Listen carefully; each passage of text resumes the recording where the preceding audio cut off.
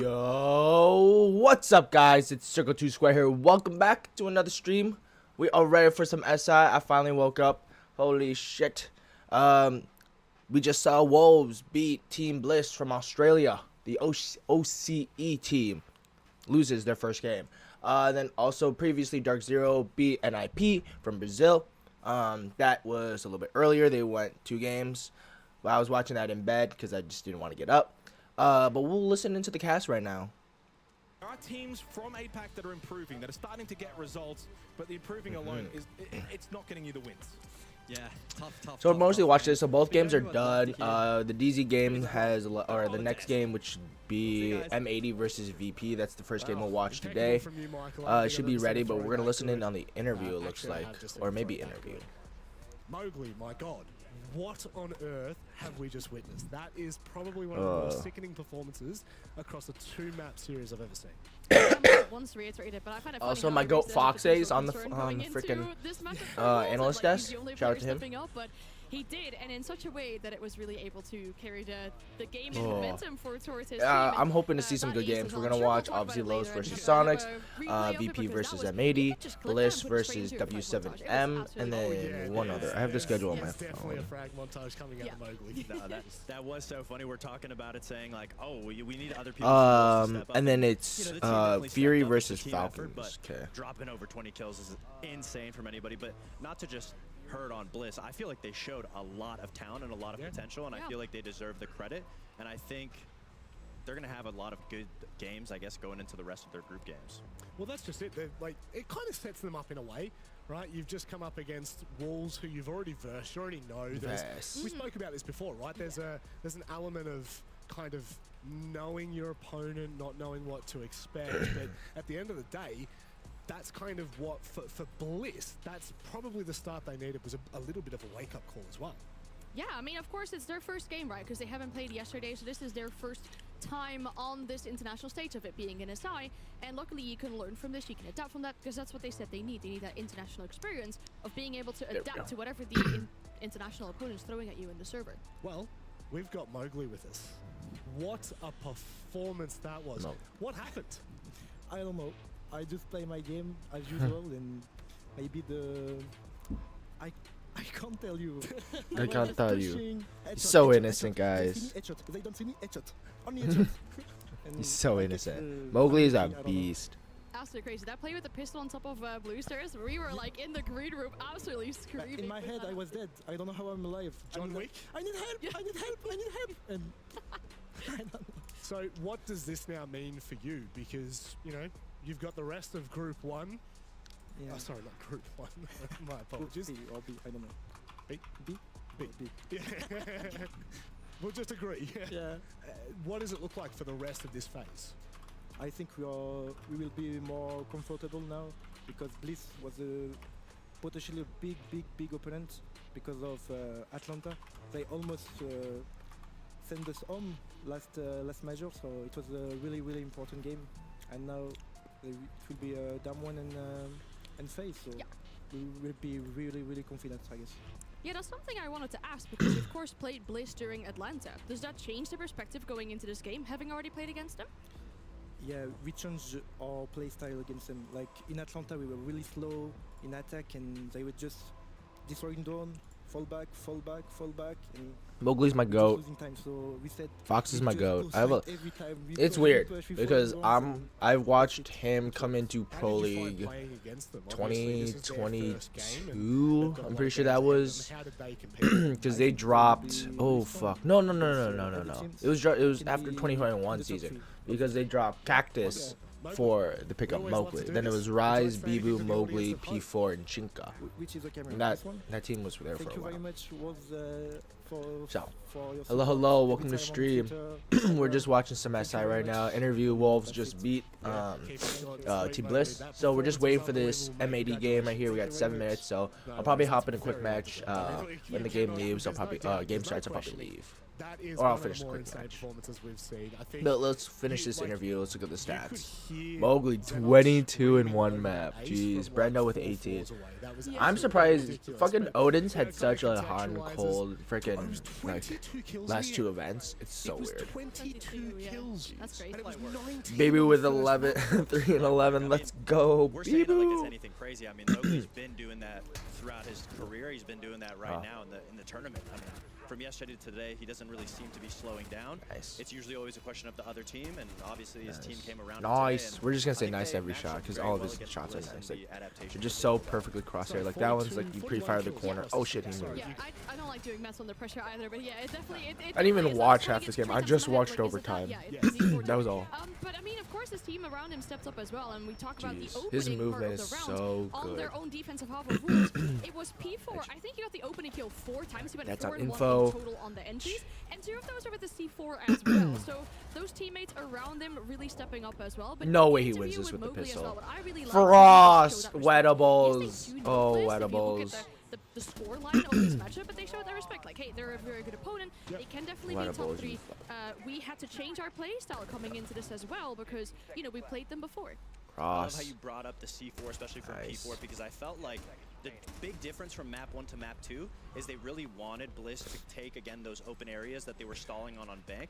But when it came to Chalet, Are they gonna go right away and also from the when it got into interview? the last 20, 30 seconds, Did they even go were 4 or also 5 more adding the minutes? addition of a There's flank no way. Every single time, every single defense, they had somebody flanking above, going for the back hit, and it was working flawlessly on their defenses. It really caught Bliss out way too many times, unfortunately. And, you know, I'm looking back through my notes and just looking at how many 2v2 rounds, you know, went the way of Wolves. There's so many different scenarios, both on, even on Bank but specifically on Chalet, where this really could have been going to map 3. But unfortunately, it doesn't. What does this now mean for both of these teams? I mean, if Bliss had won this series, let's just throw out a hypothetical. It's funny because this guy is Australian, of course, so he's always rooting for his OCE teams. Sorry, D+ would be the only team without a win, but now Wolves are kind of sitting there quite happily. Oh, yeah. Yeah, the top of the group. I mean, I'd be happy with that too. And of course, for Bliss, you know, they've lost, but their round differential at this moment is better than D+. So that puts them on that fourth spot. They still have an opportunity, of course. They have to play all these other teams still. Don't have any more off days. That might be something like, hey, okay, we played our first day, we took that loss. There will be less time in between these games to make sure we fully adapt to what's coming up next for us. Absolutely. If you're Wolves, you're sitting comfortably, but I really like how the points are shaping up. There's no real outlier, I guess, besides Wolves, but there's still a lot of games, and especially since Bliss against Wolves was such a close game, anybody in this group can definitely take a win off of each other. If you're Bliss, I think you have to be happy. I mean, realistically, the last time there was a Australian team that actually made it to a playoff was Fnatic. So it's been like 3 years since an OCE team has even made playoffs, not just phase 3 main stage, phase 2. They haven't made it to phase 2. So to just get there, I'd be happy if I was. Why'd you have to do that to me? I'm sorry, I had Why'd to you have bring to it do up. that to me? The thing is, though, we might have to wait a very long time until we find out whether they make it to That's playoffs true, again, yeah. because their match against D+ is on the very last day of group. Oh my So considering that they're God. both at 0 points still, it might mean that this group will go all the way to the final match, because their final match of Group B as well. The very final match of this group to see which of these 2 teams. Oh, It's gonna that's be very heartbreaking for me. interesting, Yeah, it's though. so heartbreaking, but something that's absolutely nowhere near heartbreaking. We've talked about it multiple times. Since I'll play the game, and I don't need to say what it is. You're gonna witness greatness. That's what you're gonna witness. The ace from Mowgli.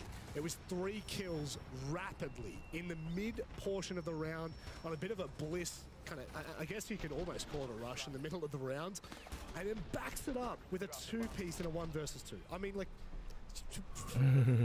He's just nuts. Yeah, I look Yeah. at that and I go, disgusting. That's just I hear you. Disgusting. yeah, Keep going. disgusting. I hear you.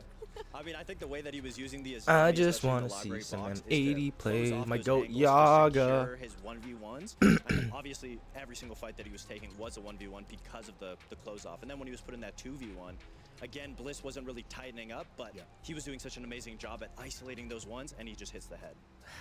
Sometimes it's as simple as that. Yeah. Look, you can crunch the game down as much as you want. Sometimes you just need to click heads. But it's time for us to go to a break. Thank you very much for joining me, Anne and Fox.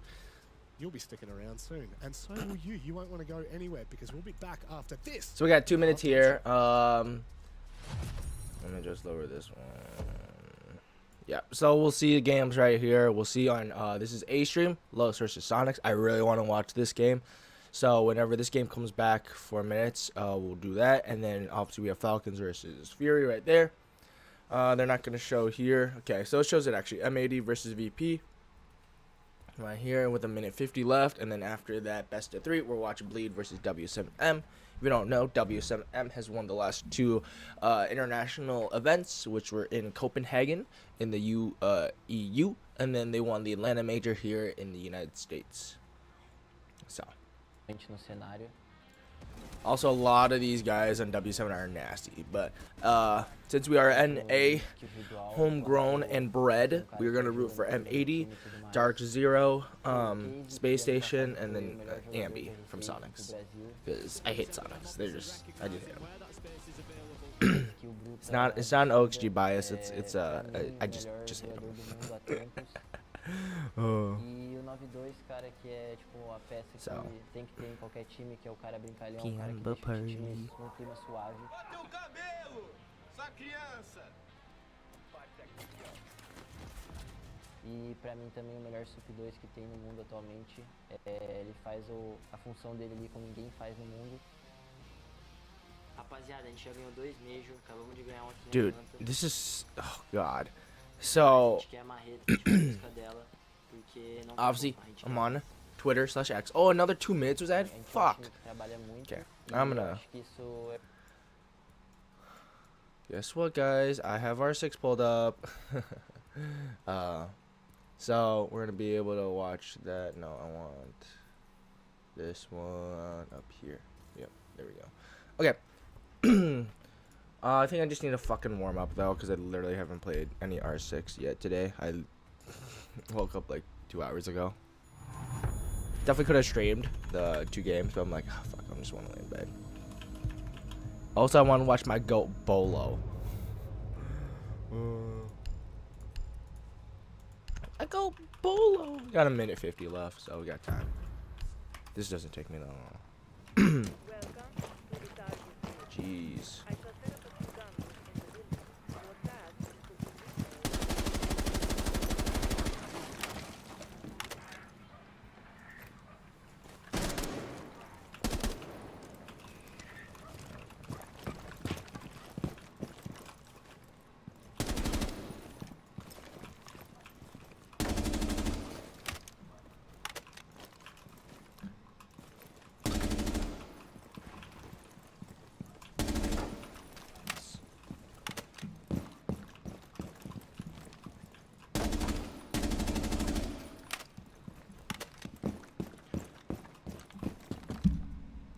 There we go. I was like, so why is my audio so weird?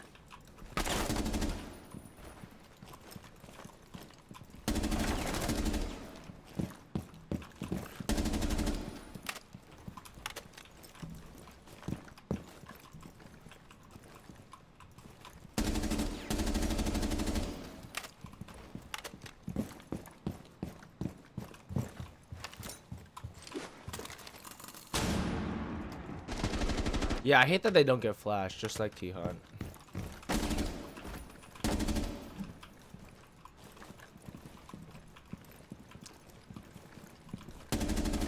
Oh, God. That's called a warm-up. I got 2 minutes they just added. Jesus Christ.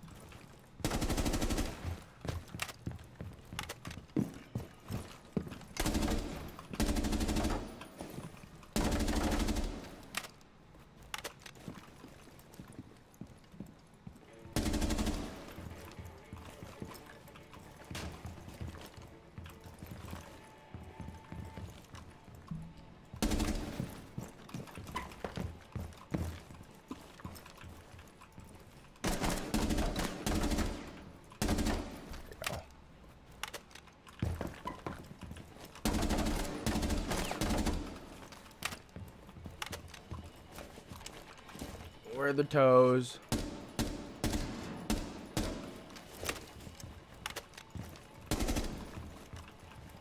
Where the fuck is this guy? Oh. Okay.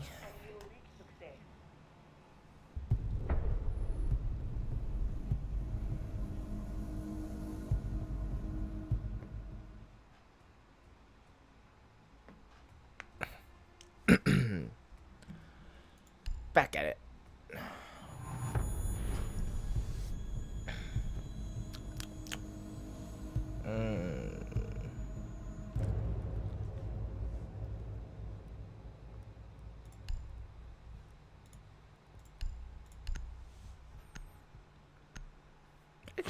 W7M.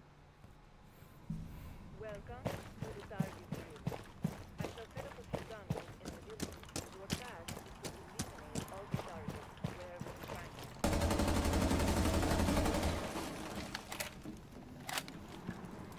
Could be left, could be right. What the fuck? Out. Corner.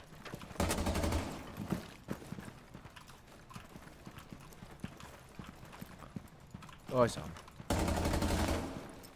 Harry Potter, nope.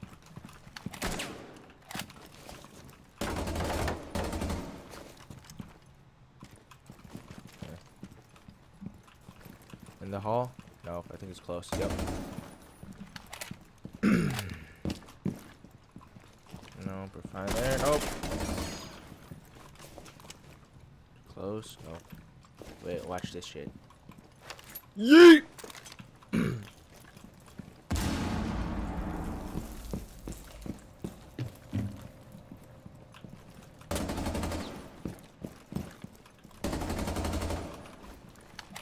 Okay, so the interview has started, or the commentary has started, so I'll finish this shit. Oh, I feel this way. Let me fucking check.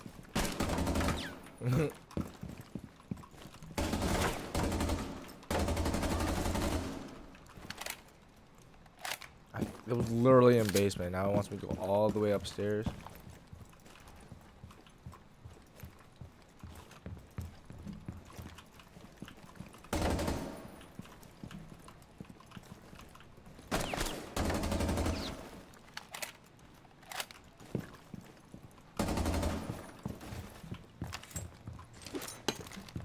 We'll see you later. What? This guy's probably in the fucking corner. Yup. Of course.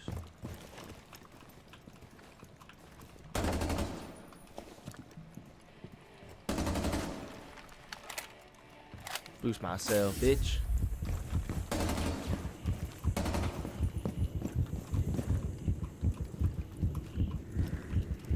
I see him close. No, I did.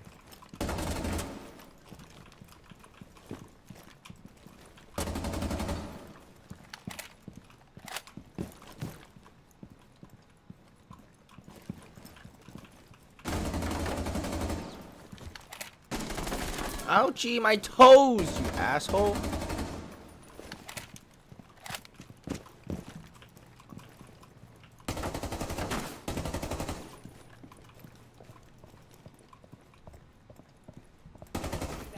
There we go. Okay. Stay committed to learning, and you will reach success.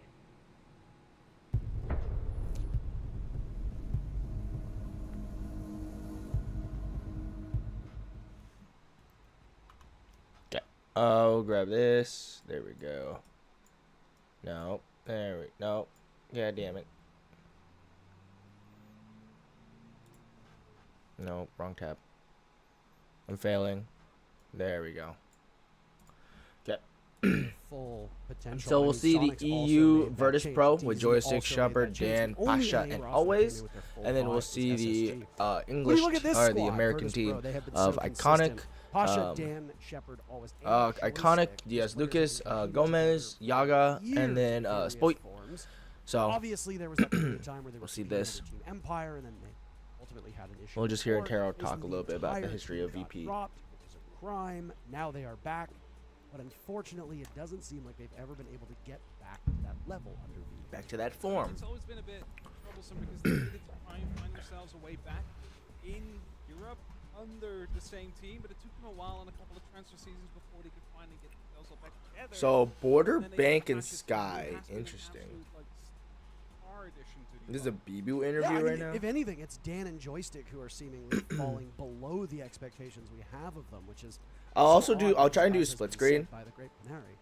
Joystick is a Russian cyborg created by Soviet Union to come and play esports and dominate Rainbow Six. The maps are in front of you. We're going to Border, Bank, and Skyscraper. Is there anything that jumps out? Not. What do you have to say about this team? So I kind of want to hear this BBU interview. and think that can make you move on Yeah. and be better.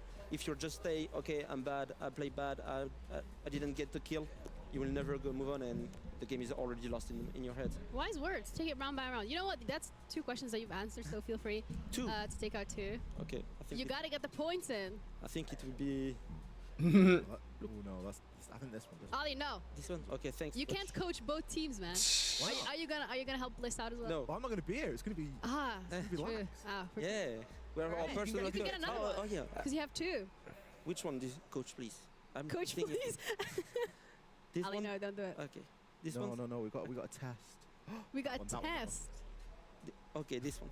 Is this Fucking love considered this shit. cheating? No, because all I know No. It's is so I've cute. got a really delicate Yeah. touch, so I'm Oh, just you giving it got- like a little tap, and BB's got the careful Yeah. hand to bring it out. That's a perfect combination. This is Okay. teamwork, right? Yeah, It's not the teamwork. ladies This with is gentle teamwork. hands, but Rainbow the Six men Siege. No, with because I want gentle to win as hands. well. Rainbow Six Before we Siege. came on here, I said, BB, I'm gonna kick it. I'm gonna destroy you at Jenga. Why would you do that? And then we found out they were on the same team, so I thought, well, we got to win together at least. Yeah. Okay. Someone asked you if you can do your best wolf impression. The wolf. Oh, I'm doing the If wolf. you want Yeah, to, yeah. you don't have to. You can skip it. I'm doing the okay. best wolf. You can do it. Okay. Oh, that's pretty good. Okay, this game's getting going, so we'll watch this. I'll keep this on the other tab, so just in case I need to see anything or the songs game starts going. So, oh shit, I need to put this one on audio Two. mode. Why would I be saying that like to your face? It's like if I don't like somebody, I'm not talking to them. Doing broadcast. More about them, exactly. Operator bands are We won't do full now screen just because of the fact that, Ying and Osa ban Ying bans are quite common during stage 2 of Yeah, last year. we'll do and as full well screen. during the I'll just have to alleged edit my officially camera the now. most banned operators, period. Not just the most banned attacker. Osa, of course, is a bit different because this is a map where Osa tends to be quite strong. So, doesn't matter what the bomb site is, Osa has a lot of influence. Another operator that is seen as one of those nuisance operators is Fenrir. He's removed. I gotta say. I Okay, like let's try that. It's a little bit smaller. Yeah, it Oof. definitely takes out a lot of the sting that you can really put onto a map like Border. Okay, there we go. You, look back That at should be a lot better, map, especially you know, 'cause, use it in you have to see all all the of their rounds players, to go for a so. quick plan to make sure that that was over in 30 seconds. So, you're seeing those kind of Oh, they're running the rainbow one. Oh god, M80. map. M80 was running this Yeah. exact same background yesterday, and I'm actually quite curious as to what the reason was for it. I guess it's kind of like their team colors, but I don't know if there's more of a strategic Okay, reason so M80 or starts not. on I attack, mean, we used to, back in and April, VP will start on the, defense, of course.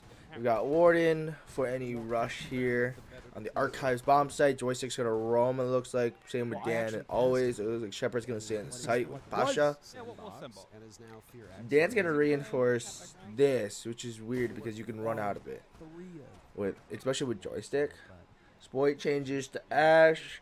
Everyone else looks like it's gonna stay the same. I mean, they Iconic lost, on so fucking Heart Breach obviously that is was clearly criminally Operator repick is in full terrible. swing, so we'll talk I about hate on that shit. once walking. Like, If you look on the right side dude, of he's the one of the best screen, fraggers in North America, and you're gonna Kino put has him on been Hard very Breach. walking from the Like, moment you that could he have kept launched Kino and just put Oryx Kino is on an hard operator support. that has been a staple of Virtus And Pro like, I love in Kino and all, many like, different it's just like, seasons just and put him on many hard support. iterations of Just this put him on hard operator. support. Like, that's where he Even when thrives. Oryx wasn't Because he's really such a smart that player. commonly He's used. mechanically great. And then we started to see him quite a bit. Why? For one simple reason. He had the That's just, 1.5 it's so on the T5, criminal. which I mean, Diaz can't, but like, provides Diaz scope on that plays. T5. It's virtually zero Like, I think they need to bring in hard support, kind of And they like could fry Uno. everybody. But with a map like Border, there are lots of hatches you can jump up. Like You a can veteran very who's quickly just get going to, like, through help the map, IGL. see which coastline. It's not surprised me that they would run an Oryx, especially with how they like to play as aggro as they do. Usually it's Dan, though, that plays the Oryx. At least it was. It's interesting to have this all open. Oh, you're good. Also, There you obviously go. been Okay, a that makes sense. powerful operator, you know, with the smokes and the flashes come out. But with the nerf of the grenades, that's actually been a very big buff towards the Warden because, as some teams call it now, we're in a flashbang meta. So you look at the left-hand side, 4 sets of flashbangs. The Warden's going to be able to just basically neglect that. Oh my god, they have so, 8.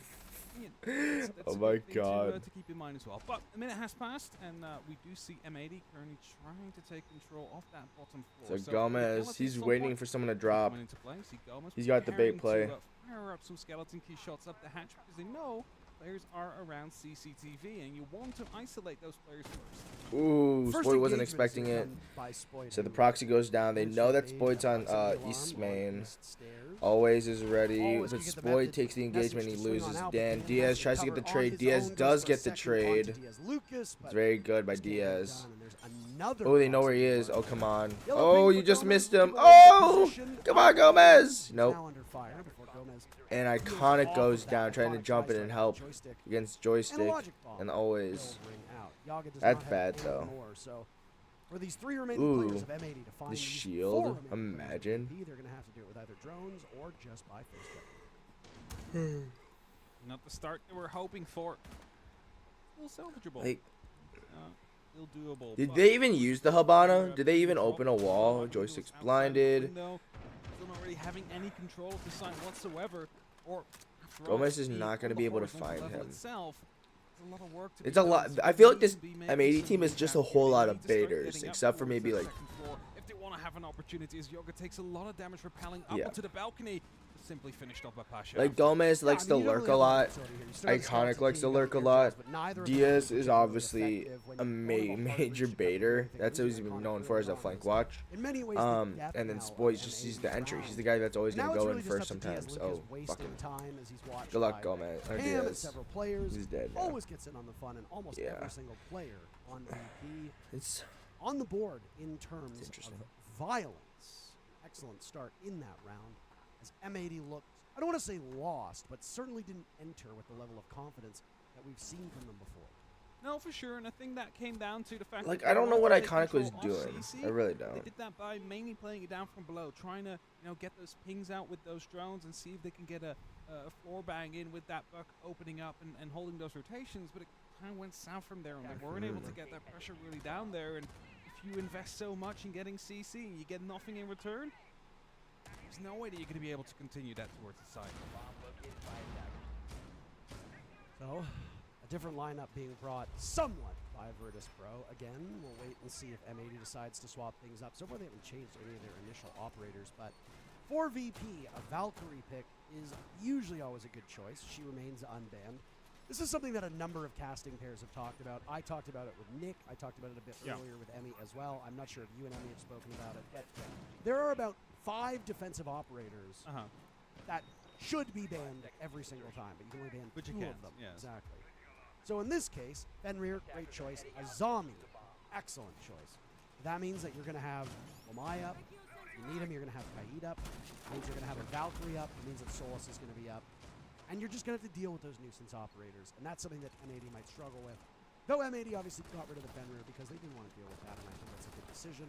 Especially in relatively close quarters when you can put those dread mines all over the map and then take relatively close engagements, as VP does tend to like to do.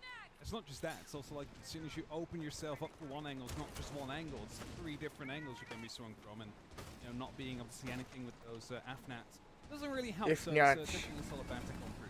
Well read though by M80 is that the Valkyrie was brought out, so potentially saw that on a drone or realized, oh, we're playing ventilation right now, that's usually where the Valkyrie will come out, let's bring that IQ. So Gomez just needs to stay alive long enough to actually, ping out those black eyes, just to make sure they're not going to be a big of a nuisance. I like how you might swap the operator around, but Joystick is still going to be in the same part of the map. He was playing over in security with Oryx, now he's going to do the same thing with Valkyrie. First bit of contact in the previous round was over on top, east stairs, always turns. He's got sights on multiple players. It takes a very bad gunfight. Like, just put just bring my guy Kino back. Just put him on hard Still breach. here as he hears the telltale signs. Player not too far removed. Diaz-Lucas will go on in, and it's a similar position to where Dan engaged from before. So He's on Iconic gets the Oryx, trade. Like, so I Iconic should feel be on somewhat fragging, vindicated like, here, but lurking that roles. 1.5 And that's great, because now they're 2 up. kills in a row from M80, and they're looking for more now as the EE1D goes out. Brought Dokkaebi both rounds, but now they're adding the Lion just to try and determine the location of these players. Still not full control, though. The and joystick gets goes back for to a crucial not rotate sight out of vents, CCTV at that or point to because it armory, was because it's being vents collapsed below, upon but they have to by take out Iconic, top. and Ooh, by Yoga iconic. as well. So as And he falls gets back, goo there's still mined. the But opportunity there is a for them to Valcam. actually It take should that be. fight towards the site itself, as long as Shepard Joystick should does be stay up. below. Verticality Diaz is takes there one as impact to Diaz the takes an face. Diaz impact to the gets face. He'll get down by as a result Pasha. as Pasha But swaps over towards ooh, oh wait, Mr. no, Shepard. that's Oh, someone just walks what? in. Joystick shuts him down, and suddenly VP turn back that round into their own favor again. You see his head. You see his head. You see his head. Damaged up to that point was Pasha, but Gomez is in, And he lines loses it. Joystick says Gomez. that's enough. 2 No, kills it's for him. ulti. My guy. Leaving Okay, Yaga gets the trade. newest member of this team on Did Val? Oh, Gomez Valkyrie to dropped the rest below. of the He's board. got 34 Find seconds. Joystick. Yaga's got to open the hatch. He's got Him no and drones. Shepard. It's a soulless. Yaga's above the bomb site, and lucky for him, He's got a he has access shotgun. to the defense. So he's going to have to drop this hatch right here. Now we'll put those Or extra take a arrows different to- approach. This is well played by Yaga. He's got time at his disposal. It's all up to Shepard at this point to either directly engage or peel off. Now, with Shepard having that shotgun, I suspect he's going to want a direct engagement relatively soon. But if Yaga doesn't get a kill right about now, it's over. Shepard playing hard. by server. That's pulls tough for inside. Yog. 2-0. The Yog dog. It feels like they might have wanted to put Shepard up on the top floor, of course, but you can just start firing down with that shotgun when you're using the Solace gadget. I know it was going down, but you don't really have the opportunity to rotate back up anymore after the initial fights do down. Again, M80, they opened up strong, were able to basically take control of most of the top floor, just not of Armory, and that's kind of where everything fell apart as they tried to push themselves through. Lack of droning, really, the buff. Iconic should have VP been did aware of lose the fact that yesterday, they so were like close it's to the wall. Yeah, they I was really trying want some to- revenge. I was trying to see in both those rounds how much time M80 was spending on drones, and the answer is they really weren't spending too much time. If you're starved for information, you got to change things up, you know. And one of the operators I was actually just going to mention is being hovered right now by Gomez, which is Flores. Flores is an excellent operator on most of the sites on this map. Good for entry, good for ending up getting you holes in the floor. For example, in that previous bomb site, you want to open up the floor, you want to put pressure on the defenders down below. Flores is excellent at doing that. Oh, Shepard. If that's my drone, it gets shot every time. Shame with the shotgun. It should be easier to find those Okay. drones, but if you miss the first shot, then there's an opportunity to get Sonic's away. game is starting soon, Yeah. so we might No, run I split like the screen. Flores pick. Obviously, it doesn't stick. Gomez goes on to IQ, and I think the reason for that is that Valkyrie on the board, you've always got to be wary of that. Also, you can play that cat and mouse game with a Solus or a Pulse. Vigil as well. Yeah, for sure. And I mean, this map, as you just mentioned, Valkyrie, there's so many places to hide those cameras in. You don't really want to be caught off because we always speak about how. So they know it's a front side basically take. the default cams. Now, basically, those Valkyrie cams can be placed wherever, so that information can be even more deadly than those defaults. Either way, it is going to be, I think, a fight of the top four first, as it usually is for the bathroom. You just need to take control of office, so you have that verticality to go your way. That hatch that's placed in office gives you so much freedom, so much access to the entire site. And if you do not have that, that means the defenders have it. And that means that your plant is not going to go through. Yaga's the one holding the diffuser yet again. Playing hard breach on border. Spoit yet to find a kill in this matchup as he's positioned in a very familiar spot over the last 2 rounds, atop of East. And then Spoit using the other logic bomb, you really would expect there to be a bit of a push to come down on the back of it. E1D pops as well. You hear some of the concussions to go through. Surely something comes in, but always finds Spoit instead. Iconic is trying to chase, but he gets shut down through the actual armory wall. And again, it's just a complete shutdown on M80 side when they try and make a push happen. And they're all just dying. They're all falling by the wayside here to VP. Yet another attempt from M80. Tackle security as Yaga throws in a drone. Could have hopped through the window, thinks otherwise. Both of those logic bombs used by Spoit so early on happened. And they really didn't do much. Yes, they gave M80 a good idea of where those defenders were playing.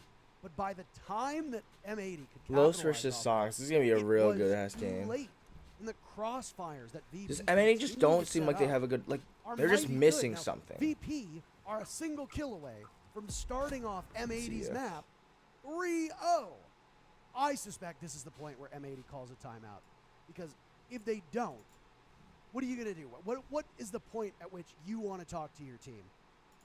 And there has been a timeout that has been called, but it's... What happens if I do I'm split just trying screen? think of it here, right? You're So at I do H, here and Hold on. here. I was gonna high-five myself. but you're We'll listen to amazed one see audio. that So let me the move my way camera. that Then, VP actually, played if I do yesterday this. on Border, they lost 7-2. You must be feeling pretty confident going into this map, and then you're just getting yourselves handed over towards VP. They're just completely destroying you so far. There's absolutely nothing going no way. Yeah, and just simply looking at and obviously this is looking into it quite deep, but looking at the body language of M80 yesterday versus today. Yesterday they were relatively good spirits. They were laughing. Iconic in particular seemed to be having a great time, even though they were going up against W7M. I don't know if maybe there's a thought process where M80 is like, we're probably not going to beat the defending major champions. That's fine. But VP should be relatively easy. The fact that you've got all these long faces and you've just let momentum completely slip by, it's built up so strong. And VP, as a team, usually has that history of being very tough to crack. But over the last year, we have started to see that machine break. Right?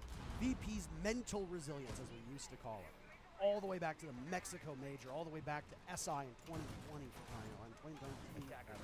crying out loud. This was a team that you just could not get under the Okay, there we go. I finally fixed it. There we go. A lot better. Wait, I need. Oh shit, it's off by a little bit. You allow them to start on your map up 3-0 and gain not just momentum in game, but also mental momentum. You're going to be in really rough shape. And I don't know what exactly Bodega can talk about with this team to get them back on track, but you use the tools like Lion and Dokkaebi to try and gain map control. It doesn't work at all. Yeah. You're not establishing a proper entry against the crossfires that have been created. And frankly, it kind of looks like what we know from VP. There we so go. much. Okay, I They think do that the should same fix thing it. almost every time. Okay. That setup that they have. So watch it here. Essentially, I'll tell you when I'm putting on different audios. It's right here. They've been running basically the same thing every time, and they have not been able to deal with Dan. I don't get it. The position inside of security. They've been doing it pretty much every round. Yeah. Whether it's all wizard joystick, they can't deal with it. Maybe Iconic's just feeling the That's pressure of that not having like a thing guy as like well. You've Forrest. seen him play yesterday. Maybe he He's does need a second completely IGL. fall apart against Who's going to the play like Liquid. not hard support, but like You're a able good to back flex up the same support. So like mistakes you that can they get made, handed but off to VP like really Gomez, showing up, Spoit, completely different Lucas. here, but Because like goes Diaz, away I'm like a in the Lion. first 3 The rounds. Lion isn't Maybe helping the that first one much, they especially managed to when at least, you know, can't get get into something the down fucking the map. line, even though they didn't have any control onto the actual map that they needed, but they were able to get their spikes in. But after Oh, he's out. Oh, the nade. Lids, the grenade Oh, bounced the in from up above, nade. the second one coming through. Oh, yes. Grenade down to come through. Nice. It's finished off right afterwards. So shield It's fountain. an opening. That's something they can It's work good. with. They haven't had that one so far. I don't know if you watched the G2 game, but Heal Doki him, got Yaga. caught with a grenade. My He was down, goat, but he was heal him. down. This case was the opposite. Both grenades downed Dan, but he was secured. No. Explosives used by M80 will be answered back by Virtus Pro. Okay, they Nitro get the Cell nade gets out. Yaga. And down goes the Dokkaebi. That operator's been Why would passed you throw that around. second through frag? this Gomez is roster. just waiting for a play. Also, Ooh, Shepard gets Teaser is bagged. Shepard Ah, got that's a 95 damage as well from a grenade. Dude, Just 2 flies nades that over. end in fucking. Not quite sure why so much damage is being taken by those grenades, especially Shepard, who had the Damn. opportunity to just move away. It's not like we can, kick the grenades anymore. However, sneak up from the snare. Gomez gets one, but he gets traded out right away. It's a 3v3, but Shepard's solo. But he's stuck in the site. Oh, it's a 3v2 now, Spoit. And he still has 3 adrenal surges. Use them, Spoit. With him is all that she wrote for Virtus Pro. Use This is them. the best look that M80 has had Joystick, so far in this Shepard. matchup. Okay, I'm gonna switch How audios is it now. just about the So we'll see whether that continues for them. We'll still keep we'll keep commentating the fucking Spoit, I said Spoit game, that I M80 think there's a game. lot of questions to be answered here. Okay. In terms of this group, I think we're probably seeing Okay, Iconic. Okay, so now it's just Shepard with 1 HP left. Is he gonna get it? Flashed. Do they know where he is? Flashed again. He's not flashed. These flashes are literally in his face. He's gonna say. Really interesting map to watch. Teams that are really There'll be on no it, they're way. able to cut off rotates from defenders, pulling back towards site after they've played their extended holds normally across that Okay, top floor. ambi time, baby. So much opportunity for teams Okay. who've got good plans in mind to Actually, show I'm gonna that make they're a really strong separate teams screen when it then. comes to, again, Give me a cutting fucking off second. defenders or collapsing onto certain areas of the map. Oh, Rounds have right. flown on through though. Bravo the first one, followed by the Maverick. Which needs 2 brow, unsurprisingly, is going to follow as the 4th and final bound with Fenrir taking. Let me just do something on the fly. Any display capture, existing, that one. Versus Sonics coming up. Map 1 is going to be Skyscraper, and it looks like we're going to be heading to Exhibition and Office to kick things off. Bit of a coin toss sometimes between that and T and Karaoke, but this time it's not game capture, it's video capture. Existing, that one. And just having a quick look through their lineup, nothing wildly standing out. We've got the Mirror. The Mirror's seen a lot of playtime where available so far in SI. Understandably, very powerful. Okay, there we go. Really so now I have two different windows, just for right now. And it's not like teams So we can switch back and forth. Mirror is good. It was the classic thing before when there were only really 2, maybe 3 operators she banned on the defensive side. Let me rename this. With how it used to be before, you'd basically assume that Mirror would get banned, not the majority of the time, but that a team could bring it out if you showed any kind of prowess in using her. Whereas these days, it's not so easy to ban Mirror because there are so many other stronger defensive operators in the game that suddenly Mirror becomes something you might actually put in your wheelhouse, and teams will have to target ban against you specifically rather than seeing her. So highlight players to look on for the M80 side, or not the M80 side, the fucking Sonic side. So Ambi, Citizen, a one-time LAN winner, guys like Rexon and Grixer who can pop off at any time, IGL Geo. On the low side, you watch Lobin, you watch Dash, you watch Maya for frags. Cameraman's going to pop off eventually with one of his clutches, and then Dots is just there. A little bit of repetition we tend to see on Skyscraper. Like you say, a lot of it Spoit heals himself here. Oh, are they in a technical? They might be. They might be in a technical. We're listening to Ace and Dez from EU.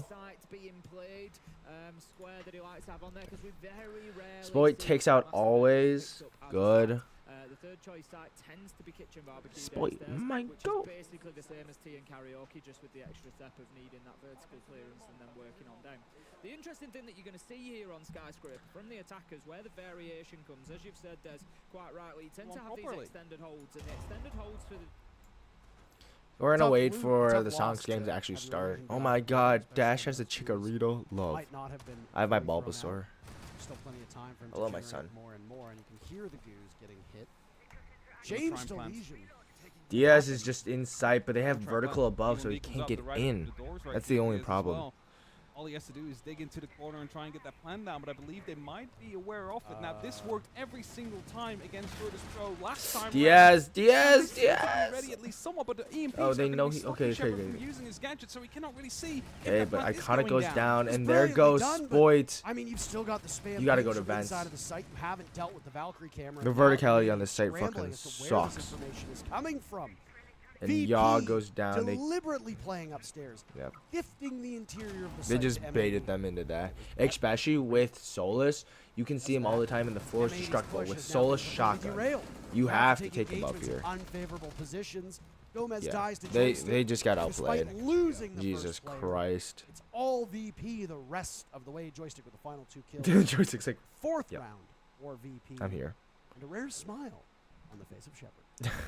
Now, I was actually going to be looping into this. Liquid managed to plant 3 times like this yesterday. They just horizontal, take themselves into the corner, they plant, and VP didn't know what was happening every single And we know time. how good This Shepard time they is were with a ready fucking for it. They were having SMG-11. his He verticals plays ready, Smoke, he plays Mute, and but it clutches was all for the those time. EMPs that they couldn't really get into the solar Jeez, scanner to MA see where looks the so plant was going bad. down. That's when the other pressure came in from the rest of the teammates that really stopped it in the end. So VP managed to adapt to their mistakes yesterday. It's good to see, like, you know, less than 24 hours have passed, and they've already managed to find out what they did wrong and how to improve on it. And that's kind of like Now we wait flexibility for we wanna fucking see from these Ambi's teams as well, PC right? to get Like the Six fixed. Invitational. They need to have that capability and adaptability to show themselves to their best levels here. Now, as we will be moving towards the final round of this first half, back towards the bathroom. It was a pretty convincing win for Virtus Pro back in round 3. Let's see if M80 has learned from their mistakes, and if they are going to be able to Greg just got a little heart. themselves up for a second round. Because even though SI So they're doing the has been same quite setup defensive as so before. far, They're you would expect they're on a map like archives. Border that you can at least pick up few rounds on the attack. Kind of expected. If failed to do so, then VP might have a really good shot here on this first map, which is M80's map pick. And he's still talking. I would be very confident right now if I was Virtus Pro. Yes, if you look at the stats over the last day and a half of games, we are looking at an extremely defender-sided meta at the moment. The win rate overall was almost 70%. Sonic, fucking Citizen is losing his mind. Unfortunately, not the number that we know we all wanted it to be. Just a couple off of that. There we go. At the end of the day, I mean, if you're looking at a 70% win rate for the defense, Virtus Pro is about there. And that's it must be even weirder for Ambi because Ambi's been watching all of these guys play in Pro League.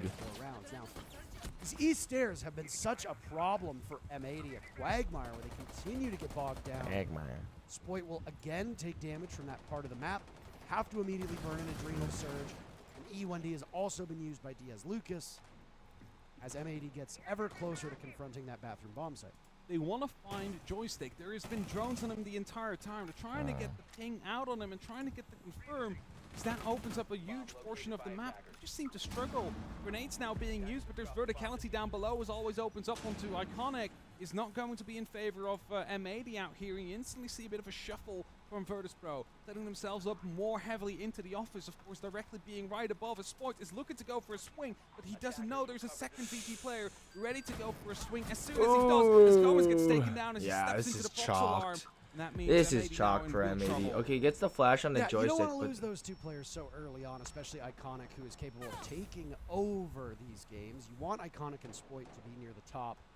As simplistic as that might be, it really does end up. Yeah, they're just taking M80 dry rounds. peaks. Nice shot from Pasha. And they're not winning the trade game because of that single reason. Do they have any? They have 6 drones.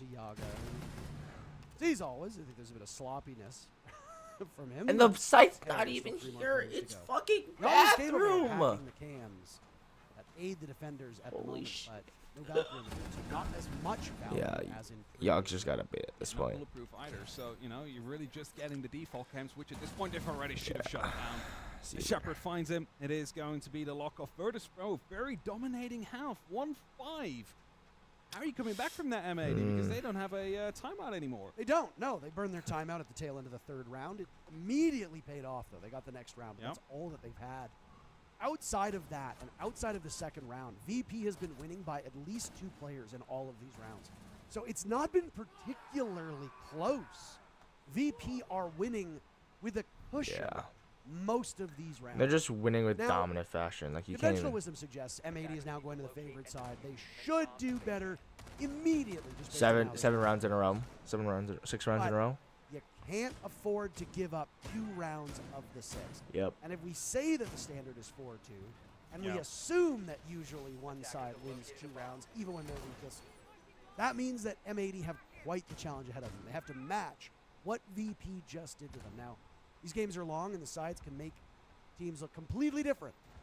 But this is going to be a major uphill climb for the North American team.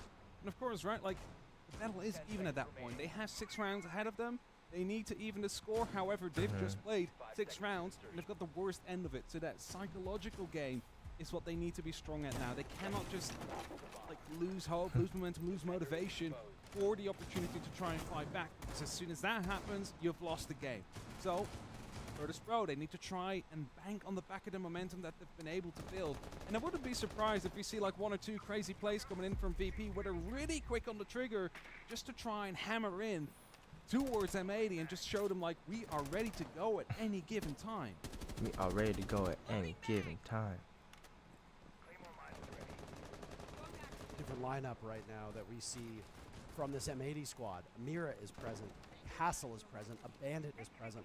Obviously, there will be stylistic differences between these regions. It happens all the time. I mean, you see APAC running shotgun on Hibana, which is often odd. They used to run the LMG and shotgun on Finca as well before the LMG became far more common. Now you see the spear run on her regularly, and that's exactly the weapon that was being used by Spoit when he was on Finca. Okay, finally the lowest like game the has started. From M80 quite a lot. We'll see you later, M80. They're gonna lose. Best. And the Sonics don't punish Okay, so Ambi's on hard breach, so they're running the double support, like they usually do, especially with Grixer. For me, for Sonic Show, Now a quick dream. Fuck, who am I trying to think of? Top NA team here, at least Donner. on paper, right? We've seen a really good performance from SSG today, for example. DZ have had a bit of a roller coaster earlier. I can't believe SSG 2-0'd. Fucking phase. You know what? You guys are playing well, but we are still that best North American team. Anyway, into it we get. Tim, you were talking earlier on about where teams like to attack. There's a trick here at the open. Cameraman getting blown out from below, but will he get away with it? Ooh, did he get it? Yeah, no, he didn't quite get away with it. Try. Came through from below. Yog. Doing exactly what Sophia needs to do on this map. Really well played there from Sonic, dealing with the threat of the bandit trick, and the explosion below did still offer cameraman a little bit of cover, but you just send in that concussive afterwards, and it gets the job done. So really well played there, really smooth. A minute in, then we've got that VIP wall open, so that is going to apply some pressure. If you remember, who the fuck was running out? He's just he's sitting on the other side of that wall though. It's fine. It's a bit of a combination of things here, because we've got the little push coming in towards Geisha, we've got that pressure. That's your trick, yep. Towards VIP, so there's a lot of things on both sides going on from Sonic. Amy just got baited a little bit. One side of the map to the other after his tricking failed over towards VIP side. Is now gone so Spoit goes down, Iconic goes down, Pasha's down but not out. Now he's down to 3v3 on the Virtus Pro side. Oh, Gomez and Yog. So they know Gomez is there. You have to try and play some pro or you're going to let him die. You're going to let him die. So 2v2, Diaz and Yaga still have explosives on there. Yog's going to take the engagement and loses it. 8 seconds left. Where's this diffuser going to come in? Diaz gets the kill. He knows he just walked in beepers, but Diaz loses it. Diaz. So Rexon in. Dots and Lobin. Dots is so flashed. He's literally in front of your face. What? Nope. Oh.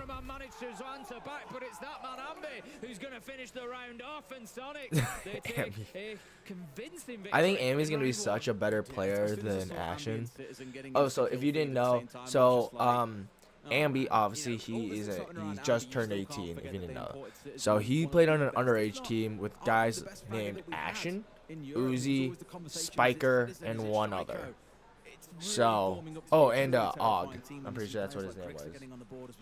So they dominated the T3 scene. They dominated, like, technically, like, close to tier 2, because all those teams dominated. Obviously, now Action's 18. He's playing on SSG. Uzi is 18. He is playing on. He's playing.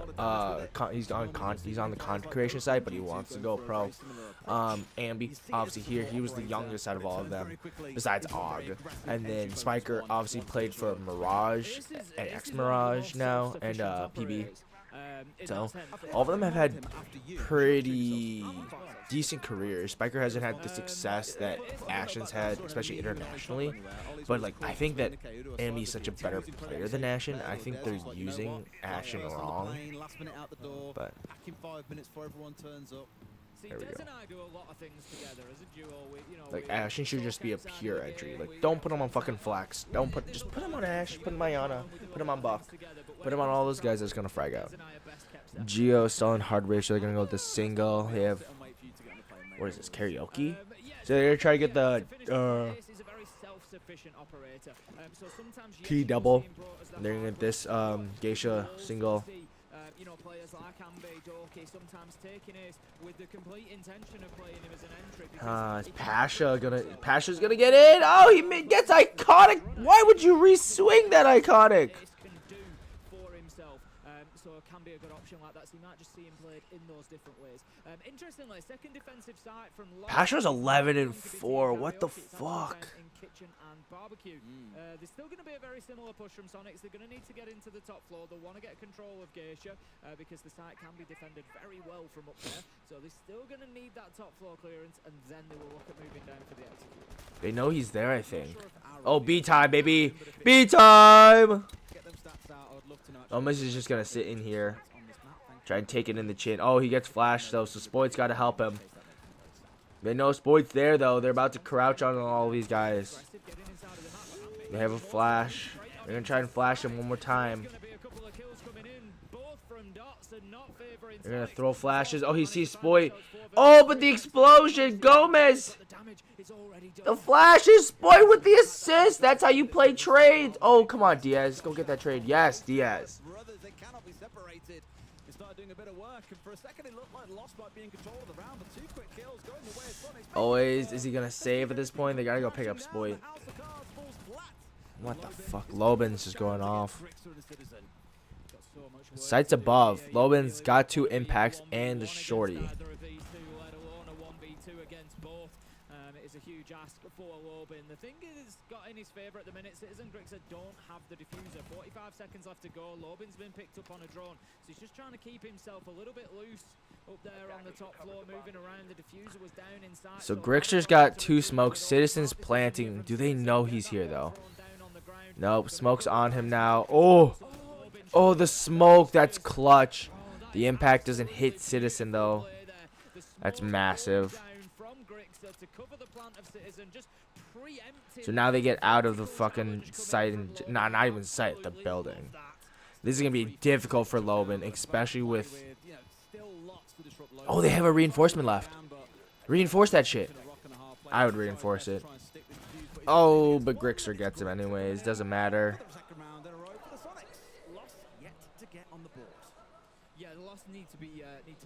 Virtus Pro match point. Jesus Christ.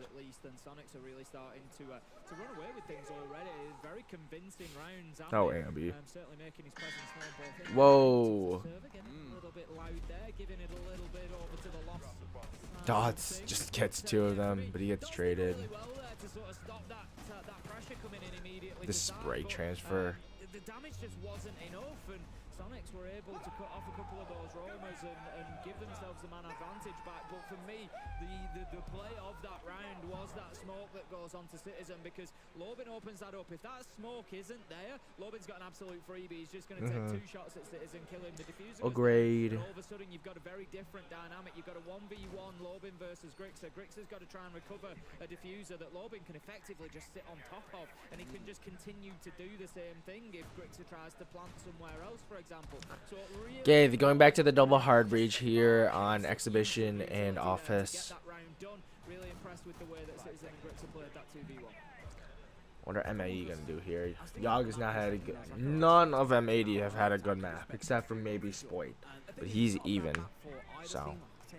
It's a midfield map in terms of preference, and both have a sub 50% round win rate on it. So maybe it's not incredible for either team, but if nothing else, that suggests that Sonics have come in here with a game plan. They know how Lost play this. They've gone back and analysed the games they've played previously. They played against Dark Zero back in Atlanta, 7-0 them there, and then I think in stage 2 they played against Black Dragons at NIP, lost both of those games. Interesting one to NIP 7-0, but it just shows again that there's a bit of countercut going into this, I expect. Oh, Gomez wins the swing. He gets the headshot. He's 5 HP though. Jeez.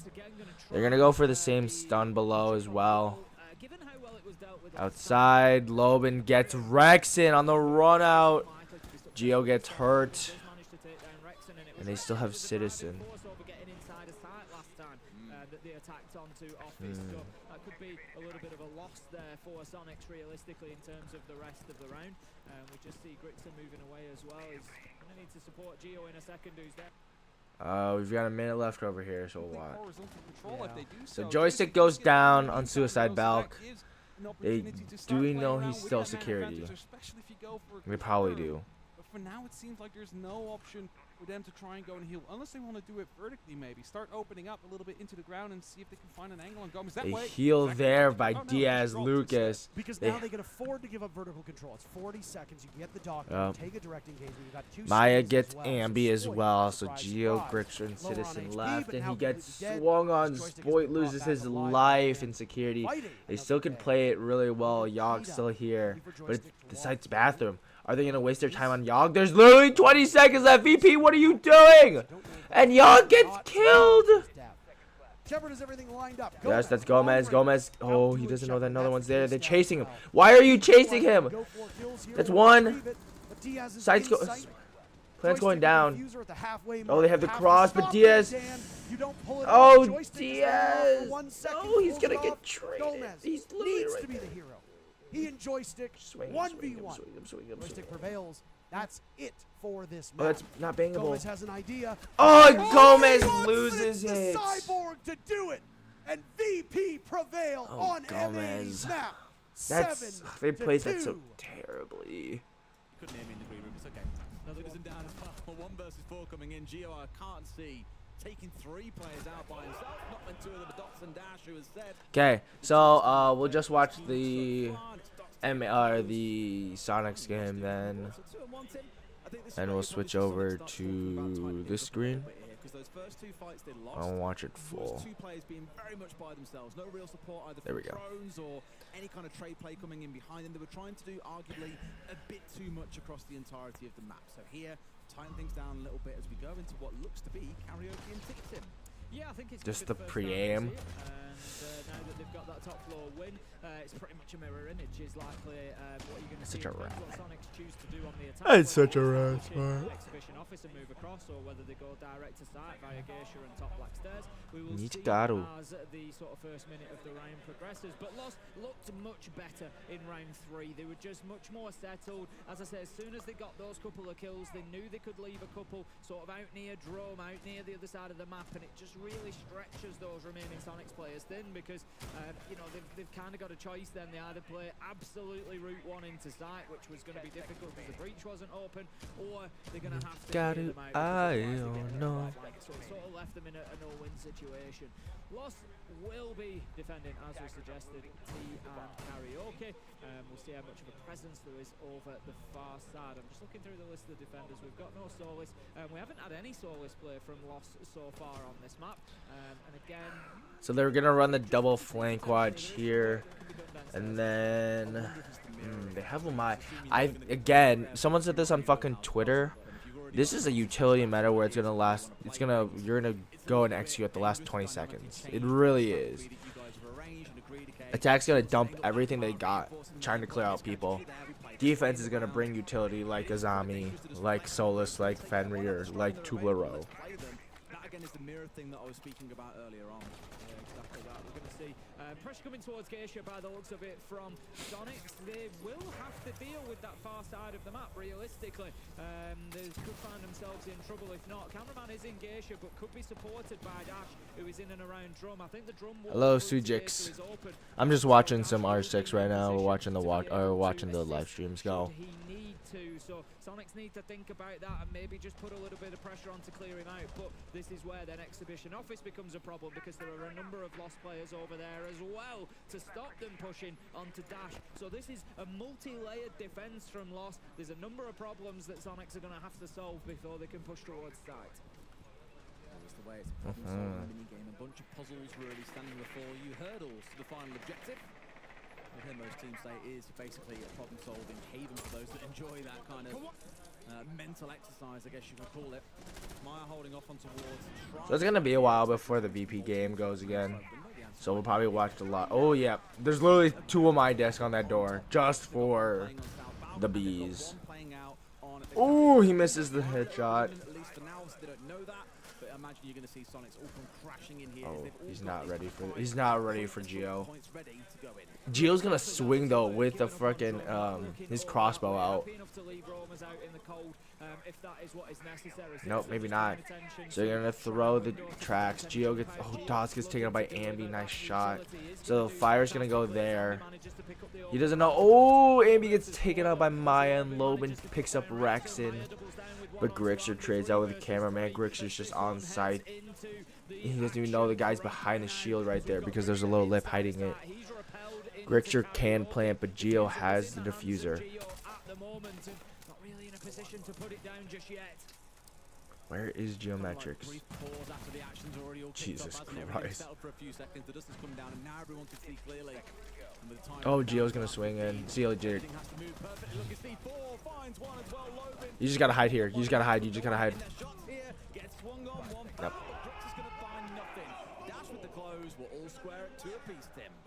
I think that was the problem with not dealing with Geisha. They chose to just go completely from that other side, get themselves into Karaoke and look for a plant. But if you've never dealt with Geisha and Karaoke open, it's going to be very difficult because Lobin in that position at the end was able to really cut Sonics down when it came to it. So a little bit tough. Sometimes you've just got to clear out a little bit more of the map than you actually want to use. And Sonic's, I think, just falling foul of that a little bit there.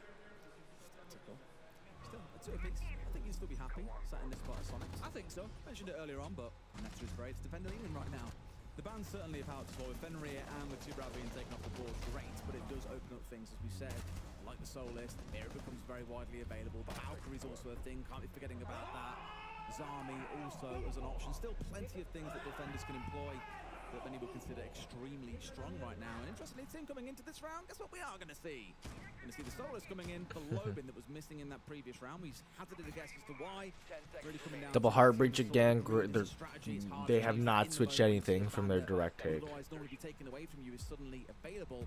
But I imagine here playing on the downstairs, given you want to try and deny upstairs, this is where the Solace. They change it up though. They bring Maestro, Solus.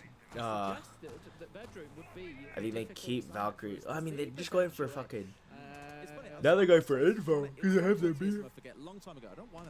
They have BP as well, so I'm pretty sure there's a bubble below office right here. There might be a bubble upstairs as well. And when I reference bubble, I mean the Maestro turrets. People just call them bubbles. So, Gio knows. Oh, yeah, you got it. Yeah, you got it. But Gio just dropping away there. They're not going to lose the exodermic. I don't know what Grixer was doing, because Grixer pulled away. He had the gadget at the ready and then stepped away from the wall. They've lost an exodermic and EMP for no real reason there. Cameraman's going to take the challenge down onto Grixer instead. They'll allow him to get the wall. So they'll open this single wall here, but I mean the site is bottom, so you gotta start pushing there a little too. And Tots takes out Ambi. Good night. So I apologise for the caster curse on that one. Where is Ambi? Just I'd love to observe if we can. Can you show me where Ambi died? Was he outside the bedroom cubby window? He's right. Sure. No, he was right there. No, double. Right here. Right here. Yep. Because it's open right here, so Dots just swung. Because he heard the door open, so like, oh, someone's going to be here, so I'm going to swing.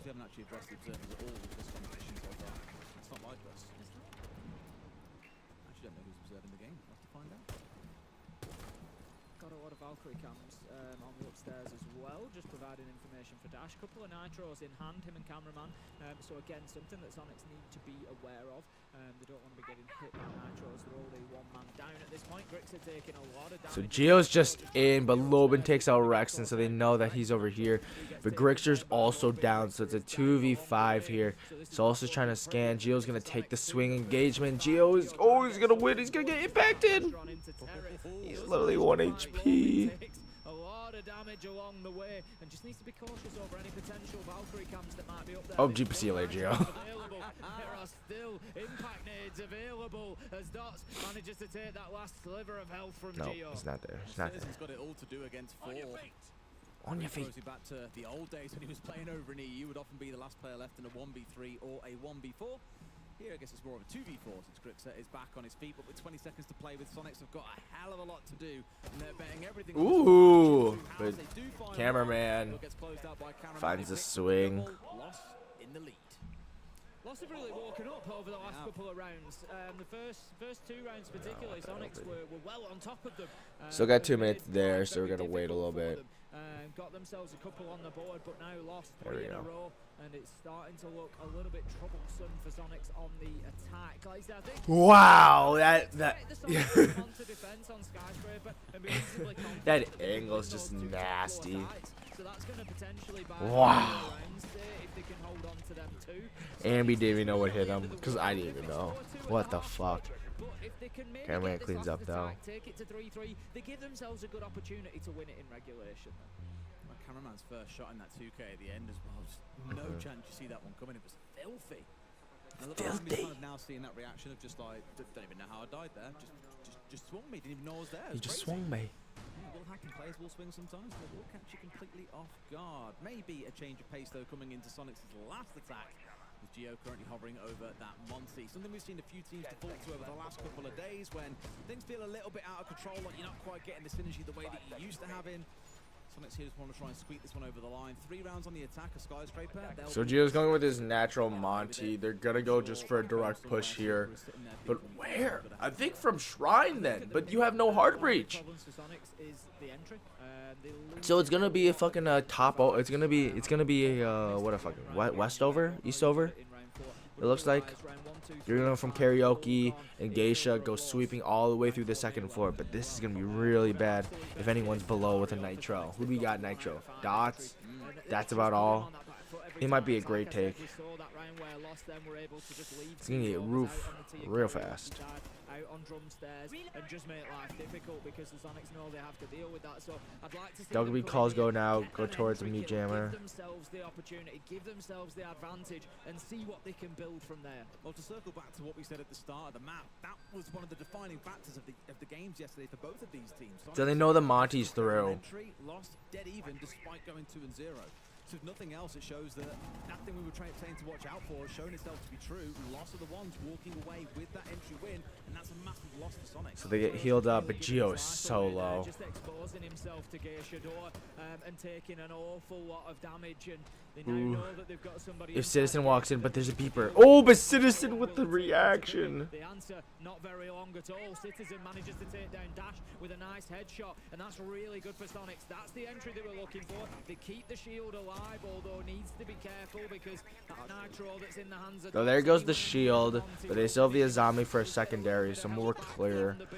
Operators like Flores are going to be really important, just because of the fact that they have 4 drones. They can take out 3 barriers, shields, anything. So Gio's gonna walk in.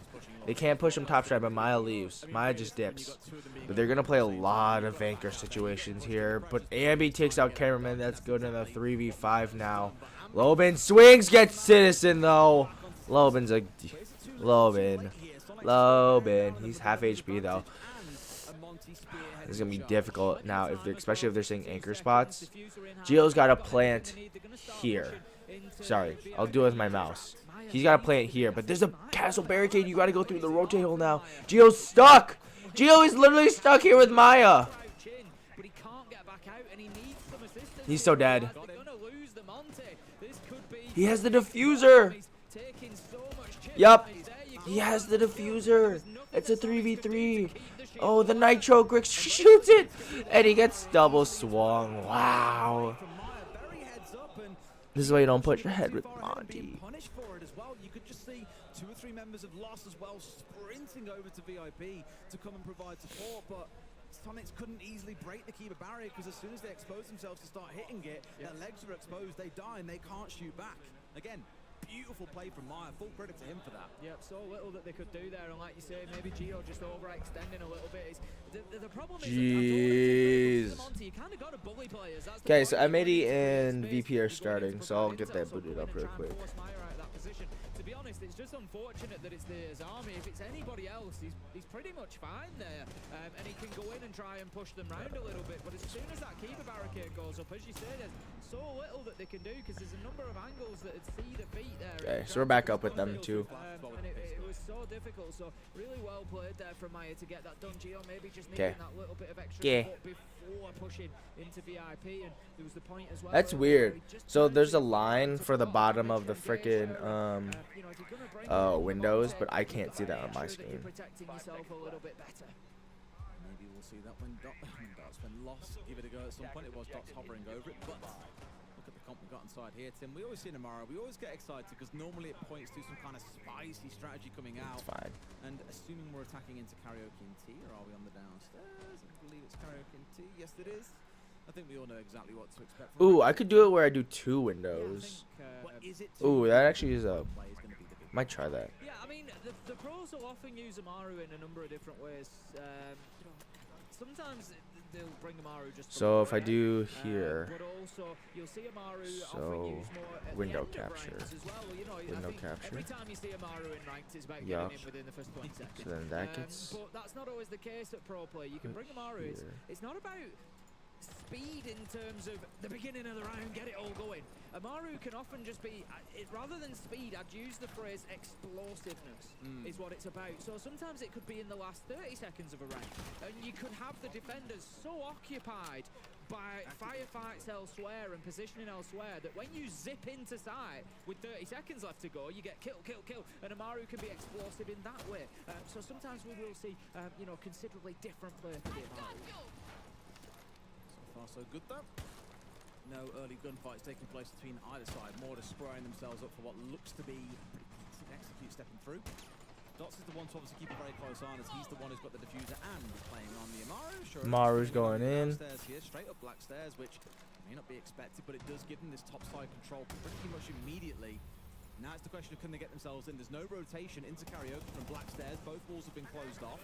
So they've either got to breach them with hard breach gadgets or work their way down the corridor, and that just feels like a death sentence. Lost might be making the same mistake that Sonics did here. They haven't dealt with Geisha. Grixer is still positioned inside of Geisha. When they try to push in, they're going to have to tuck deep behind that bomb chassis on that half wall, because if they don't, he's going to have a field day. He's got the lines of sight through to everywhere else in Karaoke. They need to manage that situation. Dots will pick up Citizen. Good advantage for Lost to build on here. He's got all the he's in out the capital. I was going to say was the difference maker, but across towards gold. That's where they left things open here. Lost still got the numbers advantage, but now really they've got to force their way in and get kills, and that's exactly what Loban has gone for. They've broken open the Geisha hold as well. 2 players left standing, and Rexton really was going to be the last potential backstabbing. I think I fixed it, so now we won't get this alliance. Then I'm just gonna get my video capture on. Try and pet this one down, but it's simply not going to happen. Put on his backside. Diffuser going to be complete.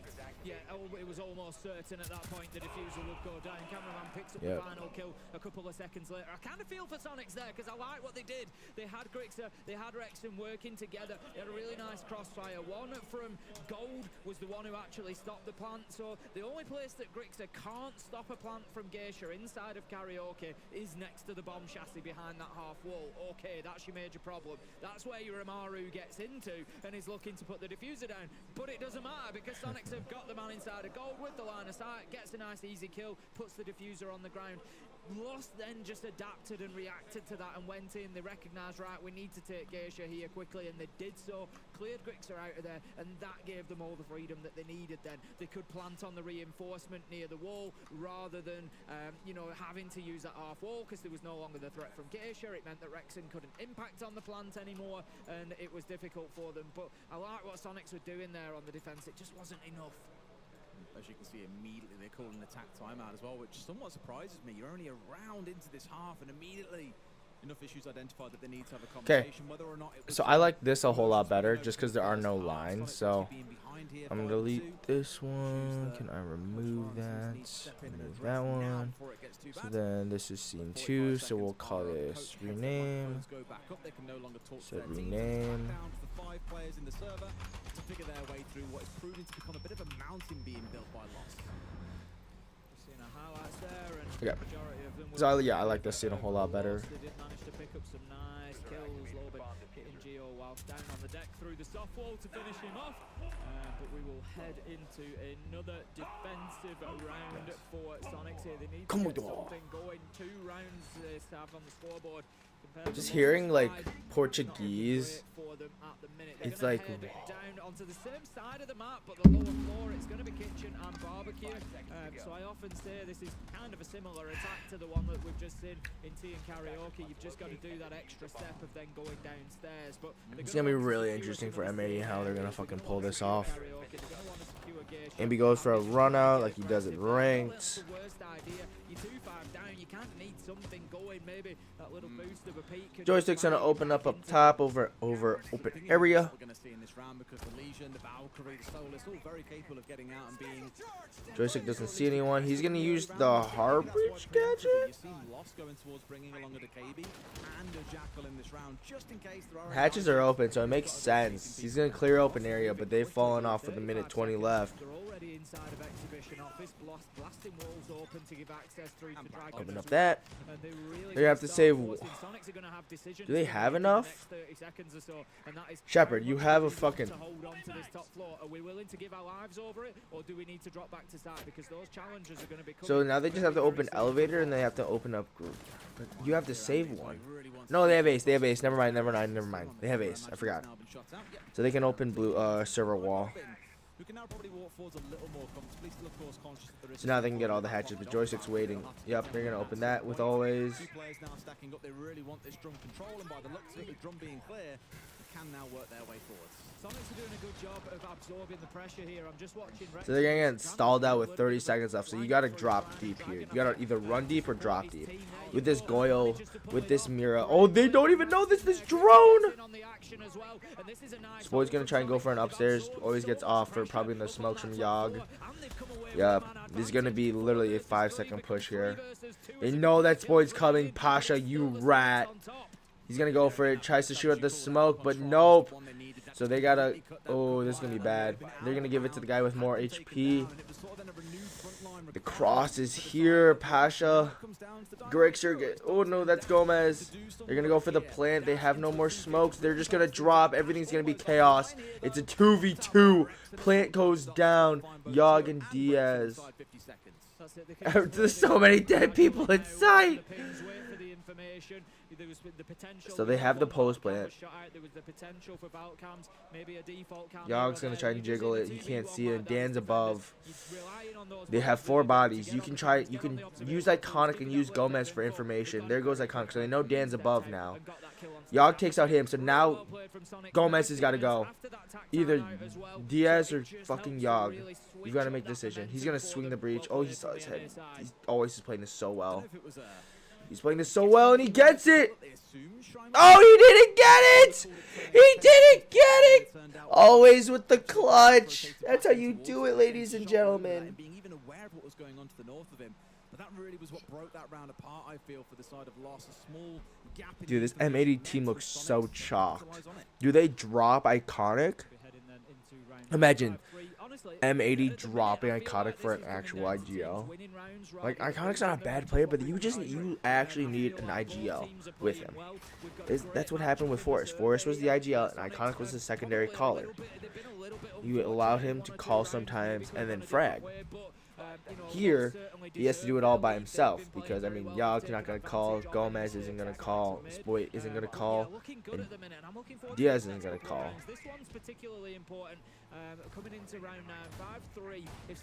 Like, this team is so chalked, I think they're going to be before eliminating groups. Huge difference mentally. So Sonics, they need to continue with that momentum they've just got out of the last round. Who did Virtus Pro play yesterday? It was a Brazilian team, was it? Oh yeah, it was Liquid. Yeah, this group is fucking the group of death. I think Bleed can get out of it. If M80 is this chalked, fucking Bleed are gonna get out of it. Onwards we march. Keep an eye on Logan once again, but not really once again. It was Dots playing it last time round, but keep an eye on the Amari once again. See what the use case is here. Knowing Loban, he will like to be on the entry. Loban's in with Amaru. For the gadget itself, but may well make use of it later into the round. On the Sonic side, digging in deep behind those 2 architectural operators, his army and the mirror we spoke about for quite a lot on the stream yesterday. Alongside the castle, forming up this brand of who is that? Spoit? Yeah, it is Spoit. Oh god, he's gonna lose it. He's gonna lose it. He's gonna lose it because they don't know he's here. Oh, yup. Oh, he wins it. Joystick, no. The keeper barricade there again. Reasonably. It kind of depends. If you're trying to approach it and deal with the keeper barricade, you've got enough cover there to be able to knock it out. But Ambi obviously is going to be very ready for any push that is coming from there. I like the extension, but I mentioned when we saw we were coming to Skyscraper, the one thing I'm always mindful of is good teams can slice this map in half by getting terrace and dragon. Ooh, that's a good Valk cam. He's a little bit isolated here and would struggle to drop away to his team without maybe running down towards where Loban is now. And Loban is so Yogg takes out Dan just from top square, looks like. Ambi has no way back to site comfortably. No one's playing there yet, which makes me think actually maybe it's a small oversight by Lost, but they could punish Ambi here and really pinch him if they wanted to. They could. The thing is, Lost have just been far too slow, Des. We're 2 minutes into the round. Ambi's still in position, as you say. Could have been pinched. Pasha's going to try and take from below. You just saw him, but he's going to have to give away his location here because they hear him there. So they know Pasha's here at least. Moving quickly now. Yes, they get the opener. Yes, they're 5 versus 4, but they've only got 40 Pasha. They don't have enough map control really to think about and execute. There's a lot of work for Lost to do here. So that's gonna get opened up. Spoit's gonna try and take the engagement. Iconic's still lurking in archives, and they know he's here because they saw him earlier. They just don't know where, or do they know that? Oh, Iconic wins. Yep. Yep. That's just Iconic. Ooh, last 15 seconds over here. Geo, Citizen, can you hold? He's got a cross, but Geo from below. They gotta know it. They know. They have a ping. Geo. Oh, Geo. Oh, he gets off. They team killed.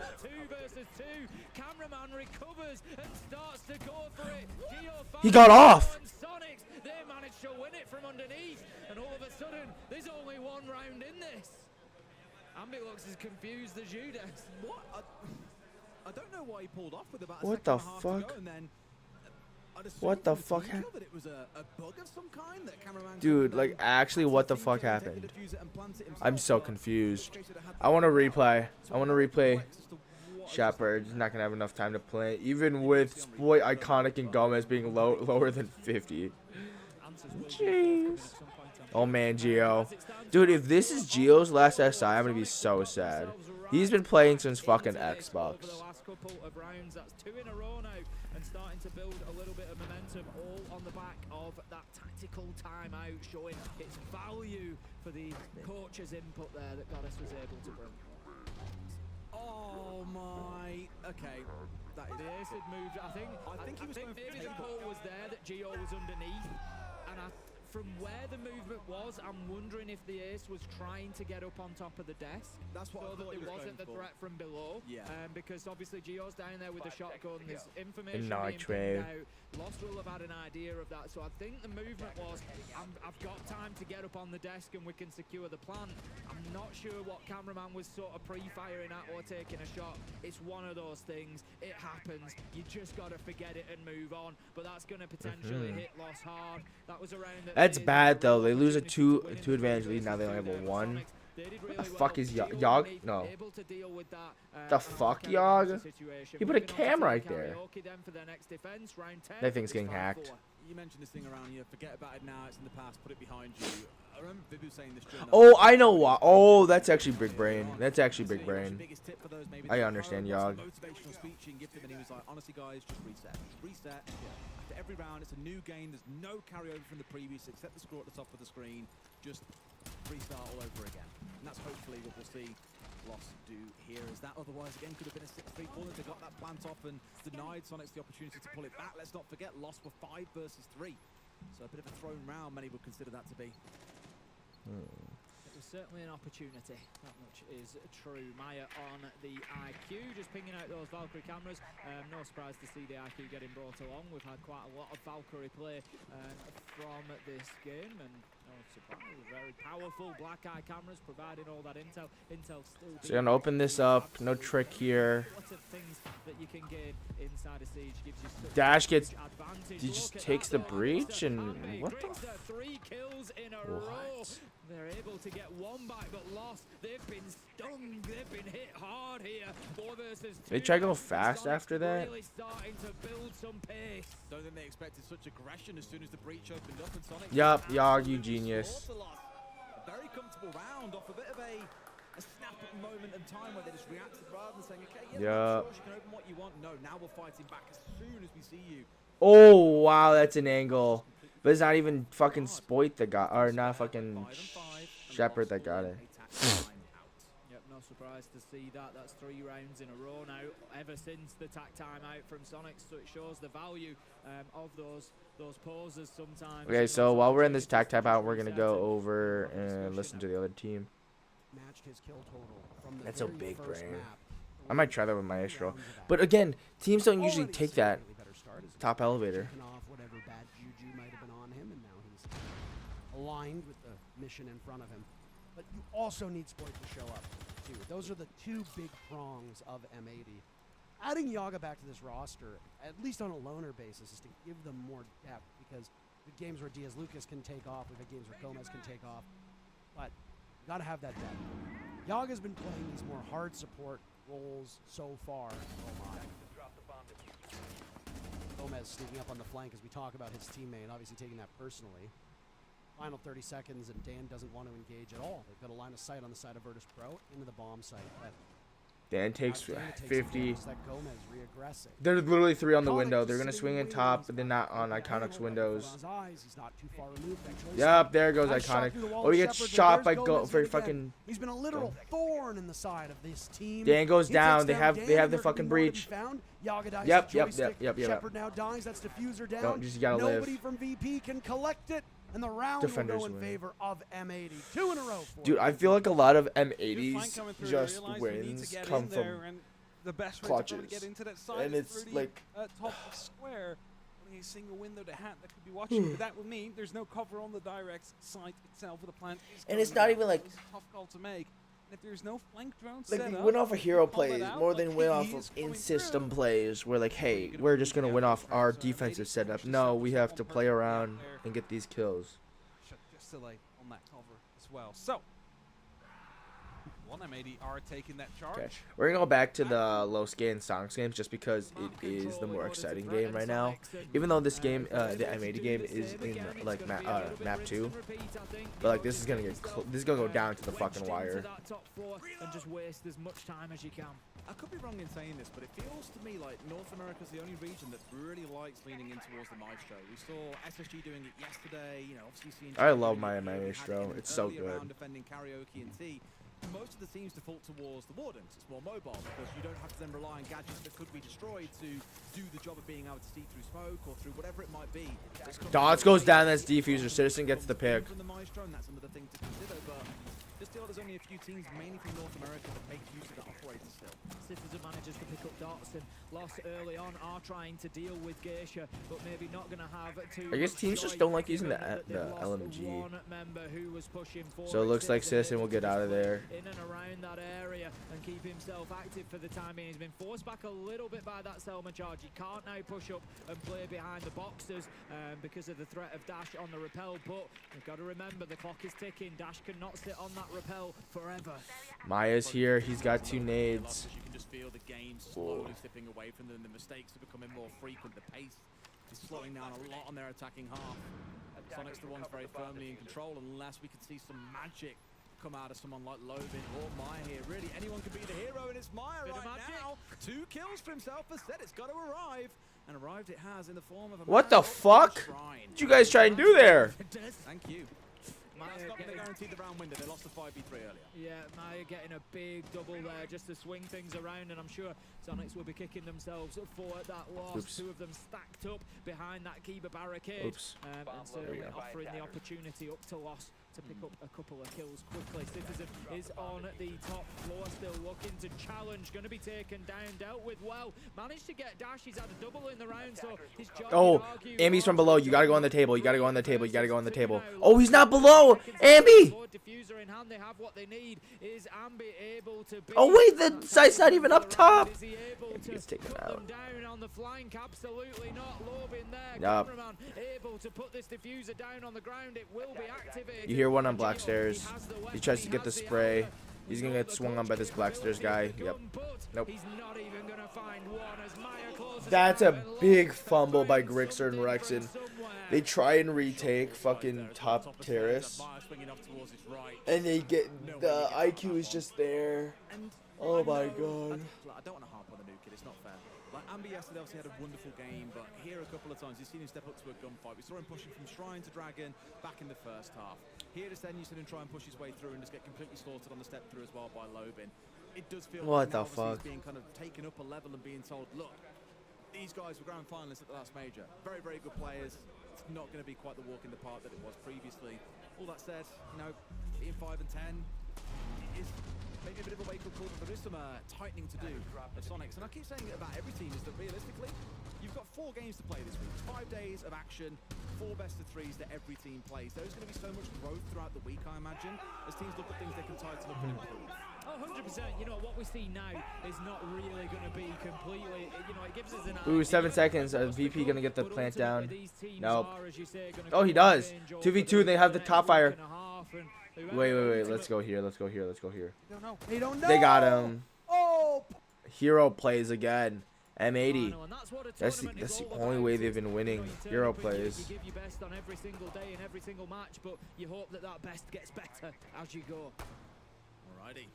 Down we go once more. Clearly Sonic's committed to making this site work. So I convinced myself I don't feel anything at all. A couple of times it's half. We've seen it hovered at points as well, not strictly committed. Well, now here it is, double heart breach on side as well. The IQ makes quite a repeated to heal my soul. I need it. So VP timeout. Damn. Again, I don't think VP need to sweat. They're just getting out here. They're just losing the hero plays. And is that because of their system and how like it is at the end? They've just slowed things down a little bit. 45 seconds, only just getting themselves established inside of sight, not inside of sight, but inside of the map. They're over on the exhibition office side, and they're going to try to start working that sweep across, but you just know they wanted that information first. They've spent that extra little bit of time droning. They have got Dots is just in with Monty. Their way across the finish line here, Des. Yeah, although we saw how where is that guy above? What are you watching? Azami. Not quite going to be the same look this time round, as there is no Azami on side for Sonics, but there's always ways to upset the apple cart when it comes to a Monty. As much as strength to play against, there are many ways to resort to that full soul. For now, at least they have got the top side control coming in. Rex and Force drop away here as well. And Ambi goes down. Ambi is not having a good game. Oh, jeez. Oh, he just popped by hip. Why are you opening up both walls? I mean, I guess you have dash, so you don't really worry about it, cameraman. Oh! And Lobin just picks off Grixer out of his scanner. He's caught! Lanta version of himself. Absolutely everywhere when his team needs him, Lobin. I think he's got the skeleton key ready. He's looking for ooh, and Rexon beats Lobin and Maya loses to Geo. It's a 3v3. Well, they've got to try and get control of sight here. They've got the verticals, which is what Lost were looking for. They've got 50 seconds to make a play work. You've got the Monty. You don't want him dropping through a hatch. So it's quite smartly a sensible step down. Citizen, yep, and this is just falling apart. This is going overtime. Oh wait, actually, cameraman can win this. It's cameraman. Come on. Cameraman can do this. He's had a great couple of rounds throughout this game, not necessarily been consistent when it comes to the kills. This is where they need to shine. There's 30 seconds left. He's got to find 1v1s here. He has the diffuser too. Is he gonna go up? No. And they have fucking cams in sight. He's gonna plant behind the bomb, but he's got Maestro turret. Yep.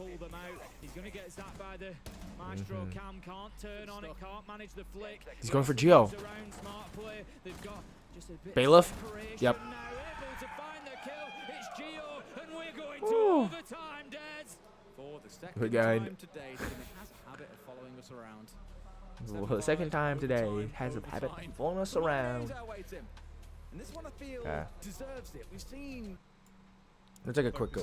Can be opened up from Heard above. over at M80. That's why you do open it up above, so there is no other position being played, and you force them into just the 3 or 4 possibilities that are left on the site. So Joystick's gonna open up above after the timeout. What are they gonna do? He's looking for some toes. Pasha will open He's gonna look some toes. Ooh, ooh, the timing! Does he know he's there? No, he doesn't. No, he doesn't. Oh, but the wall's open. He doesn't know that. Boy, stay patient. Stay patient. Pasha has a sixth sense about his location. I don't know if Spoit's been droned out recently or not, as he just moves out of there. He's leaving. It's a 3v. The deck himself. Ooh. Created down below through that hatch. Gomez is dead as well. Virtus Pro striking twice early on. Early, of course, being relative. Oh my. Was waiting for always was prone on the ground waiting. He heard someone on the opposite side. Oh, Spoit's got this. He's just waiting for the actual right moment to come through. Fire is going to be stopping Spoit from moving through, but yes, he will go for a peek anyway. Oh, they did have a cam though. It's just Yaga on site, but Yaga, my goat, you can do this. Now, second one being shot. Oh no, Yaga! He's moved out of position. Yeah, it's only up to Spoit now. Yeah, he's offside. He needs to start coming back. He's just used the impacts he had, and now they know exactly where he's going to be coming from as the plan goes down. There's nothing he can do from below, so it's just get up the stairs and try to take the engagement. And with 25 HP, he's gonna have to. By the sounds of the bullets going through the walls. Oh, he did hit him. He actually hit Pasha. Pasha gets the last laugh. He fucking hit Pasha and he didn't know it. This round they got the Warden and the Maestro coming out. I talked about this a little bit earlier. Okay, so now overtime. So it looks like Los will have 2 attacks while Sonics have 2 defenses.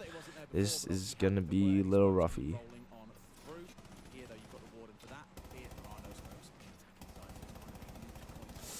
Rexon denies. Make yourself very known when you're making use of the Alder, mind you. It's not exactly the quietest gun in the game, Tim. No, you pretty much know who, where, when. He's a very how. slow boy. It gives off a lot of intel, that is fair to say. Citizen going to take a pot shot, but it's a Monty, so it's only going to bounce off the shield. Not the end of the world. And at the minute, you just feel like it's the last thing you want to be hearing is that Monty shield in and around Shrine, knowing that they could potentially just walk on into sight and start bullying you. Ambi in an important position here, looking to hold off. But Ambi's so low.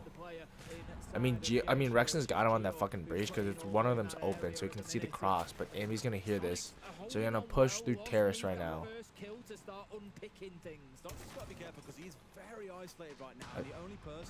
Ambi wins the Maya engagement. He hears another one, but ooh, Grixer's got his back. They're gonna open it up with the fucking. Ambi is so cornered. Grixer's gotta hold his cross here. No, that's Ambi dead. Oh, they're from a below. That goes Dots, so that's defused down. Why does Dots have the diffuser? Take your hands off the fucking diffuser. You're Monty. Loban below. I don't think they heard that. He's gonna flash him out again. Oh, is that not him?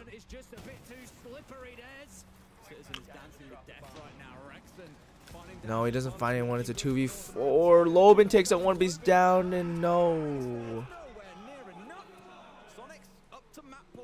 Really good hold from Sonics there.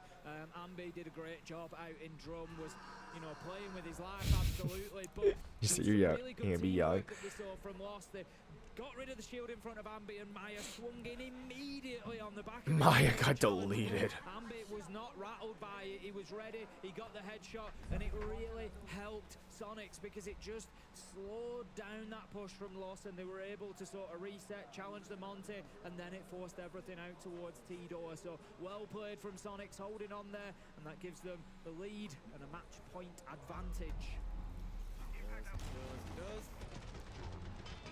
Again, I can never predict round to round how this is going to play out. You obviously look back at the stats and see how things have gone historically. That's one way to kind of get the assessment on it.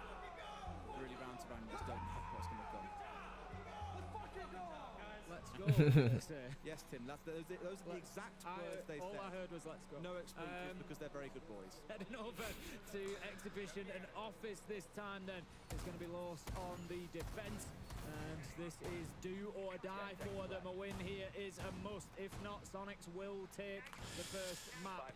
Reminder, this is Sonics map. Actually, we'll hop into this fucking M80 game. By Iconic, who drops inside a main lobby. So 3v2 here. Iconic. Gomez is really low. He's above. He's got the shotgun always.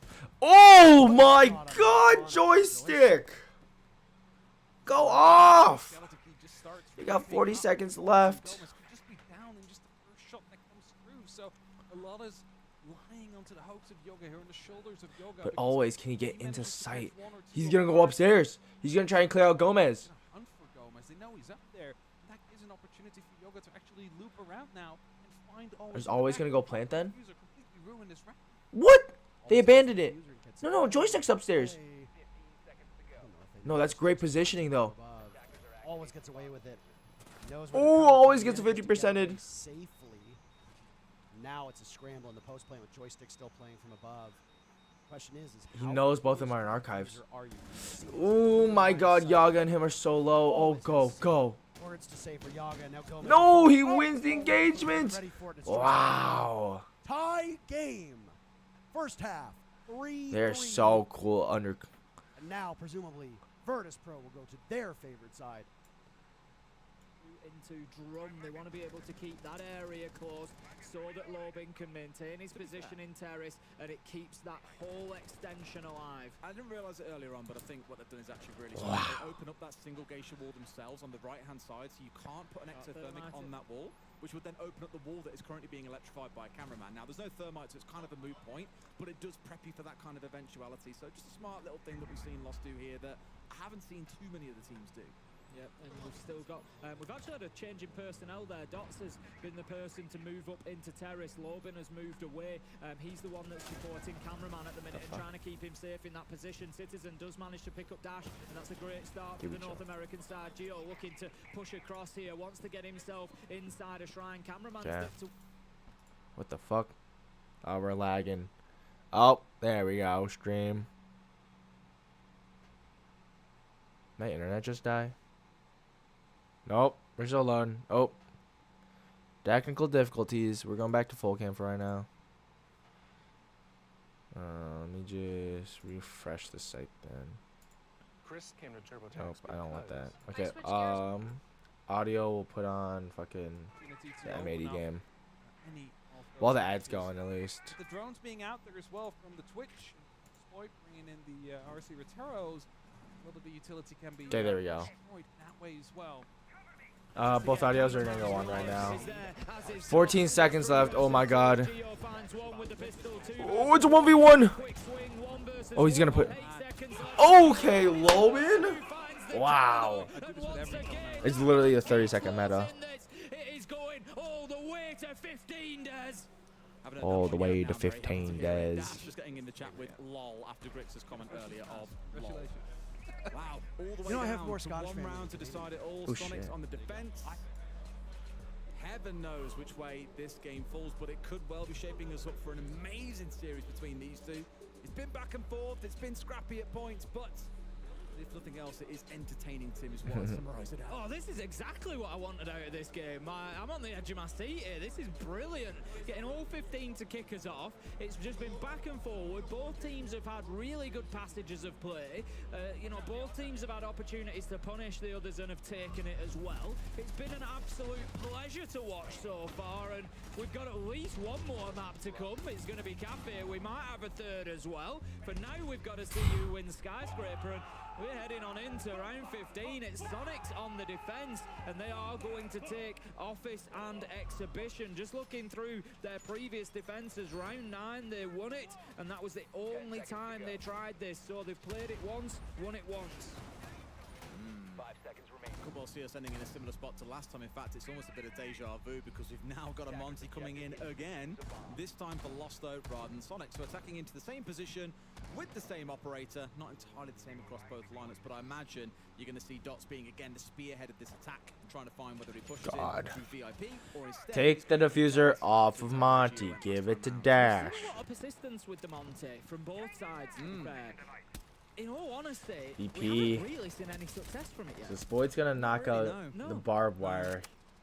Obviously valuable in a plant-based scenario because the shield. This goes on the echo is back gonna be and protects you, especially from nasty. above from being shot, but as you said, I wouldn't like to say it categorically, but I'm not sure that we've actually seen the attackers win a round where they've had Monty. I'd need to check, but I also feel the same as well. Yeah. So Gomez gets the kill, and they're just gonna drop, but no, they get cleaned up. Yaga and Gomez and Diaz. Oh, iconic! Actually, he's gonna be 5 HP. We'll try and jumping down. And a successful trick. That's going to be an exothermic charge lost for Dash as well. Great play from Ambi there, just playing around that utility game. Oh, Diaz, he's locked out. He's locked out. Offline. You've only really got the Ashe to turn to, and you want her to help get rid of the mirror windows. Zazami is going to be It's chalked. It's chalked. Amaze losing. 0-2. 0-2. 0-2. 0-2. Where you see the Zazami's going down and where they play around that, that could be huge towards the outcome of this game. And with the Monty on side, it's not exactly going to speed things up. If nothing else, it'll slow it down. And my God, it was like a jack in the box. Dammy with a C4 on the other side, just as they were breaking it out. That's the third lol of the game. Thank you very much, Rexton. But it feels like Sonic's on course to win this one, Tim. Yep, 2 nitros, 2 kills. So that's exactly what you want. Cameraman just waiting with the gun sticks out. He's just waiting for that call. He's waiting for his teammates to get into position. There he goes. How much impact can he have? None at all. Citizen shuts him down. 5 versus 2. Yes, Citizens this is going round wild over. from underneath. It's Grixer. It's Gio. It's flawless. It's the Sonics. I like how Ambi has a fucking Geo jersey on. They didn't even make a jersey for Ambi. Oh my God. Okay. So I'll switch over to just the variety stream. So we'll go full one here. Okay, so that doesn't. Okay, that's cool. We switch over. To our stream right now, though. Stokes was bleeding through to our stream yesterday. Okay. Yeah. That's fine. But I don't know if they can hear it or not. Oh, that's interesting. Okay. Obviously, you're here on the B stream. You know. So we got a few minutes before the next game goes. So if it's if both games end at the same around the same time, I'll probably just. Oh, I have my fucking drops on. Can you say we were in the flashbang mode? I got my drops. Let me get my drops real quick, guys. Let's get that. Yeah, we got an alpha pack. We'll open those on stream. One at least. Not sure if the second will go as well. A lot of information being split out. What are you So gonna do Diaz, with that? Lucas. It's probably going to be one of those impacts that gets shot up the roof. Proximity alarm there as well. The alarm is a huge value, so just go for it, I would say. Not sure what else you want to use your impact. Probably maybe some barricade, but those Afnets are going to be a bigger trouble if that is your plan, and if you want to repel in to go for a plan. So many rounds spent just outside attacking this front part of the bomb site. Oh, look at that. Wait, that's actually like big Very brain. smart by Dan. Cause he gets the barricade back. I can guarantee you there's so many people right now watching this going, "Why? The hell you can do that?" Yep. There's some slow projectile on a castle barricade. You rip it down, it destroys the projectiles. That's actually big brain. You rip down a castle barricade, you get to keep it no matter how you do it. If it gets destroyed by anything else, that's when it's gone. So we usually see some juggling going on with it. New Jammer will stop the X-Scars from opening up Ento, so the elevator will stay a little bit safer. Dang, it's taken out though. Let me get this off my screen. There we go. So the opening kill will definitely be there. And Spoit has been really good at getting these first picks. Really, really good. And it's keeping M80 in most of these rounds. Now, the rest of the supporting cast has to be there. Yaga jumps in. He's immediately obscured. Spoit with a third kill. A second and a third for good measure. See ya. Pasha dies to Iconic, and just like that, M80 have equalized their first victory on attack. And it's a snap of the fingers, and the round is over. Very dominating round coming in right there. They knew where these players were, and they just worked together as a team. You saw it, Pasha there in the end. Gets spotted in the hallway. Everybody starts shooting through the That's a wall. great video. That's a great. Just of Pasha's face. Ooh. Definitely a closer game than what we've had on that first map, which went to Virtus Pro, even though they've lost it 7-2 yesterday against Liquid. It was the beauty of Six Invitational, of course. These teams have such quick turnarounds and like core performances all the way up to having blowouts themselves. And as we're headed towards the open area right now, is the question when you look at the defensive setup, how they're going to be playing. And So I convinced myself I don't need anything at all. Have a little bit of an opportunity to deny. It isn't as effective, right? It's a very slow method of burning someone to death. It's like a blowtorch from Maverick. Well, let's go to 3 though. That's the question. Doing it via the device rather than yourself. So it is annoying to deal with, that's for sure. But it isn't like an instant stop of the defuse like an Echo drone. Yeah. Attackers are moving out to locate a bomb and defuse it. Well, this is what I was wondering. What would the third site look like for Virtus Pro in its open area? I've been really enjoying this Maestro, and I gotta say, I think there's still plenty of opportunity for him to be a great operator in a lot of different lineups. The idea is that because it's so easy to counter those evil eyes now, that he just doesn't have as much value. You used to be able to, put those evil eye cams way away, and you don't have to worry about it. Yeah, now you need to worry about it. So just somebody smashes it, and now you can't see out of it. For example, but also Brava being around and get hacked, suddenly they will be able to use it against you. That can just ruin all your utility if it's placed in the wrong way. And that's where you keep some impacts. However, always also needs to use those to stop that wall from being opened up. So it's like you don't have enough impact utility to stop hacking it, but also stop that wall from being opened up. I don't know if it was deliberately. There we go. I don't know if it was deliberately tossed by Gomez at the very bottom, but because of this, an impact to the top of the wall would very likely have not killed the Selma. So keep it in pocket, use it somewhere else. That's exactly what always is going to do. He used one of those impact grenades to kill his own evil eye and the Brava drone in the process. Blood. Yeah. Now they used to, or tried to actually use the evil eye there to shoot out the new jammer that is on the quad wall there. But because they realized that was going on, shut it out, so didn't have to use a second impact. Ooh. Still has that available to Could them. you put a Maestro cam square and hide it, and then if they go for the quad wall, you frickin' shoot it open?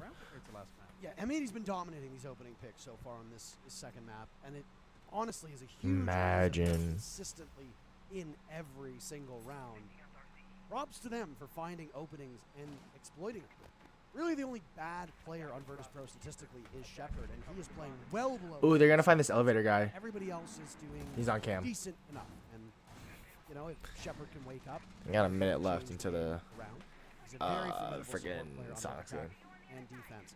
Huge value from that clutch drone of Spoit, who wakes up and shouts as to where to go next. It might be a very quick hot drop here from M80 with the diffuser in hand. Oh, but Iconic Down goes goes Iconic. So I down in spoke elevator. Shepard's name, and apparently I called that. Oh, see ya, Spoit! Pasha blows up Spoit, almost gets Yaga at the same time. Diaz Lucas will join him with Gomez. I don't like this take at all. There'll be a double drop. There's a shotgun waiting. You're gonna preempt that. Pasha. There he goes. Okay. Yaga dies. It's all up to Gomez. I can't win the trades, and it's 5-4. It's chalked. It's chalked. M80's not winning. The issue with this site, there is not much. It's chalked. Vertically. Yes, of course you can open up a big part of the open area. It's not the stronghold positions where usually these players are located in. What do you need usually? It's the extra opening towards the kitchen, so you have the way to just cut in horizontally whilst the drop goes through. That way you have an opportunity to at least go for a fight. But M80, they have called a timeout. They also realize that, you know, it is only 2 rounds for VP left before they lock off the entire series and go home with a 2-0 in the bag. You need to stop that. At least you want to be pushing this to a map 3. If you lose that at that point, it's still a point on the board that otherwise you wouldn't have. That could be the difference maker between, we'll say it, maybe even going home at the end of the event. We don't know that yet. It is a very competitive group. No, absolutely. I mean, obviously we're going to be talking about previous results, so apologies if this is a spoiler, but early on, NIP is in huge trouble. They're in Brazil, in their home country. They are previously an SI champion, and they are currently 0-2. There's a very real possibility that NIP could be the team that goes home in their group. And if M80 goes out 0-2 to W7M, 0-2 to Virtus Pro in their first 2 matches, they're going to be in huge trouble as well. They'll be fighting for lower bracket at that point. Yeah. Like, we're not trying to stay in there. And Okay, but like, it's only God. 4 matches. If you lose the first ones without getting any points, it doesn't leave much room. No. I can get points there. Seems like the opponents get easier as well. Yeah, I mean, M80 and NIP are both 2 teams that you, frankly, you look at the groups and you don't necessarily think they're going to go home. So, But they're not world beaters. They're not gonna be able to beat the world. as much griping as there might be between certain people in certain regions, most of these teams are close enough where a bad day can determine who moves on and who goes home. What it comes down to, just a single day of not feeling it and being able to connect the shot. I mean, yesterday with the Liquid match, Nask was uncharacteristically missing shots that seemed very easy for him to usually hit. And I mean, they still fucking won yesterday. Resets. Just like one player feels off a little bit at that time, that could just be the deciding factor in whether or not you win a game or not. Earlier, Xcara's going through. We'll be making sure they have a bit of a wider angle over the open areas. Dan is looking to go quite aggressive. Now, M80 has been very successful on these opening picks in the last couple of rounds. Only 3 this game so far have gone through Virtus Pro. The rest all to M80. Now, always been able to open. Where the fuck is Iconic? But it is a huge help to have that first kill on the board. They almost get So they're gonna try and take this top floor. I mean, it's freaking not open area. It's archives and tellers. Conic's gonna look for. He's gonna fish for something. Try and take out some cams. It looks like at least, or maybe proxies. Try and get them. Dan is retreating. I think maybe somewhat wisely. Pasha is there to greet anybody who jumps in through stars. An Iconic slaughters Dan. Iconic on 8 kills. Spoit on 8 kills. Almost identical. Oh, they get scorewise as crossed. Pasha's Good dive. shot by This is a Gomez to yo-yo cover his matchup at the man. moment. A seesaw match going back and forth as Gomez slaughters Pasha. Virtus Pro is now down into a 3v5 with half the round to go. And that's definitely not Oh, they're beneficial. basement. Oh, they're gonna drop straight. Drop straight down, Spoit. You won't. No balls. But felt like Pasha really wanted to go for an instant refrag onto Dan, but with that really exposed themselves to all the other angles that Dan was fleeing from. Like he was trying to leave for a reason, and he just stepped into it to try and re-peek and refrag. That didn't really work out for you. Drop coming through into open area. And Dry peak drop. to go down God. towards that basement, and of course being 2 men up is going to be a huge help, because if this is a 5v5, Oh, is he gonna swing a joystick? He sees the toes. He sees the toes. He saw the toes. He saw the toes. On a joystick, I this position. It may want to reaggress. He's trying to lure Joystick out and then get a free pick. Over the alt drop. They're going to go for a full wide execute. They have the manpower to do so, so they have the opportunity to try and take these 1v1s elsewhere. Joystick gets spotted down in the elevator hatch. That's now a question mark. Do we want to go there? Smoke canister could be used. So, oh, he's not gonna smoke. He's not gonna smoke deep. It's a free plant. It's a free plant by. What? Why are you? Yeah, this is a free plant now, and they're able to get out of this position. Spoit is dead, but that's the only casualty so far. Joystick Gomez has wins. Up on the bucket. Gomez misses the opportunity. Now it's always do the same thing, but with a shotgun in hand, as he's the last player remaining. M80 taste this, and they get it. 5. Tie game 5-5. Yeah, the Los game hasn't started It's yet. weird because, like, we've seen this site before, and every single time when they try and force the plant, the utility comes out on top. There's a completely different setup from VP this time. It was completely focused on roaming, and it just kept picking apart. And you see there, Dan tries to flee, Pasha tries to go for the refurb, but instead walks into the angles that Dan was fleeing from. And everybody's just trying to make a move at that point, and in the meantime, the plane just goes down, and no one was aware of it, because everybody was too worried about the hedge drops to come through from opposite sides of the map. Perfectly played by M80 there. The right calls to be handled as well. Now 5-5. Both rounds 2 away from picking this map up. Dire Wolves aren't at us. I put that ad away. M80 still looking to get that 1 point on the board. Oh, VP still haven't called their timeout as far as I'm aware. They have. They did. Third round. I had accidentally written that down as No, that was the one that ran 9. I would like to apologize. Don't worry, Parker, you're my goat. He said, like, he's in a frostmat, why is he not getting out? I'm like, frostmat, it's just He told me not to tell anybody, but I did anyway. But now you've told everybody. Told everybody. Unbelievable. How do you think Jack's going to respond to that? Really not listening anyway. They do have the sound on in the green room. So oh, that's true, and I think the other game's over because I haven't heard Tim or Des screaming in quite a while. So I might have just given away a secret that he told me not to tell anybody. You're gonna be getting a very angry message here, my friend. That is what it is. Keep on rolling. I call this my favorite round. Penultimate round. Don't even say it, Parker. Round number 11. Is the pressure on the opposing team that loses it? They suddenly no. have the entire match lose. No, it's because whoever wins this round goes to match point happen. Yeah, which well, every round is pressure half. Yeah, but extra pressure. If it was 6-4, there'd still be a lot of pressure half. Of course. 5-5. But if it's 6-4, is round 11 still your favorite round? No. My favorite round is when it's 5-5. And the one that follows it was my favorite.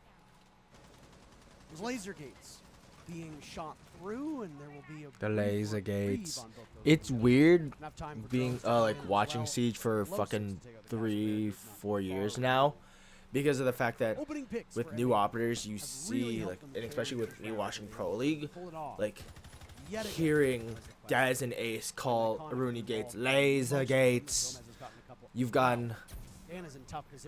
You've seen champions be crowned. You've seen teams' storylines lose. You've seen Dan get burned in fire. You've seen teams be made, teams be destroyed because of organizations. It's such a rich history. Now Joystick will get Dan back up relatively safely. There's a lot of damage taken. He had to run through the fire. There was no other safe way. It's not the they're just gonna sit here.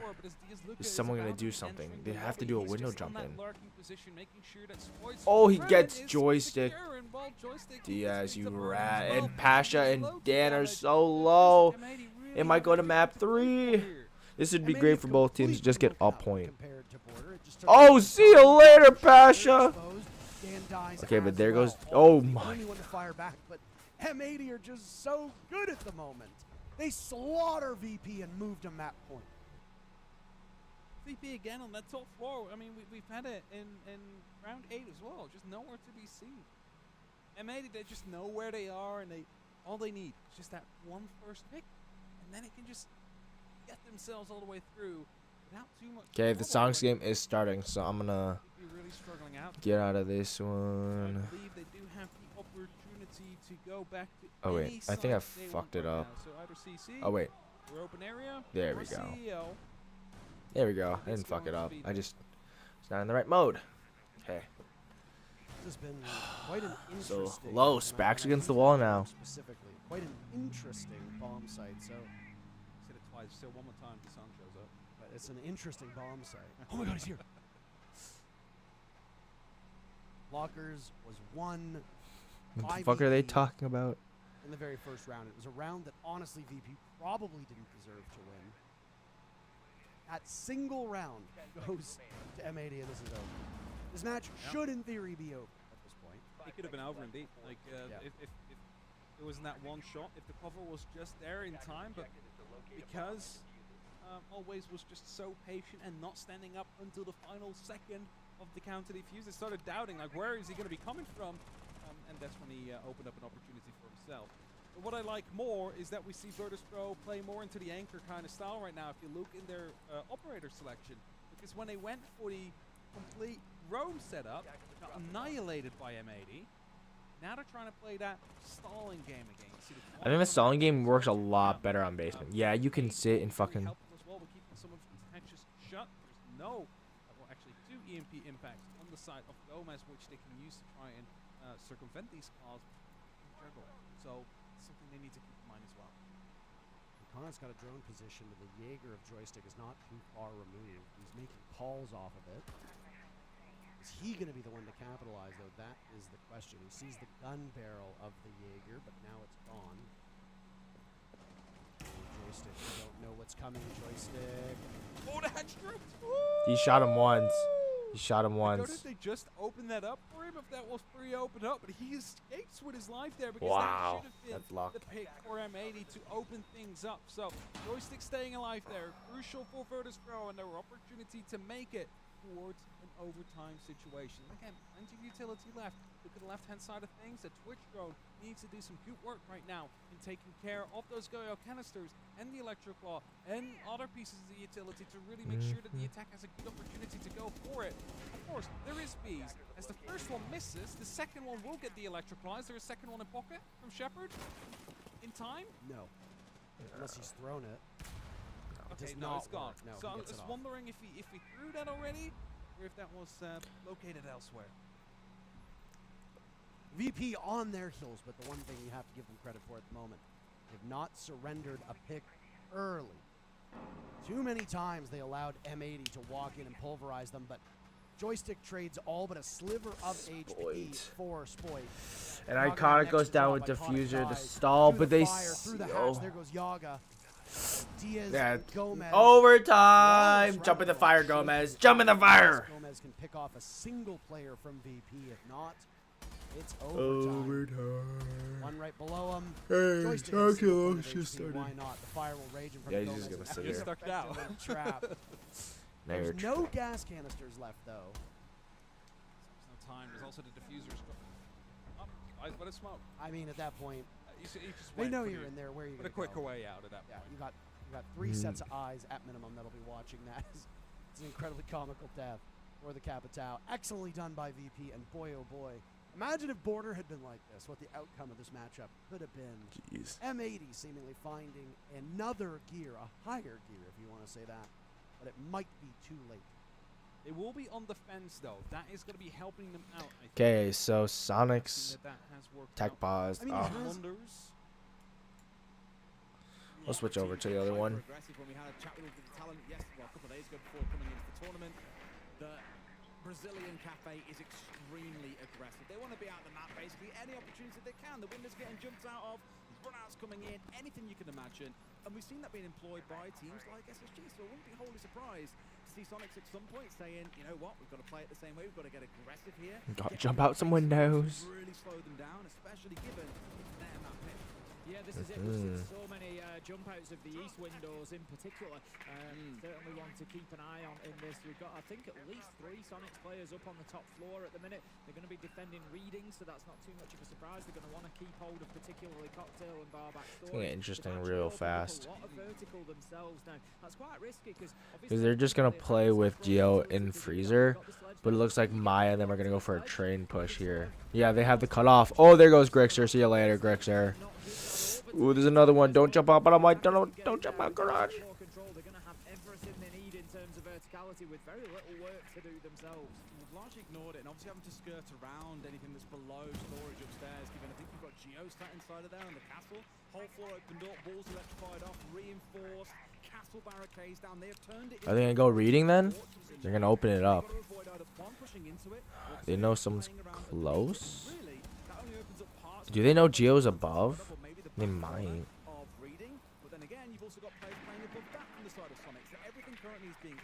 They're droning. They know one's reading now. They know Kaid's reading. But this barricade's gonna cause information to be lagged. Citizen goes down, but Rexon, they say they know where Rexon is again. Geo's still above. Is anyone above to take on Geo? No, Dash takes out Rexon, so that's one side player. So they know no one's in sight. Oh my god, Dots just runs through the hallway.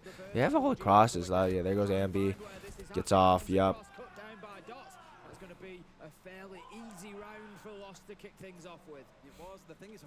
Okay, so VP's back. Okay, we'll go back to the VP game. Just because they're literally at the tail end of their game. I'm okay with missing a few audio rounds of fucking Sonics and We'll be starting off on CCTV now. I think that it is the most defendable line, but it's also the side where everybody knows how to attack it, what to do.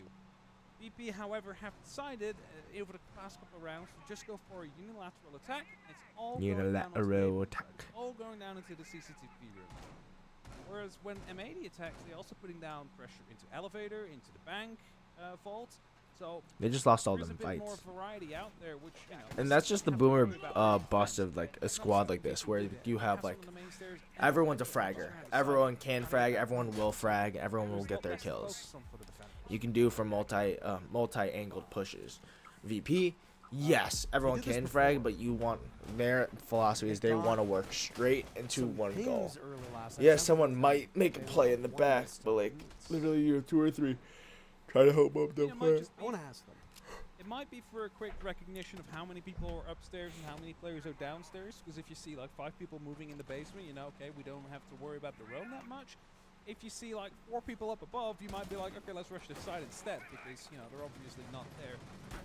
Just some form of information game, but also Citizen's just waiting here. He's gonna run out. He's gonna run out. He's gonna run out. He's gonna run out. He's gonna run out. He's gonna run out. He's gonna run out. Run out, you bitch!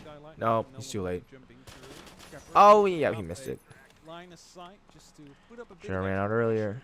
But some operator we haven't really seen yet is Gomez on the post. Now, he has the opportunity to just walk around in this basement floor and give accurate call-outs on where all these players off the side of Virtus Pro are going to be coming from. You see the drop back is already coming in from M80, so they're going to be bringing it down more, turtling it down. They don't really want to be playing the aggression game early on.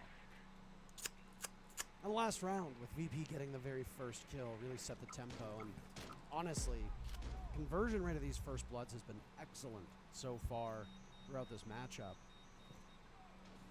It's been M80 in the driver's seat on bank. So no Ambi's in sight. They're going to try to use the Bs against Ambi.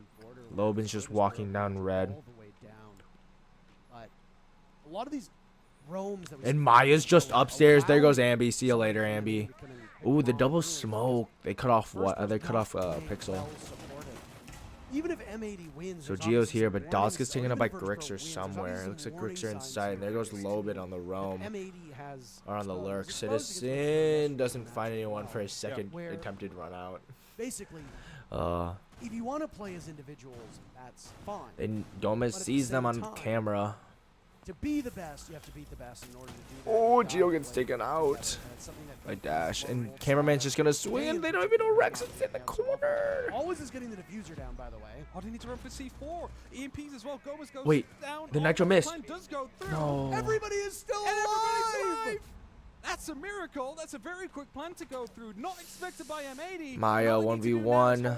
Whilst M80 needs to go for a top floor rotate, and it's just all falling into the hands of Virtus. Oh, that's game. That's game. That's game. That's game. That's game. That's game. You needed two. You needed two.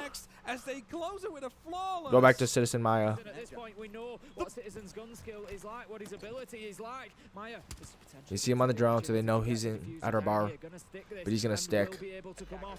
He doesn't know. Oh, he knows he's at least in outer bar. He could be freezer. He could be outer bar. He just saw him. Oh, Maya. Undoubtedly the best player for his team last year. 1v1 to settle round 2. He's got the SMG. Oh no. They're literally playing a tango. Oh. Wow. That's. I tell you what, though, tonight is one hell of a way to end a 1v1. It really is. You can see there, Citizen just gutted with that. He made his shots. He did what he needed. He hit him in the head. Maya just got the shot too. The bullets must have passed each other mid-air, and both found their targets. I want to watch that again. See you later, Ambi. Maya just walks up. Could get through to be. Find out to keep on getting further and through it, but a good 1v1 to end out the whole round. And obviously there's a whole bunch of smack talk going on between the teams. A little bit of rivalry being established. Knife. Yeah, I want to see this. Yeah, he shot right in the chest, but Citizen get the headshot. Oh wow. Oh Maya, let's go. I can't remember who it was for Lost, but just walked in through Pixel and shot somebody in bar back storage. Again, no awareness of the fact that somebody had just walked through piano. I would just say frick into washroom and was able to get that free kill. But then cameraman just rappelling in through the window.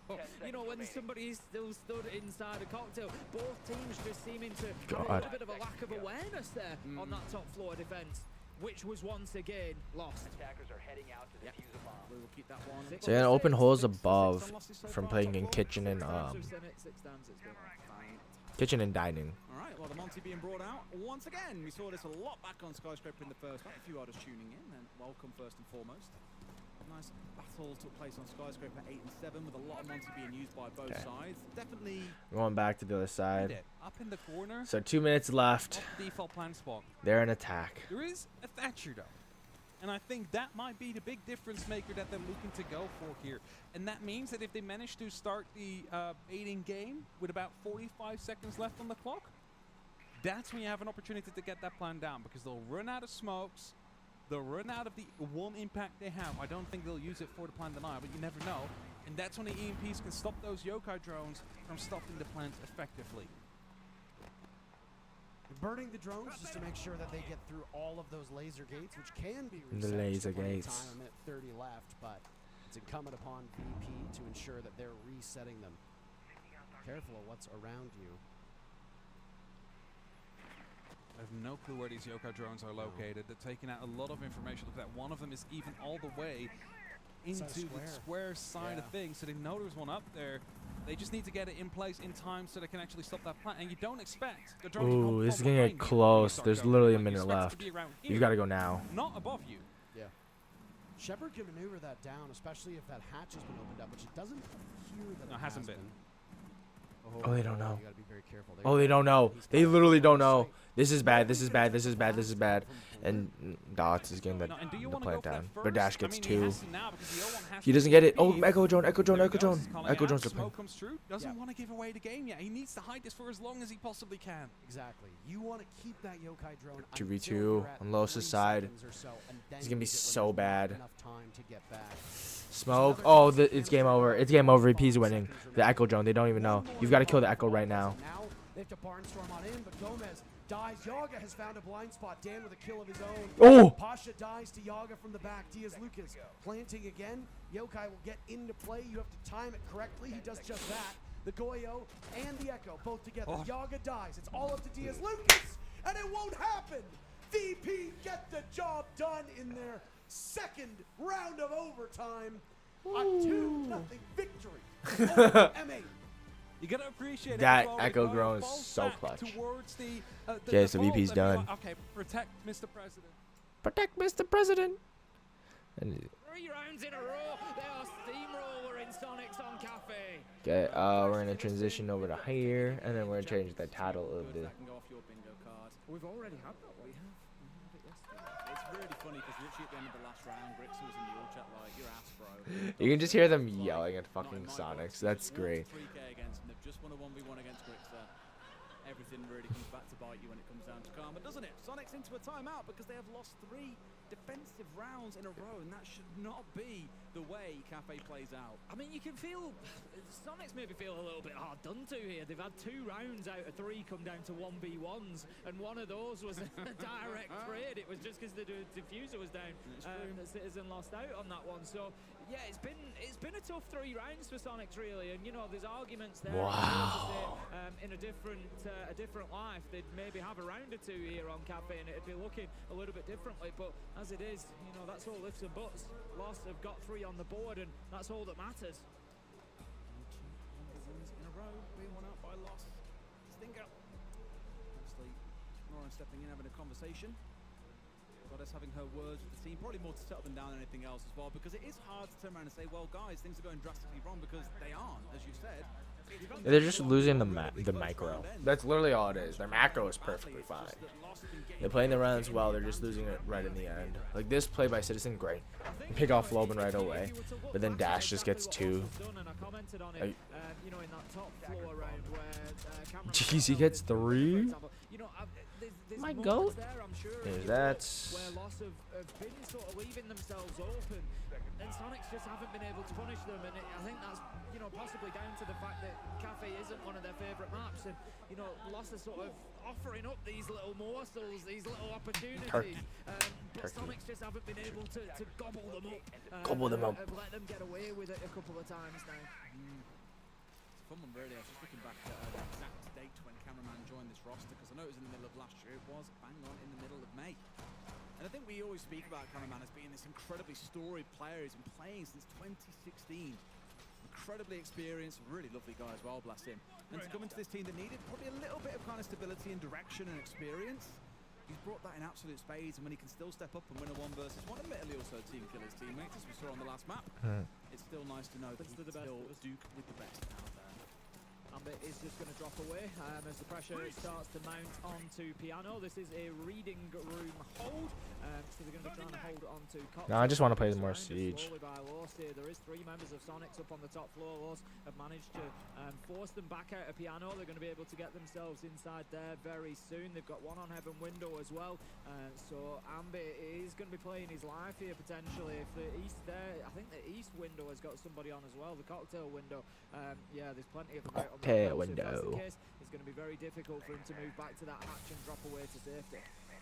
Moose in a way to playing on the Fenrir here as well, so although he's been the guy going for the spawn peaks, going for the runouts for example, I don't expect we'll see him doing this while playing on this operator.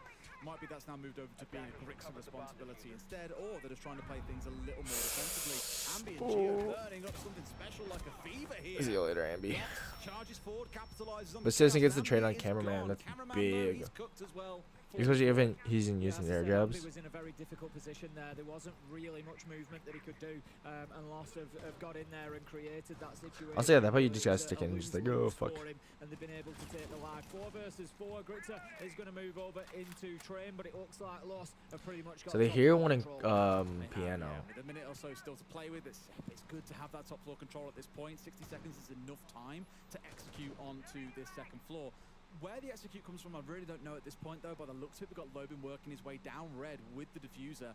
So that points to that top side, but that means working your way through mining, in through train. Either that or pushing through pillars, which can be quite risky in itself.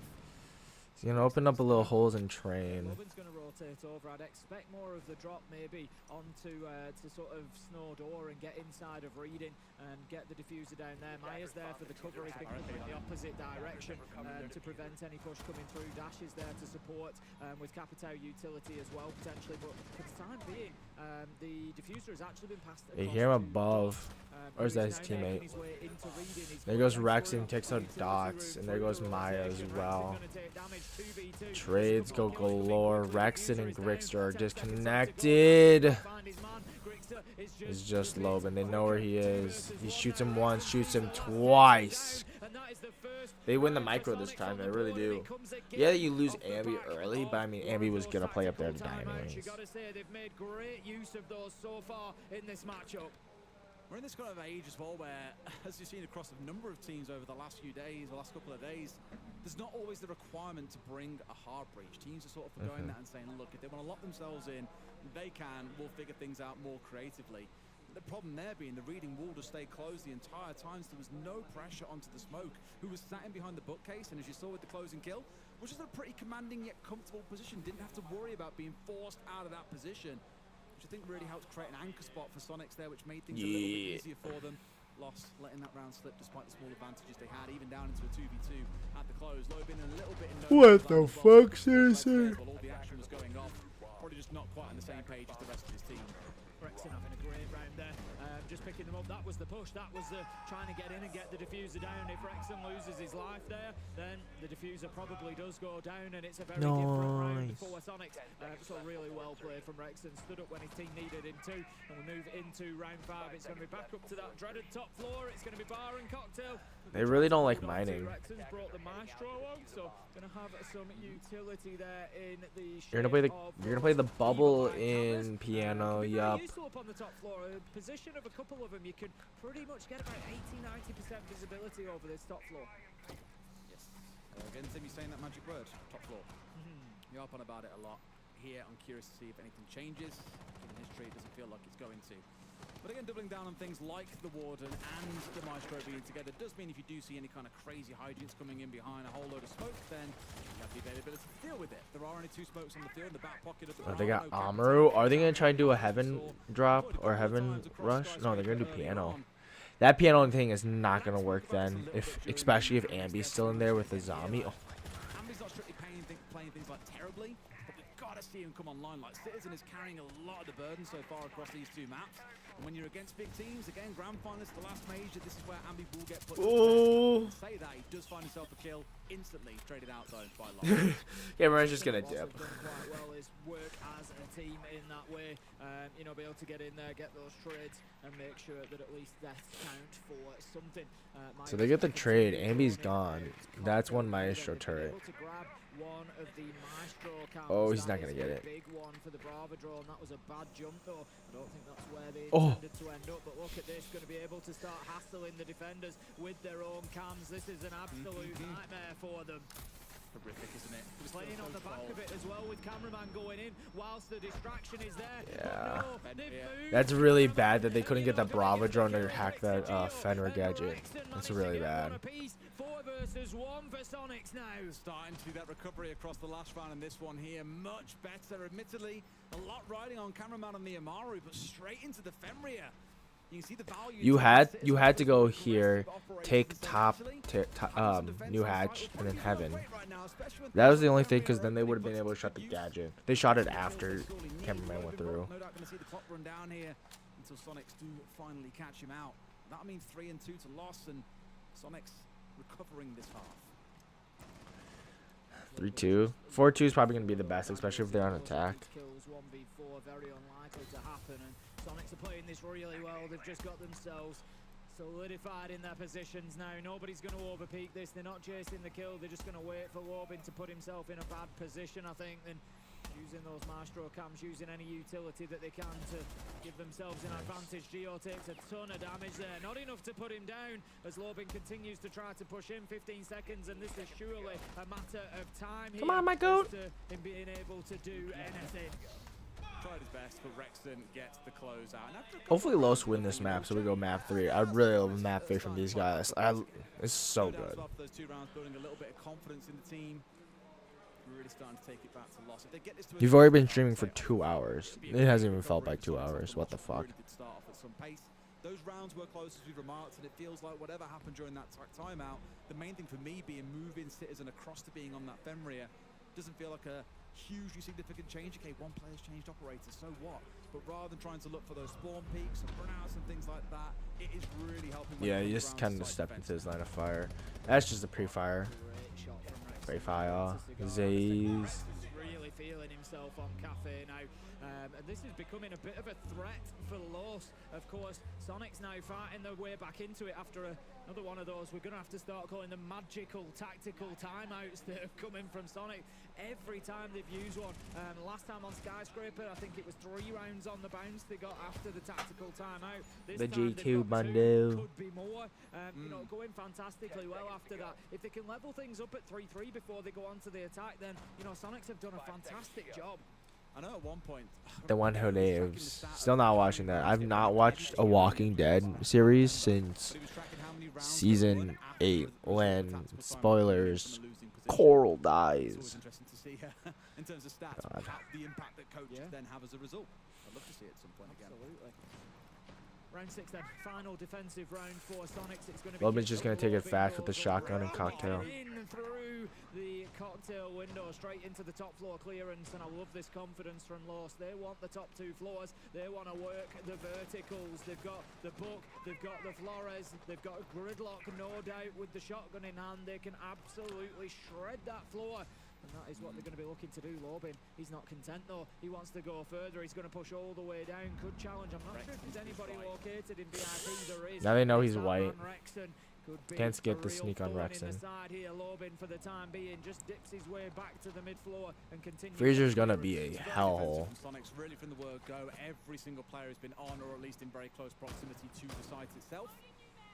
See Wrexham really the furthest removed, but we've seen that position played all the time. He's sat in there behind a shield, he's on the Ramai, he's aware of any threats coming from restaurant side as well.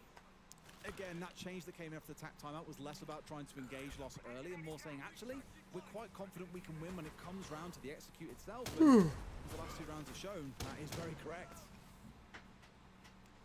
Those are the angles now being opened up by Dash. He's going to move his way on into Fireplace and continue to do so. Gio's going to have to think about relocating, which he does, just moves a little bit further over there as the ceiling starts to disappear, and yeah, as expected, he goes even further. Yeah, they do have Flores, that's what I thought. Yeah, the F9 mine's going to be up. Oh wait, can they destroy from up top? They're going to be looking for the freezer drop and the white stairs. They can by the looks of things, but if they don't clear VIP, we've seen how deadly that position can be for this kind of push. 1 minute left to go. They need to think about how they're going to This echo, but Grixer's going to be a big problem. They've got one nade with cameraman as well that could potentially clear this shield and allow them They know to he's push on there. Jackson. B time, baby. Either ready to force their way in, but Tim, it's also much being invested just for one player. Can they actually get him out? Yet being pushed in from both sides at the same time. Almost gets rid of Dots. Yep. Cameraman's Nice, one good wide clear. second. That's the 2-man lead that they sorely need to make this work out, but 30 seconds to go. They've still got to get through. Ambi, my goat. Has found one and at least settled the pressure. Settle down, Ambi. Settle. Yeah, with Rex somebody else step up, and Ambi does exactly that. Ambi. 2 versus 2 now. Cameraman on red stairs, and Dots is inside Freezer. This is not great for Los. They are separated. There is no cover. Gio wins the swing. He's just gonna sit here. He's prone. Shotgun. Is on the echo as well. Let's not forget he uses his gun, not the drones though, to take down Cameraman, and that is 3-3 now on the scoreboard. Oh, well, what a turnaround we've had, and now we get the side swap with Sonics going onto the attack and Loss on the defense. For me, that was just a real turnaround of the half. That, again, tap time, what we spoke about, completely transformed how it got played because they pulled everything back in towards site, started playing far more objective focused. And as you can see, it worked absolute wonders for them. Even with Loss committing so many players in towards the VIP take and getting rid of 2, 5v3 looked great. And then it still all fell apart from there because they didn't have enough time left because of how much time it was taking to work. So we got 13 minutes until the next game gets started. So it should be not W7M. Oh, it should. It is W7M versus Bleed. So I'm gonna change my title there. Look at him there. Look at Citizen here. Straight to typing. Lol. He's like, yes, quick cheer, and now straight back to taunting. That's what he does best. We switch sides then. Loss will go onto the defense. They're going to go up to the top floor. They're going to go to Bar. We did miss the fact, actually, in round 5 that Bar was finally won on defense. I feel We've seen it 7 times. It's been won once. Bees. I think my point still stands. Lost are going to take us up to Bar and Cocktail. We'll see if we can get a second successful time for holding on to it here. But the Sonics have got some great momentum coming into their attacking half. They've won the last. They were still running the castle, still running zombies, still running the wall. The confidence is up. They're in the old chat. They're giving it plenty, and that could be a warning sign for loss. Loeb is looking to get cheeky, really putting on his best Citizen cosplay here and looking to pick up a player or two early on. We saw Citizen with some mild success with it in the first few rounds, but as I mentioned, a little bit. Loban has not had the impact he's wanted to. It's mostly been Maya and Dash. You can still pull things off the majority of the time, and that change to being more defensive is what was sorely needed. Maybe we'll see Lost make the same adaptation as the half goes on.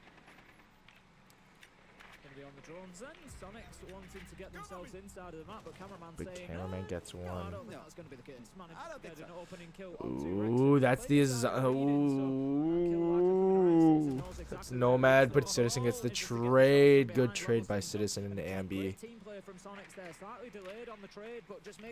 So that's, they lose a Nitro. That's their only throwable. Amin gets to work here as well on the book underneath. And they're gonna work below.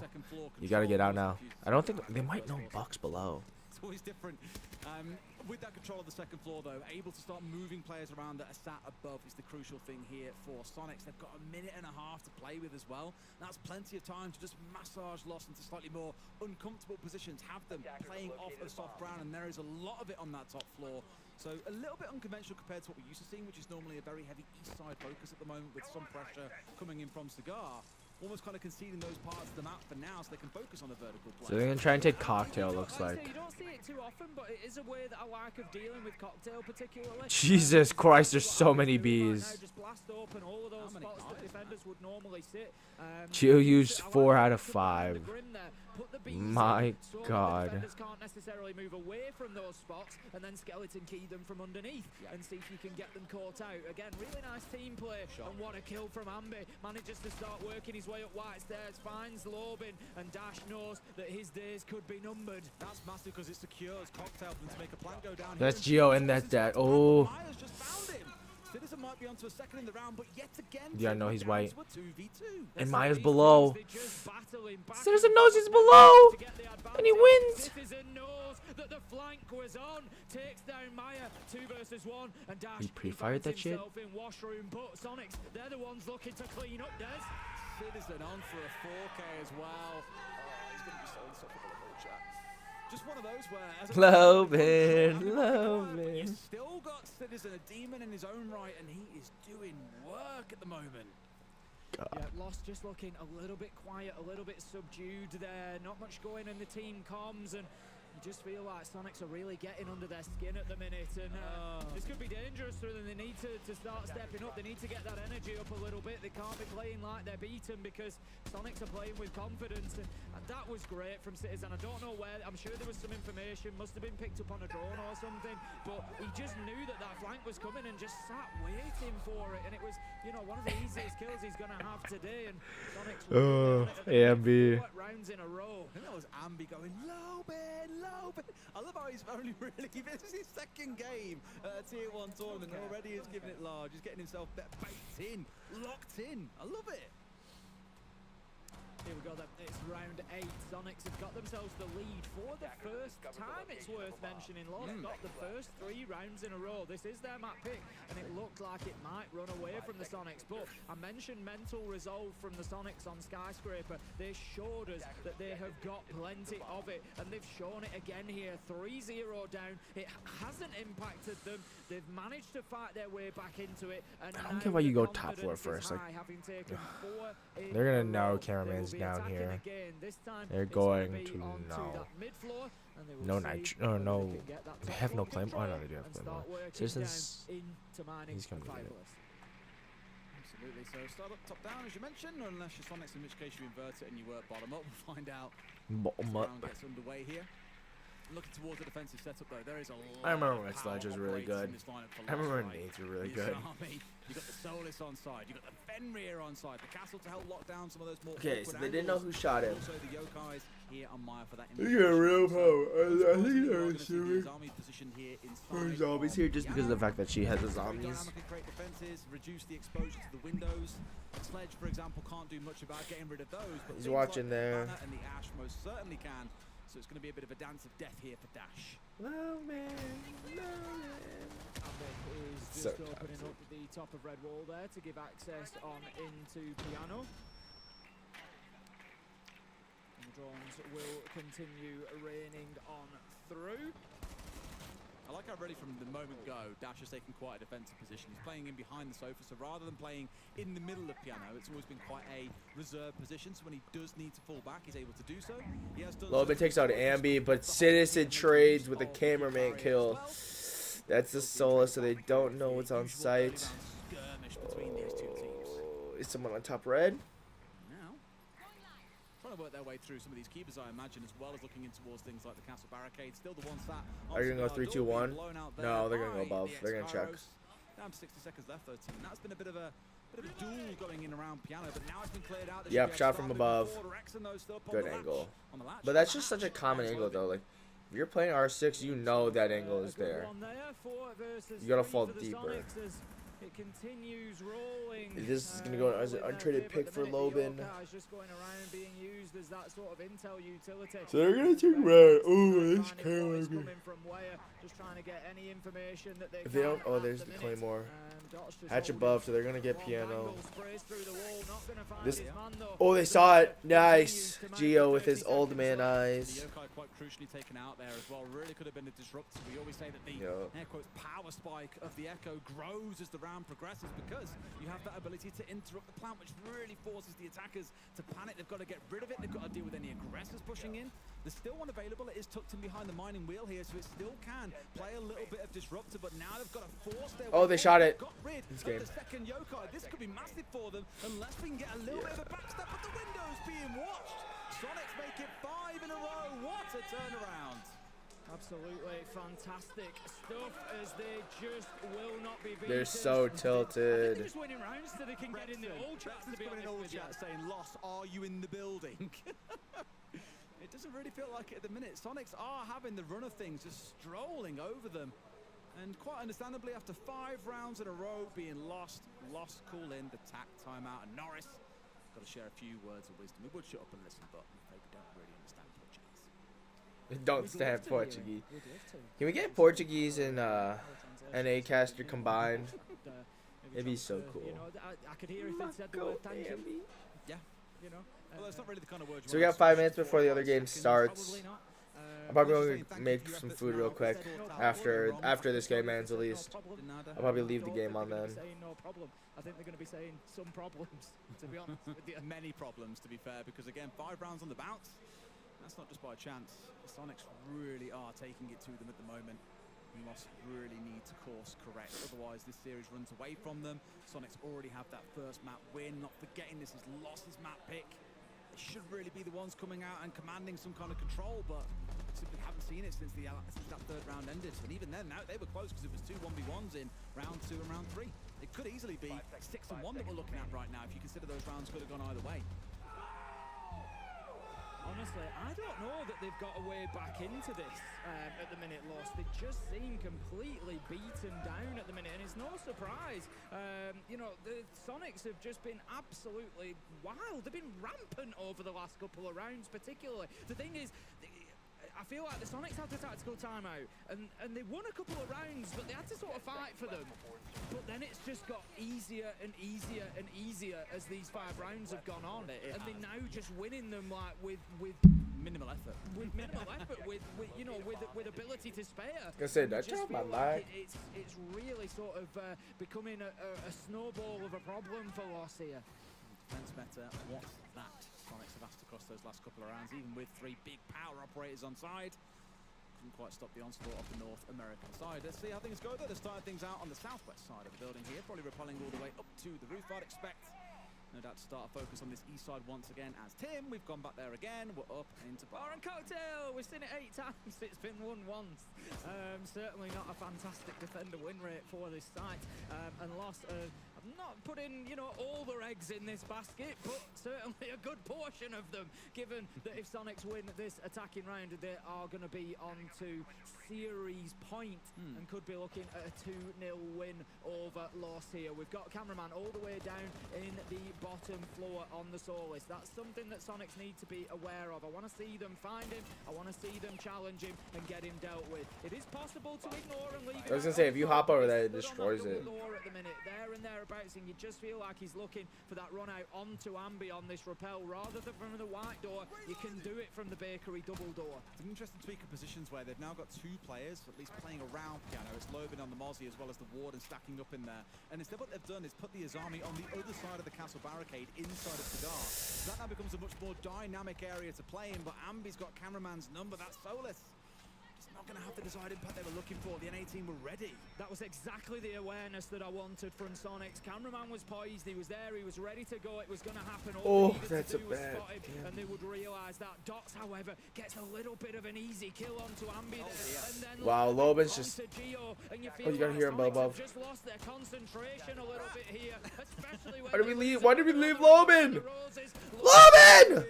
He will not be stopped right now. They want this round. They need to run, Loban, run! See you, bitch! Oh, it missed! Give him the ace! Oh no, it's a triple. Give it to him. Citizens like, yeah, get me out, fam. Up on the roof he goes. Up on the rooftop. 3 kills in the round for Lobin. I love after that first kill that he got, really opened everything up, and I love the kind of awareness on his side that it opened him up to go and push quite aggressively in towards top red to secure the second kill. Lobin, my and that goat. opened up a whole host of problems for Sonics. So really off the back of one player, that has done everything they need. And of course, the counter is in there. Unofficial timeout. We see 2 things happen at the end of round. They gotta go talk. Sometimes you see players sort of stand still, hands off keyboard, and like this, it's just an opportunity to have a discussion. They're taking the fact that they've lost the round. They just, you know, it's that unofficial tactical timeout.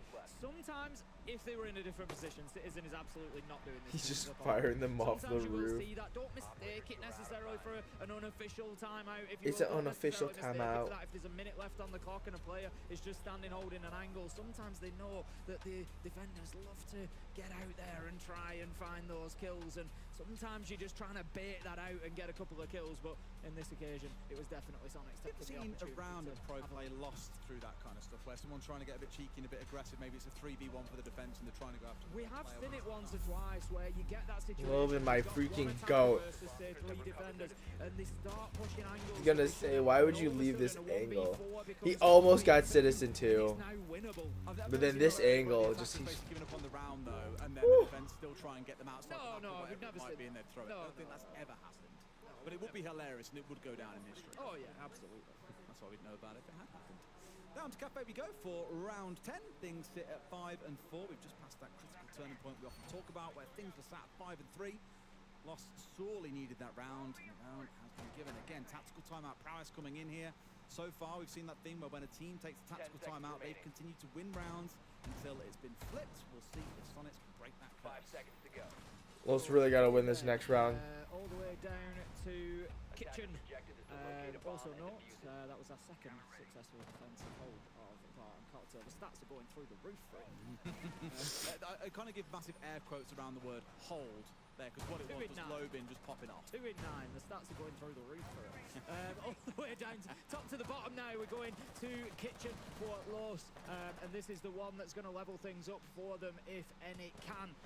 We'll see. Loban's starting to wake up a little bit more and more. All the way from the top, so Sonic straight up to the rooftop. They're going to get the drones out. They're going to straight up to the rooftop. The battle with the roamers here is going to be key to this round, and it could well determine who wins it. If Lost are able to get a couple of kills or burn a lot of time up here and get back to start safely, one drone. it could be round defining. Leave. Equally, if Sonic's leave, Dash. Get a couple of kills and then a 5 versus 3, say, pushing on towards site, again, could be round defining. Feels like anything can happen. I spoke about in the last map the single C4 kill from C4 with kind of domino that starts the whole run down to the round being won by the other side. Small things in the early round can add up to a big ending. And here, you know, Dash not being picked off by Ambi. It could be that moment. This is a Romy you've still got to deal with on the alibi. This is the first one I've seen alibi picked up in the tournament so far. Yeah, to be fair. for us, I think. I can't imagine there are too many operators left that we haven't seen picture. With Lobin's Nitro. Chichanka's been played. Bad Blackbeard. I haven't seen Cab yet. No, I haven't, but I think we might have in general. Yeah, Ambi, you know, fantastic gunner, we know that. But you've got to be hitting those shots at this point of a game. 5 versus 4, that's your opportunity. As I was saying, it was a real, you know, big chance for Sonics up on the top floor to get an advantage. Ambi does ultimately take down Lobin, so that's good. 5 versus 4, but there's still, and guess who it is? Dash, the one that Ambi missed. Manages to pick up Rexton, levels things up 4v4. He's walking around, they don't even know. Still snaking his way around. The bees. Citizen walk through. Cigar is largely ignoring Ambi, pushing him behind him around white. So if Ambi will go hunting here or just kind of more. Is Citizen gonna check freezer? He's gonna spray Geo. Seems a bit uncertain as to what's going on. Ambi doesn't even know where he is. Looking back to where Dash was a long time ago, and he's managed to make it happen. Remember the domino effect, Tim? It's coming into full effect here. He'll be ruining, not getting rid of Dash early on. Finally collecting. But that's major damage. There's 35 seconds left! On the top floor, and there's only 30 seconds left to play. 30 seconds left to play, and it's a 3v3 rather than the potential of that 5v3 that I said. And it's horrible. You know, it feels terrible to put so much on a few missed shots. Wait, this could be a fresh bingo card. If they win this round. Get all the kills. Yep. What a shot from Grixter, though. No. Absolutely slams Dot behind the bakery counter. Citizen is able to get the diffuser down potentially. Others have got to move here. Tell you, this will be one for the bingo card as well. Grixter helps them win this. Bingo card, baby! At the back of the frost mat. A few patches ago, impossible to do. Now. He's pulled out of 3K. Bingo card. Bingo card. That's mentally chalking. Like, your mental is gone after that. Like, you just get me out of the server at that point. Honest to God, get me out of the fucking server. Look. You can do that now. But it was the shot onto the guy behind bakery counter to start with. Wow. The second kill. No, but they couldn't even. At that point, I would just fucking reinforce it. Like, just you don't even need to sit bakery anymore. Just sit prep. Problem there, really, because you know we had those missed shots, we had the double up on the top floor, and we might have been asking different. That's such a nasty shot. You could literally only see his head. You have to land it too. As he just comes around, swings and hits his man, and gets the third. Absolutely wonderful stuff from Grixter, and that's the sort of moment that could win a matchup like this for Sonics. Beautiful thing is, it just shows the round. Not that Grixter's ever been a bad player, of course not. He's looking great, but the rounded nature of this team is honestly terrifying. Like Rexton's had a good game, Grixter's having a good game. Such a high ceiling for this team. Citizen's having an incredible series, and yes, Ambi's been quiet, but he played brilliantly. Did I bet on this game? Shit, I need to check real quick. Guiding them towards the finish line as well. It does start to feel like this is No, I didn't bet on this game. Well-rounded forms of Sonics that we have seen since this roster's formation. I bet on Sonic's Falcons tomorrow, or yeah, tomorrow. I bet on Bleed and W7M. Can I still bet on the? As I said, grow into the tournament even more. can't. They're looking at potentially two back-to-back 2-0 wins here. You know, G2 what a GK. start for them. And that was just a fantastic finish to the round there. Yeah, it was a big individual player that did it, but let's not forget, Citizen was still alive. Diffuser was going down. They were playing it smart. It was great stuff from them, and I really enjoyed that round. Sonics were a pleasure to watch there at the end. Okay. Fresh knew that his bingo card had been achieved. Got through a lot of his bingo hiccups inside 2 days. The only thing we're missing, at least for me and you, is a third max O2. Certainly true. I'm sure that will come. Plenty of time to come. Don't you worry about it. I am certain that will come. Citizen then just going to be taking the opportunity to open up that angle. It's attack onto Reading. Oh, Citizen knows the man is there. He's on 13, makes it 14. You can't challenge him up to the hatch like that. Citizen will take you down every day of the week. By the way, it's Jover, like I really said. Are unstoppable Sonics. Since that round 3 timeout, admittedly, the lost timeout power-up only lasted a single round. Sonics now feels like a train that can't be stopped. 2 rounds needed by Lost. One of them to be won is 4 versus 5 as well. Oh, good luck. Oh boy, you just feel like you're on the edge. The power of Grim is just really showing up. You get that feeling where a team's time is limited, and it feels like that is the case for Wolves. They're going to need a real big moment. Maya thinks about going out of that window, but doesn't do it just yet. We've seen plenty of east side jump outs. We've seen plenty of success. There has to be some engagement right now. They're ready. Citizens watching it. They're sending flashbangs in. They're just saying, look, They're so cramped. They're going to take up top. Loban's dead. 5 versus 3 as Rexton manages to find Lobin, and it is all going in the direction of Sonic at the minute, It's GG's. Everyone say GG's in chat. A bit more aggressive here, pushing out in towards Hallen, looking out towards no door. Cameraman is there, I believe, ready and waiting to pick some up if they push forward, but Sonic simply aren't biting right now. The longer angle's there, Gio's inside the building. There, swung on. Nope, from the top coverage. And beyond to Maya, only 2 left standing, Tim. Sonics are just waiting now for the utility to run out so they can get on into site. Gio does exactly that. Diffuser going down. Won't have time though. As Trickster and Rexton find the final 2. And look at the celebration. GG's, they suck. What a turnaround on Cafe. What a performance. Okay. They were a pleasure to watch. And the Sonics, they win 2-0 against Los. That's big. And that was definitely So bleed. not the gunfight they were intended to take. It's definitely towards Reeps on the red stairs. I mean, So there we go. kind of gap being shown. Get on to the bleed game. So then it's Falcons versus. Let me check real quick. And yeah, you're gonna have Why don't I ever remember? For one player, the second person's holding that ball. Falcons versus Fury. Always fighting 2v1 against W7M.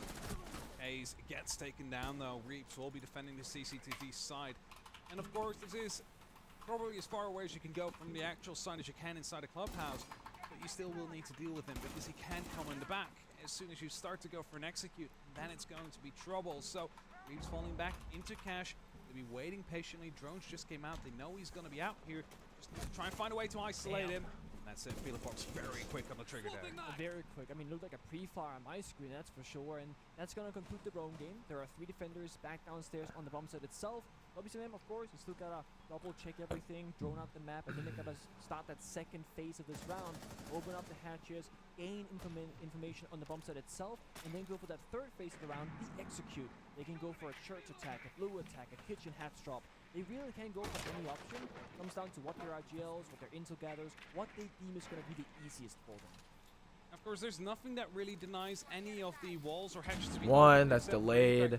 It's gonna be about a minute until the hatch gets open. To complete my sentence there, he only has 1 left, and that means that the next set of Excaros is just going to be opening up that hatch unless someone else has any. No, there's just a C4 on turret. Do you really want to use it for that? No. Turnster gets nade. Why are you just saying their nade? The next person, JV92, is already lined up for the kill. Nade? One of the best support players? What are you doing? In that position, as Davies falls into this kind of corner position, they keep the barriers. Set Architect Operator very hard to deal with Nate being nerfed and not that much stuff available. As Casey's No, turd. Why would you wide swing that? Oh, he's. How is he not dead? He's 1. Mentalist, you've been here before. Just swing him. Pump time. Oh, you missed the But he misses both. Just shoots in the middle and gets down. Actually now going into blue, but gets shut down. That's on Turdster. Why would you swing that? You have such a good position. Almost 3, but it is the basement. It is a very tough side to attack. No, that's true. This is kind of a way to finish as opposed to win. If God, anything, look at Reeps' mouse pad. It's a massive victory God. for them. And the worst So, thing is, we have on blue, that is Team Bleed. They're from the APAC region, or the Oceania region, Asian region. You have Reeps 96, he's Chinese. You have Aspie, who is, I think Indonesian. Mentalist is Chinese. Hoven is Indonesian, and then Turdster's Australian. And then W7M, they're all Brazilian. But you have Philippox, Nade, Herd, Keys, and JV92. All those guys are 2-time major champions. So it's a big David and Goliath story, especially with how bad the Asian regions have been recently. So if they can get at least 1 or 2, that'd be like really good. Hello, welcome to stream. We're just watching some Bleed versus W7M. We rotate or not, because You know, when I used to play competitive in Tier 3, by the way, I'm no big shot. Not even Tier 2? Just Tier 3? I tried Tier 2. I got shut down by G-Bots, who eventually made it to the Challenger League and Pro League afterwards. But at that point, Clubhouse hadn't been reworked yet. So, okay. You know, so there was only 2 valid sites at that point. It's a very long time ago. That was just CCTV in the basement that was still valid at that point. So, you know, that was definitely, you know, bringing it back towards the basement if you wanted to. I mean, I remember old Clubhouse was like, basement was good, and then everything else kind of sucked. No, you didn't really want to go CCTV anywhere was okay-ish, but you don't really want to go there either because it was just... There was only one valid side at that point. But opening kill Aspie gets hurt, it gets in big. this instance, Herds will go down. Pretty good impact last time around. Will be able to drop down through the hatch, which I'm still guessing to some extent as well. He's already putting up some pressure onto the CCTV side of things. Now, of course, you don't really need to take the full map here, but you do often want to take control of CCTV and cache, just so you have that extra bit of pressure to come through, so you can start pushing yourself into construction, into logistic from more than just the hatch drop, and then you can start flooding into the site. That's exactly it. Now the question is, without a block downstairs, without an Ash, you know, soft breach, etc., how will W7M deal with these players inside a CCTV and cache room itself? Because besides fighting it 1-1, I mean, I guess they can hard breach the wall. But no, it's muted. Yeah, exactly, so they can't even do that. So now they're kind of in a pink here. EMP goes out, there's nothing to take that next step, but it comes down to gunfights. Didn't get either. It's further out in the corner, so I believe there's 2 placed, and the other one is currently blocking, as you see right there. So they need to remove it from that current position as the shotgun goes aggressive. We'll find 1, we'll find 2 somehow. He should have Hoven! Hoven! To go on a bit of a recovery mission out here together with Nate, but the Izami barriers are really blocking everything off. Every avenue they make is just being shut down right afterwards again. I mean, this is tough. I mean, I feel like W7M, they're good at kind of changing how... No one's there, dog. ...commit to strategy versus gunfights based on the enemy that they're playing. Maybe a slight, you know, underestimation here of their opponent, because Bleed, they're holding very well onto this ground here inside a cache. Hoven's still alive. Yeah, no, that's that's fine. He's... and all that. But still, He gets info and keys now. 35 seconds left. Progressing this map right now against 2 different crossfires in office and master bedroom is not going to be easy whatsoever. No Oh my god, this is a nasty angle. You also see some restructuring coming in from the side of Bleed. Some castle barricades were being ripped down from Jacuzzi towards Gym, also creating extra lines of sight so they could really play Nate's into, so dead. you Nate know, is so these long dead. Nate is angles so as they dead. break Nate is through, dead. With the defuse now being dropped inside of construction. That is Okay, such a he's gonna have nasty to angle. go They're gonna go for the swing. Confirms that. There's Joel. Also, their coach for Bleed is Julio. If you don't know who Julio is, he was a support player. He was a support, not IGL, just a support flex player who played for NIP when they won the Invitational in 2021 during COVID. So he's coached and played for W7M. He played for M&M Gaming in EU. He coached Furia up in Brazil, and now he's obviously coaching Bleed. So they've got a lot of good championship blood now. So I mean, Mentalist has been to finals. He's been to finals with Aerowolf back in those days. God. So. But again, it's a lot of young guys too, especially with like Turnster and Aspie, who have never been to an invitational. Hoven's been to an invitational. He was with was it Gaming Gladiators? It wasn't Giants. It was Gaming Gladiators, I'm pretty sure. It is a very different. They were at the previous LAN. They were at Atlanta. But Turd also has a different job, which is to reinforce those garage walls. If he goes all the way Turster's up my first goat, to hunt though. that drone, He's so and you're funny. playing Ring Around the Rosie with him, he cannot reinforce that wall. If he lets go of it, the drone is there in a pre-placed position, so he decided to go for the middle part of it, which does deny some information. And as we look at the okay, if they get timeout, I'm gonna go cook my food real quick. Again, they've brought the full 3 here, so really wanting to make sure that they can open up whatever Aspie's gonna get the fuck out of there. The classic, right? You want to bring out your Hawkins, so you deal with the So they take garage. Is this a this is a basement room. Do you want the Maverick? There are so many solutions here on Clubhouse, and if you're a flexible team, you can really. So they lost one already by Aspie. That's not that good though.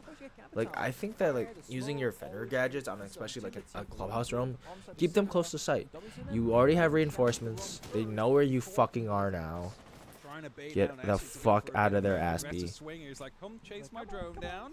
Now he's going all the way through. It's like you can maybe chase it that way. But he's just so staying put. He's stuck, not going yeah. anywhere. You just gotta get out until of he there. gets You have down to get out in of the there. gray. Philippux will find him, shuts him down as well, and brings the advantage towards W7M. Run. You instantly see a bit of a response coming in from Bleed. They need to fall back. They can no longer hold on to that top floor, so instead they'll start to Guys, pros do that too, where they fire without ADSing. They're just like, oh shit, I got ADS. Oh shit, I didn't ADS, and I shot They had anyways. everything pinned down there. Asfi was stuck in the corner. If he moves, he dies. If he stays around, he dies. There is no way out for him besides hitting a ridiculous pre-fire shot without any actual intel. And that, you know, right there, that's gonna strike fear into the other players. So Hoven gets the kill. Oh my god. What? Hoven! No fucking way! What the fuck? Hoven.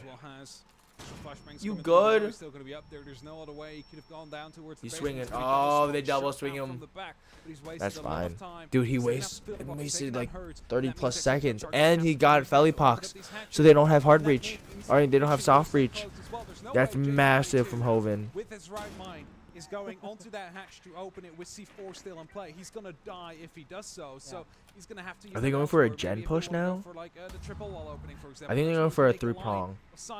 They're gonna go one main stairs, one hatch, and then one blue. Turd's gotta live here. Turd's gotta live. Because if he doesn't, Church is gone. Oh, Hoven's. No, that's not Hoven. That's Turd. Opens up the opportunity to move through. Yep, they're gonna play it. JV92 as the plane goes I down. know he's Reese is there. trying to go aggressive, but gets shut down in the meantime as well. Mentalist, the last man standing, he cannot fall because of that small bit still being there. It's W7M that will shut them down as a result of it. It was a great effort from the flank to come through, shutting down the Hibana. Oh my god. Hoven did so much with so little. So the next match won't take place until 22 minutes. So we're gonna wait a while for Falcon and Fury. Only this year. So they do have that resilience to just bounce back on these kind of setbacks. Well, they do, and the thing is, I kind of want to talk about Home because he made such a great play getting the 2K denying the Hibana pedals and the bar heads, etc. But there's always this fine line you have to play on, especially with decision making. And he chose to stick around near the bar pool table when he could have gone all the way to the strip club instead. Oh, Hoven. God, that was such a lucky shot. Holy shit. He died, in my opinion, a little bit too early in that round. He could have stalled for more time. He got swung 1 versus 2. He wasn't realistically going to get out of that successfully. But again, he did put in so much work beforehand. Can you really blame him for making one wrong decision after making 3 correct ones? No, for sure. And you know, if he would have gone to strip, he would have been fighting just a single angle, whereas he's had all 2 now. And then you might be able to get away with 1 kill before the second one trades you out. Hoven truly is my goat. That's always the thing, right? Like, you don't want to go too far away because you still want to be able to rotate back in time if the site gets hit, because what you just did. But if you go too far away, then they might just be like, okay, we'll put up a flank drone and forget about him until he starts to move back. So it's a rough balance to strike, and especially when you're one of the less experienced players. Gonna say. That's just, you know, the thing of it. They are the most experienced team lead. They have a lot of experience, but they aren't one of those, you know, regular stays at the majors. Made it last time. They're here now at SI because of that. They're still growing in their potential. Well, for sure. They're still learning, and one of the biggest takeaways for a team like Bleed or any he team gets from out of there. a region or team specific that doesn't qualify all often, is when you go to these international events, get as much experience in scrims as possible, and hit some disgusting shots. Reeps, once again, open things up for his team. Hertz gets shut down again on the entry, denied any space in the map. And again, when this tends to happen for W7M, that's when they struggle the most. It's when they lose members early on. But they can also get scrappy. They can pull this back together, but I will commend Bleed here. They are holding onto the map quite well, playing actively in bar, not giving up free space unless they need to. And the thing is, it's CCTV, so you do not need to have full control. You can basically get away with opening up the balcony walls, and by taking garage, that's all you really need. As long as you have someone down below to stop any C4 play from there, you could go for a plant. You can theoretically get away with it. They're gonna feel so claustrophobic. They basics still have now, garage what though. they're doing is they have construction. Someone's got to play from below. Yep, they're gonna impact trick. There, I believe there was an impact that got tossed up Yep. to the roof whilst he was Reeves standing has up got to on play the planks. below, but someone's Bit of got to hold with unnecessary him. damage, but either way, that's what they were trying to go for. Garage isn't even open, or fucking CC isn't even open. But it's not going to be This is ideal. bad. Or vault angle is not what you want to see, and Nate actually He's gets Hoven, but Mentalist trades him out. They know one's down here. Mentalist gets taken down. That's the side player. So you got Garage below and red. It looks like. Oh no, Reeves is back up. Oh, but I hate this Garage play from him. The breach is open. Reeves. Barriers and frost mats as well, so it's not going to be a very easy take. They're gonna go Garage now. If they want to take that, actually, with someone challenging it. That being Reeves with the SMG hitting that nasty shot, but unaware of the fact that there was someone on the breach. It's going to be very painful for them. Filopox in the middle of the side as well. They could try and go for a plant, but first they need to find a player that's on the top of red. Where the fuck is Turd? They're hard to deal with. The thing is, Or where the fuck is Aspie? Oh, there's They're Turd. doing this weird rotation back to Garage. One still waiting on the red stairs. There is going to be the Nice. station out there, but gets shut down. Nade now. He's so close on Nade. You can hear him. He's running. He's running. He's running. He's running. Run! Run, Aspie, run! He's gonna hide behind the shield. Oh, he got healed by the fucking. Gets fully healed by the Kona stations, but that round is over. Well done by Bleed as they managed to, well, basically keep themselves into the trading Oh game my and make God, sure what that the W7M really fuck? wasn't able to get the advantage out there. Oh my, I mean, I do want to say, like, if you are Bleed and you want to throw W7M Turdster. do something that What you the will not see all fuck? that often in practice or in professional games, and that is play the oddball. Like, they go for a very absurd Wow, but he just plays that so awkward because the breach is there. Garage with the flank watch, forcing W7M deep in towards the cash side of the bomb side, and then they collapsing both top red and garage flank at the same time. It's actually perfect. I don't know if it was completely intended to be played out that way, but what Lee did was actually phenomenal in that round. W7M, they couldn't figure it out, despite the Kona station heal, despite the yellow pings coming out. They had the intel, they couldn't really capitalize on it in that previous round. I still think they could have gotten away with a plan if they just would have gone to the other side of the server stack and half the person waiting the cash door would have pushed God. him from the red stairs because he would have to walk by the broken wall out there. And the player in the garage is just too far away to make anything really happen at that point, especially because you would be on the other side of the server rack. But that's the thing, we have the all-seeing eye. Yeah. We don't know what drones they still had up and with what information they were working with. For all they knew, they were already all the way up the mezzanines at that point. Yeah. Of course, a good point. It's easier to say, ha, I could do better than these guys, right? If I had overlays. If you had 1x, basically, yeah. I know everything. I will make the right decision. Speaking of that, we know Impact Grenade about to be run out here from Turd. He hears the repel. That's what they tell to outside. But look at that. They do know it as well. They're mag dump as well. The mag dump. I mean, this is just That's just beautiful. obvious. Now, I am curious if they It's had just a so replay drone obvious. somewhere that caught the rotation, or if that is just pure game sense or preparation study where they say, oh, they tend to run out of strip door with an impact grenade when we go for the repel because they were so ready. It almost looked like they spawned there on purpose with the intent to get that specific. Okay, I'm gonna go to the bathroom. I'll be right back. I'm just gonna. Let me just. Or some way, right? Because they haven't played it in officials. As in the meantime, oh, that's too late. Yeah. Bender is going to be too late. Has to rotate around, and that means the wall has been opened up. And Jacuzzi, that is something that they didn't really have the last time around when they came for the bedroom approach. W7M. So I would say they're already one leg up compared to last time they attacked this. Now the question is, how much ground do they want? Because you can get away with simple takes, office hatch, Uzi breach, construction breach. You don't need CCTV unless you care about it. And the fact that Ying is on the board now for Philly Parks kind of tells me that they can go for a more simplistic approach as long as those Candelas and smoke grenades are available with Amara as well, of course. Oops, I put that in the wrong one. Well, whatever. I'm gonna. Will be an equalization and a 4v4. I was going to say, like that Hurt is playing outside that staircase as the Candelas are starting to come through, and that means an execute is on the way. Reeves will go down. I mean, in the meantime, Herds is in as well with the Amaru-Gara. Hook has the opportunity to play quite close, and they just start falling with every single angle, aware of the fact that Hoven was coming in from the flank, and only Asu left behind the weights now. He will find one, nothing more than that as Fielderpuck shuts him down. So, beautiful round from W7M. It all started off with that perfect read on the run out, and after that, open the walls, get ourselves ready, 3, 2, 1, go! And they find themselves with a beautiful victory.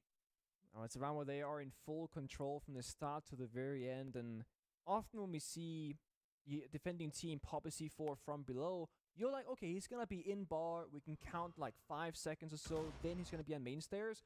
But W7M, the second they heard the C4, there was no hesitation. They immediately turned around, expecting to pop it late, being close to that staircase. So again, they just have either good intel or a really good read on the game in these moments, in these rounds.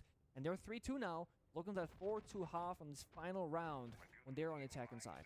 And, you know, right now it looks like it's a close game, but you really, with the current meta that we're seeing inside of SI, it's been relatively defense-sided. You should be aiming for a 4-2 split. Now, Clubhouse has been pretty 50-50 over the last couple of years, especially with CCTV no longer really being a solid option to defend regularly. Yeah. It really only stays down towards the basement, which should be a guarantee win. And then the bedroom, which is like a 50-50 whether or not you should win it. And considering W7M was able to take down the Armory twice, and we're back in the Armory, it is not looking too good for Blue. Well, I always love to say that if you are a good attacking team, you will find success in Clubhouse, because it's all about problem solving different scenarios, and there's always many different approaches to do that. Different operators, different takes from different locations, of course, and we've already seen these first 5 rounds, different ways to attack the same bomb site, as we've seen Gym being played twice and Basement being played twice. So it's no surprise to me that for the 3rd time here, they will again, for W7M, change up their operators. Sophia now seen play. Back on the buff vertical destruction, they want more of a maybe a default take, roam clear the map, break off from the floor inside of kitchen, then go to the side. And Bleep 2 are playing more laid back right now. They're not aggressive in your face on the staircases. They're not roaming inside a blue staircase early in the round. They've given more space now to the attacking team and say, we'll meet you on the side 5v5. We think we can take you there. There's still 2 Electric Claws left in the pocket of Mentalist, and he's playing inside a dirt tunnel. I actually just rotated back out. I was going to say, he's playing inside a dirt tunnel right now, so I'm not really sure what he was trying to do and achieve right there, but it's obviously just to keep that kitchen hatch shut. I want to force him into a different kind of play, and Herd's just being patient there, waiting for Reeves to go for a second time around and shuts him down, as he does. But with that Electric Claw being there, and basically being indestructible because there's no real way they can get it, I believe. Maybe with the impact from the Zofia concussion if they manage to bounce it off right. Yeah. But otherwise, there's no real way. I wouldn't be surprised if we're seeing another motorcycle take to come through. They might have to. Might just decide to not care about that side at all. I mean, as you said, like, JV on Maverick does not want to get near that most likely because it's usually you'll die to C4. I don't even know why he's playing Maverick. He's not done anything with the blowtorch yet. It's more of like a in case we need it, right? It's like, hey, right now it's fine because Motorhatch wasn't Kite trick, but like if we lose Herds or Nade, then we still have the backup. Yeah, and it's like until then, JV is just like a free gun. He can become an entry. He's got flashbangs. He's got a great weapon. He's more of like a loose element right now that's yet to be utilized. And yeah, they'll go for dirt. They're gonna go blue. It'll probably be a backside take in the scenario, but the diffusers are nade on the Moto hatch of all places.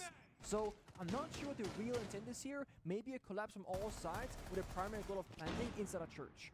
Maybe getting through right now, of course, can destroy that Evil Eye with the blowtorch if he wants to. Turd goes down by the side of K's as it is W7M trying to collapse. They find themselves in all over places on the side. Hoven is digging himself in deep right behind the bar, trying to make a last stand that will be making a lasting impression. Mentalist coming back outside off dirt is hoping to make it stick, but he's the last man standing.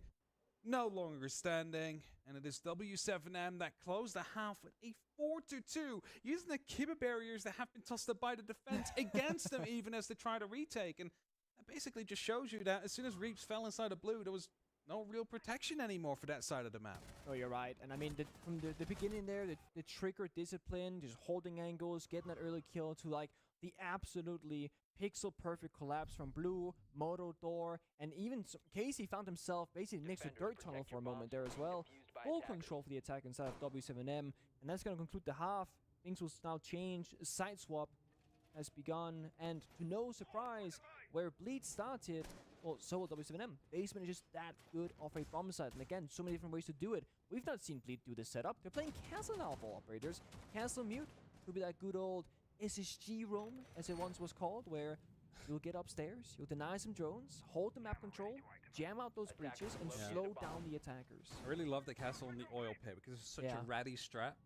You can just lay underneath it and shoot them down, and they cannot hit you because, like, you're underneath behind the staircase. So if they, even if they go prone, they can't see you. Well, so you can just see half their body from underneath that little gap. Of course, I don't think they will do that, but it is an opportunity that you create for yourselves. Herds looking to go for a spawn peek. Will he land? Yes, he does. Pre-fires it. I think he might have even saw like a little bit of the barrel started shooting at that moment in time, but that is painful, losing your buck like that. I'm not sure if he had heart breach gadgets. I believe he did. So that really only brings it down towards Hoven and Nasfeet for the rest of it. He did have it, yeah, that's true. So, yeah, you're right. Less heart breach utility. Ying now, I mean, the thing is, when you're playing the lineup that Bleed is currently playing, like Bach, Hibana, Ying, Habitat, and Dokkaebi, every single operator is such a high value pick. If anyone dies, you're losing a significant portion of your strategy. Bach dies, okay, you lose a little bit of your heart breach, but you lose all your soft destruction. Yeah. Exactly. If Ying dies, that's your bomb site execute enabling operator. Same with Capital. Dokkaebi's for the roam clear or for chaos during the execute. And Hibana is your only true heart breacher. So no matter what happens here, it's really bad if anybody dies, but someone's got to do the entry work. Oh, he gets locked out on the Kiba. It's such good timing. He's just going to throw in a second one. He's like, I want to take this dirt tunnel, and suddenly the Kiba barrier pops up. No drone though. He's dry checking all these corners. It's a risky business. Hertz will find the very first though onto Hoven before the strike back comes in, but W7M still really leading the charge. Mentalist now having one of his Candelas caught off by a magnet, but there is going to be a Kiba barrier that will force him to go into a crouch or prone position if he wants to take this fight. There's 3 guns aimed at his position right now. There's even shots being sent through the soft out there. You're not really going to be able to do anything. You need to walk up and punch it out first or find the 3 kills. So Mentalist is just in a dead position right now. He needs to rotate around and try and help Turd. That's exactly what he's doing, but a lot of time has been wasted already. Yeah, and even if you squat up here, you gotta what? Walk down bottom main, you got some smoke. That's all I have. Exactly, you got 2 smokes, 2 flashbangs. You don't have any other options here, but this is not gonna be pretty. Oh, the diffuser's down. Oh yeah, that's in spawn, I guess. Was it the buck? Or down blue staircase. Okay, down blue stairs. So it's not the buck that died there, but it is still a long way to go. So even a plant isn't really an option right now. They need to go for like kills at this point. Yep. They're not gonna recover it. It takes way too much time. Not gonna get any kills either. They get slaughtered the moment they get down the main staircase. W7M, they are everywhere on the map, and they are not there single-handedly. They got crossfires, they got multiple bodies, and they are seeking out the attackers. They own the full map in that round. For a second, I think we are headed towards CCTV, but we're having a timeout to be called out. It is going to be Bleed. Having a little bit of a chat. No, we haven't spoken about this actually, but since Bleed calls a timeout, who's behind there, right? It's Julio himself, the former member of W7M, who's now coaching Bleed for the 6 Invitationals. And that's one of the big things that they did. Coming to Invite, they've been working with Julio to prep for the event. I believe they bootcamped as well to get some experience before SI. Like 2 weeks? Yeah. So they've been really preparing for this event specifically. They go up against W7M this early on. That sucks. But every team that plays this W7M, no matter how good you are, it sucks because they are currently the best team in the world, basically. But the more rounds they can get, the more experience, the better. Would you rather have this game out of the way so you can focus on the rest afterwards, which you might be able to pick up points for your actual placement? I would rather play this like first game where nothing matters and then worry about the group stage and then making it through as top 4 than have this be the game that decides whether or not you're going home. Yeah, exactly. Because you're not winning. Because then, like, we're up against the champions. Yep. And it decides if you go home or not. And that's just very heavy weight coming down on it. Yeah, it's one of those, like, you want to have the decisive games that defines, like, qualification to be in your control. And playing against, like, the best of the best really doesn't feel like that's in your control. It's like, if they underperform, you might win. But if that doesn't happen, you're not supposed to unless something absolutely absurd happens. So yeah, now is a good time for it. Okay, I'm back. I'm very We're happy back. to see something like Nate playing the Clash here. W7M still happy to try out different strats and practicing various things, despite this game maybe not mattering as much to them as to Bleed because they're very much expected to go through, of course. Yeah, just trying things out here. And there's a bit of a difference as well, right? As the Swampy comes in from Hertz, a second one in a row. Just gonna finish my point anyway. W7M is expecting to win the tournament. It's expected to win the tournament, and I don't think. God damn it, Reef! Why are you dead already? Of course, they would love to win SI. Yeah. But they are also realistic and are like, we just want to make it as far as we possibly can. Probably like main stage is their goal. Yeah. Quarters, and then see how far they can get from there on. Just so you know, you're in that realistic expectation. And of course, you're always playing to win. You know, the mentality there, you need to beat everybody to be the best. Is also like, I mean, you can afford to lose against W7M and still make it to main stage if you win everything else.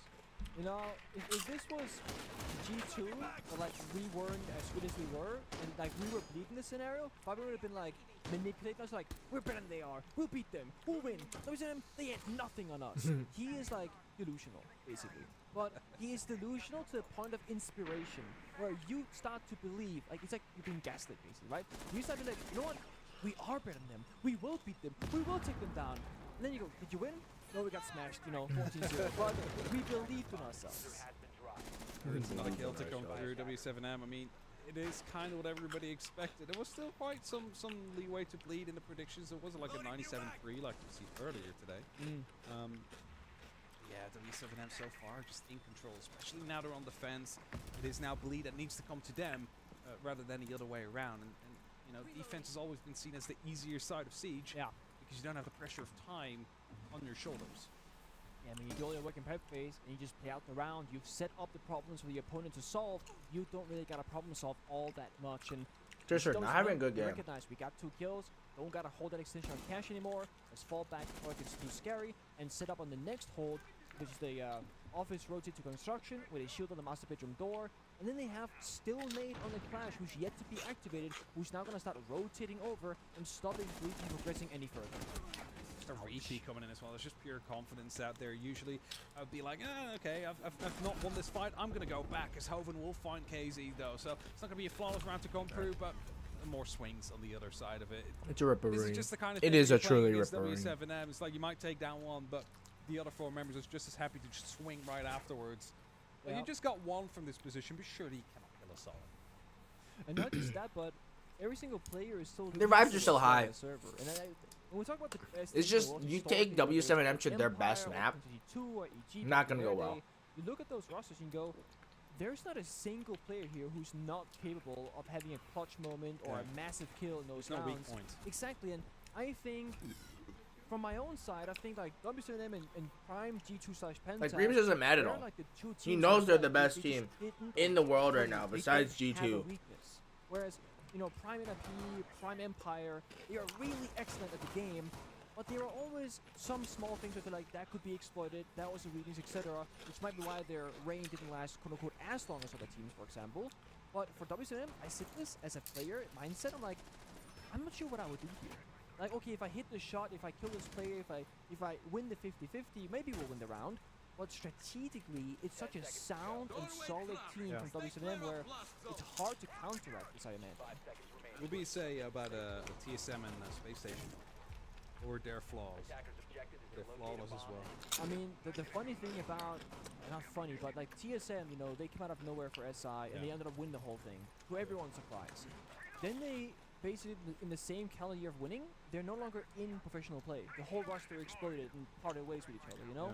And it's one of those, like, I would have loved to see the potential of TSM long-term after winning SI, that I've kept up that same kind of performance, that magic, but that's a curse that we talk about, right? TSM may win, they're kind of disappearing. G2 won SI, they have not done well this year after that fact either. W7M, one of the few teams that historically will keep doing well. What are you doing? That's just funny. Hurt's gotta go for it, you know? He's gotta go for it. I'm 11 right now. I'm gonna break the map record because it's gonna be over before we even have the opportunity to do so. Yeah. I love Maverick as a concept because it's a free use gadget. Like you are Picasso, right? I want more of that kind of stuff where you have so much creative freedom to do whatever you want to this wall, or you can just die. I was going to say, like, the amount of impacts are definitely going to be coming back to bite them at some point. And, it's a one-on-one trade to come through. Maverick gone means that wall that's going to stay shut, I think, actually. I mean, there is still Selma's left. If they use that effectively, they might want to use that for a different point on the map as well. Also, he's on the opposite side of the map, being challenged currently, so a single bullet and his life ends. Love the confidence here from Masvi. Happily holding the angle. Doesn't matter if you get swung. But yeah, the Maverick dying earlier has definitely forced him to change their approach from the main wall of CCTV to a construction side and take instead. And I think with W7M, you're relatively happy with this. Closer distance, no like really far rappel angle that's hard to deal with. A more fair gunfight for defenders, if you will. But still, it's bleed in the man advantage here. Ouch. Make that one. For a turret coming in from Logi will shut down a player inside of construction, leaving it only up to Nade and GV92. But as you said, they're all lethal.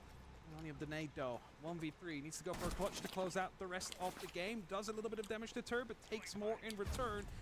Shut down as well. So Bleed, they live for yet another round. So 3 more map points that they need to be parrying off if they want to be making this to overtime and get themselves a map win after that. So there's still a very tall hill to climb right now, and it all starts off with like Hurts with like, that was a bit of a goofy play. I mean, it's like, he heard something, so he's like, I'm gonna open this up, but everybody is gonna be hearing that respond to it. It's I mean, frankly, it looks and feels like Hurts is playing ranked right now. Like, he's like, oh, I guess I'm gonna go for a spawn peak. And like, he's next been doing round, it every round so far. Exactly. I'm gonna go again. I'm gonna go again. And he's probably gonna keep doing it until it doesn't work, like in that previous round. And okay, fair enough. I gotta figure it out. I'll do something else now. But Hurts' playstyle the last couple of rounds reminds me of like Loki a couple of years ago, back when I played with him in like Go Force or like minor tournaments, etc. Because he would do the same thing, where he's like, oh, I'm testing my opponent. You know, he's like, I'm gonna keep spawn peeking every single time and until realize they learn if they're stupid or not, basically. And it's like, okay, Lead, they got that check. They failed it twice, fair enough, different locations. Third time, they were very much ready for it. He's not gonna do it again, there's no. Sure he is. He's gonna fake apply the pressure, right, to keep them on their toes, to slow them down. And he's gonna just force it out the door. They spotted him. They're chasing him. Like, where's Hurt? That's him. Keep on his toes right now, Hov, and see where he goes. You see? Oh, start door, guys! Start door! Careful! He's trying it again. I told you he was trying it again. You're right. I mean, it's like the last time he died in garage. There was a second attempt in that round as well, because first he was trying it upstairs. Oh, no one there. So he rotated around to the garage, tried it like that. Excuse he me. actually faked the reinforce as well. So it's like he has the opportunity to just fall back. Yeah, and he hears the buck coming in now. He's gonna probably try and take one fight. If he doesn't succeed, that is opening up the hatch. Nice. Oh, they weren't ready for it. Should have taken the hatch, buddy. Yeah, I'm surprised he didn't go for the drop. He heard it was Fox still in the key on the door. So it's not like he's thinking, oh, if I open the hatch for them, that's bad. No, it's blocked. Like the hatch will get open up. Yeah. So he might as well drop the lift, take the risk, and the second one follows. I feel like W7M having too much fun right now. I'm not gonna lie to you. A little bit of disrespect here towards Bleed, I find. I was gonna say it's not fully respecting your opponent at this moment in time, because this is like, oh, I'm just gonna get myself known inside a stock and expect that I can leave, and they don't set up. Whilst they were following the entire time, and they're actually, Lead was playing that perfectly, setting up those cross angles, so if he would leave, he would be caught. So he should have just used the hatch at that point. Like, they thought it was reinforced, wasn't the case. By the way, Kaze is the next one on the chopping block, just playing this quite aggressively, but the drones have basically already left this area of the map. Oh. He's too afraid. He heard something coming in from the main door. He's being picked right now. There's going to be another pickup to come through. If he would have swung in the first place, he would have found Reeves, but instead, only Nade and Felix left on the board for W7M.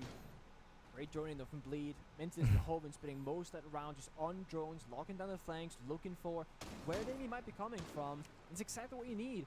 Sure, W7M, they're playing loose, but Bleed are adapting well to this and playing correctly around it. A lot of people ask you, like in rank, if people are playing overly aggressive, what should I do? Well, hold angles. If you expect them to play aggressive, they will run into your crosshair and you will take them down. If you think they're always going to go for a flank, have a guy watching it or have a flank drone ready to call when they go for it. Lead are adapting well. Now in the 2v5, they should be swinging out. They have no choice. They have no strategical structure left. See Nade moving up right there, so they're very much aware of a player being out there. Oh, there's a flashbang coming through. Flashbang meta is what we're in currently. Nice. They're just taking them apart, but they're playing very ranked S and very solo. They're not trading each other. That's a huge pick. Spots a second, gets it down, but someone comes. Oh, somehow comes away with that.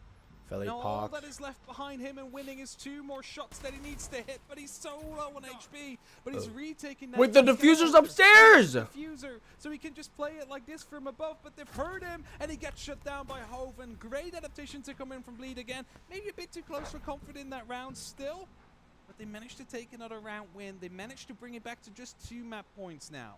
Certainly too close for comfort. Of course, Philipox didn't know he had diffuser because he was not down on the play that he killed, but we saw from the UI that he had a really strong and stable position. He swung that hatch because he didn't think he had it and tried to isolate some members there, trying to get a kill when he heard the revive sound.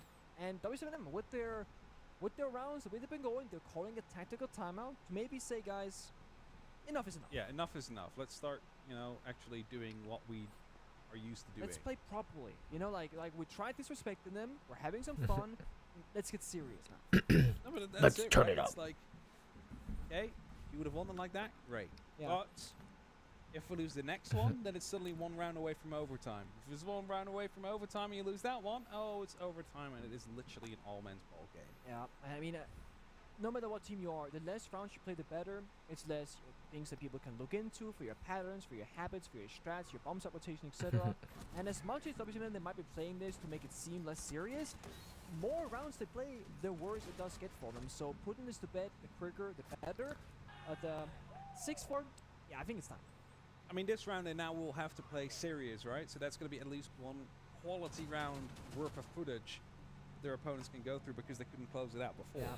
So that is something that is definitely going to be useful for their opponents right now. So the lead helping everybody currently in the world, allowing for more to be seen. Falcons games looks like it's getting started, but I don't know if I'm gonna watch the Falcons game. It's not that good. It'll be a very tall task. Yeah, gun skill is still a very important part of the game. Yeah, like mid-round adaptation, the roster 1-to-1, how they square up, and you know, a big talking point for this. I think after this game I'll probably be done. I don't think I want to watch Fury versus fucking Falcons on stream. It's not gonna be that fun. Wait, are all their players back? Give me a fucking second. They can change throughout interchangeably in a round. And that's what we see. Are all their Unless players teams back? lead, they have like this very solid way they want to approach the round from the prep phase. They Shit, I follow didn't even through. do that. I'll do Whereas this. a team like W7M, for example, in this case, they can change fast, slow. Yeah, I think all their one-shots, players are take back. whatever, in an instant. It's They so didn't have visa versatile. problems anymore. Yeah, because that's a Sham. They're literally taking fights all over the map, and it's like. Sari's on the other better gun when side. We have the information, we can take the fight. Because right now that will be open up. That is going to need a second team. I think they're back. No, that's going to open up. This JV92 wasn't in a position where he could actually juggle. Oh, there we go. That means it's a free open. Actually, it might be a really good game now that they have their full squad. Into New Blue at least. They're just falling back slightly. He's afraid of what might be coming. It seemed like So Labs and Chalet. You've used 2 Candelas. There must be a reason why, and there's no one there from W7M. So for now, it feels like wasted utility. I was gonna say, they might have been scared like the entry point was gonna be a dangerous aspect, but I mean, better safe than sorry. I'd rather see you spend 2 Fry versus alive than die with all 4 in your pocket, of course, like you mentioned. Like, There's the EMP. no EMP. That's not good. I mean, Still had 2 left. I mean, you know, that should have been there. Border is Sure, gonna they be the can fun do one. it again, right? They still have the 2 EMPs. They will be using it on this door. Just need to get someone out there with the actual can opener so they can get it done. yeah. So I mean, they're adjusting to it, but they did get punished initially. And JV now he reads it. Got destroyed. They mistimed it. Oh, that's very Nick, painful. JV had put it back on, so it looked like it wasn't kite tricked yet. Coleman goes to put it down before the MP, and then it zaps it at the same second. That is actually pretty bad for them. It's definitely going to be making it way more difficult to open that one up, and we still are struggling with opening up the kitchen hatch itself. Now, there is another set of Excaris coming through. There has been a lot of opening from the Bucks, so you don't really expect anybody to step out voluntarily now and toss in the impact to open up. So instead, that will be opened up. Now, opening up into dirt as well. They're trying to take this fight, but Nate is out there, and he has an AFNA to support him as well. He just sprays them both down. And that could very much be the end of Bleed for this map, but Turk strikes back. He manages to at least get one. He's now in his warding glasses, is going to be making sure he's not going to get He flashed. doesn't see him He's drop. someone Oh, on he the gets side one. and swings by, manages to find one. Yep. Spots a second up on the top, but the third one is already deep inside. Mantilist will shut him down. That's a DBNL, but he still has to fight many more. Will fail to do so as W7M will lock it off with a So they win 4-7 game 1. victory. And you see there in their faces, yeah, that's the map done there, right, boys? That is the good half that we wanted, that we needed. And I'd love to see a Warden player actually... Twister is still here as their coach. I really thought Twister was He the saw coach's him drop secret. down the hatch, swung the main stairs instead, prioritizing the more important angles there. Well done for W. Okay, let's listen in. If I was in Fury shoes, I would definitely try to start out the gates hot. So when you're saying capitalize off the BG exhaustion man. coming from the Falcons players, Dark. how would you attack that or approach Like that? us. I guess it really comes down to the first initial rounds of just seeing how Falcons are playing, maybe from what you saw Crit yesterday, J. then how you're seeing Crit today, J. and try to exploit maybe where, you know, there are spots in the armor or the shield that you can initially just take full advantage of and kind of just keep attacking that point and seeing where the initial weak spot is. I9. Again, What the f? back Oh, to he has a against baby. Fury, where He has a again, baby. we have done all this prep, and it reality, it's a completely different ballgame that Falcons is going to be playing, and it's going to be a lot of mid to late round adaptations. We don't have to look too far back to see Fury have some success. Okay, it was different roster, different times, but they've got experience, and that experience is going to trickle through a player like I9. So I am expecting that to, you know, be at the forefront here today.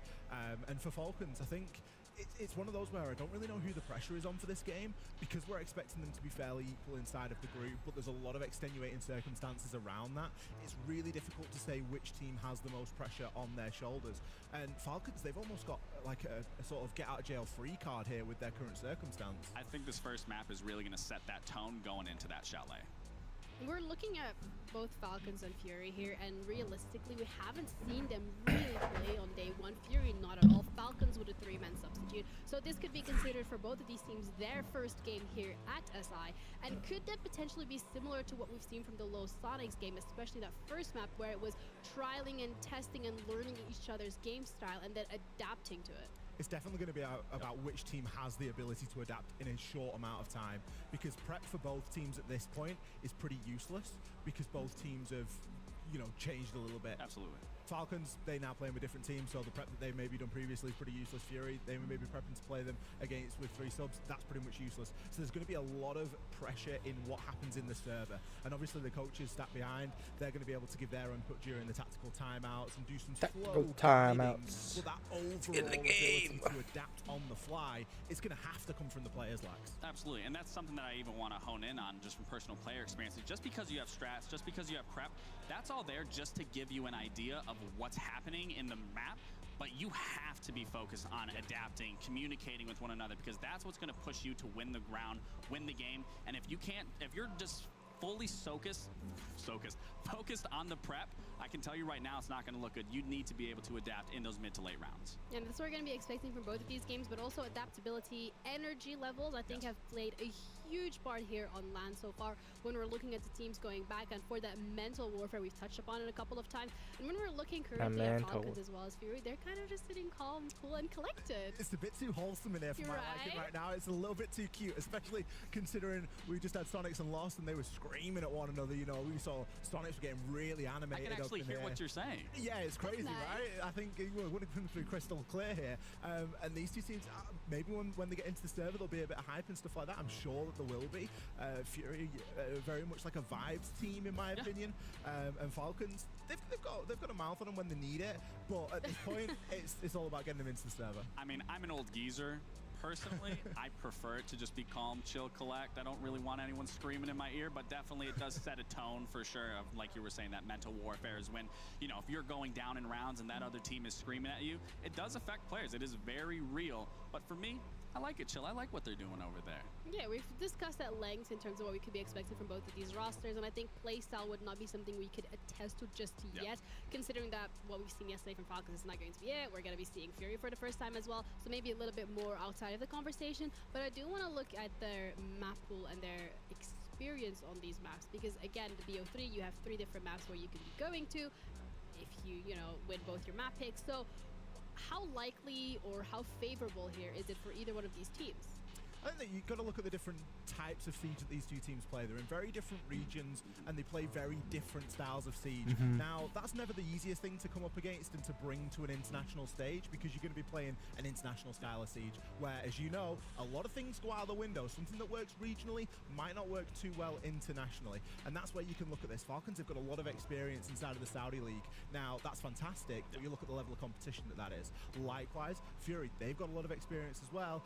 But again, what is that experience against? Who are those teams that they're going up against? But this is where it's going to play into who is actually paying attention to what the other team is doing, is making those adaptations. Because if you aren't doing that, then it doesn't really matter what all that prep or everything went into. If you can't identify what that team is doing that is stopping you in your tracks, they're just going to keep rolling over you. And also, even when we're looking at Falcons particularly here, I want to touch upon the fact that at Copenhagen, they didn't have their full roster. They had Valentino playing in as a substitute. But even locally, within the MENA region, they were not #1 seed. It was GK. So it brings the question, you know, they exploded onto the stage during G8 and everybody saw them go up against BDS head-to-head in that finals.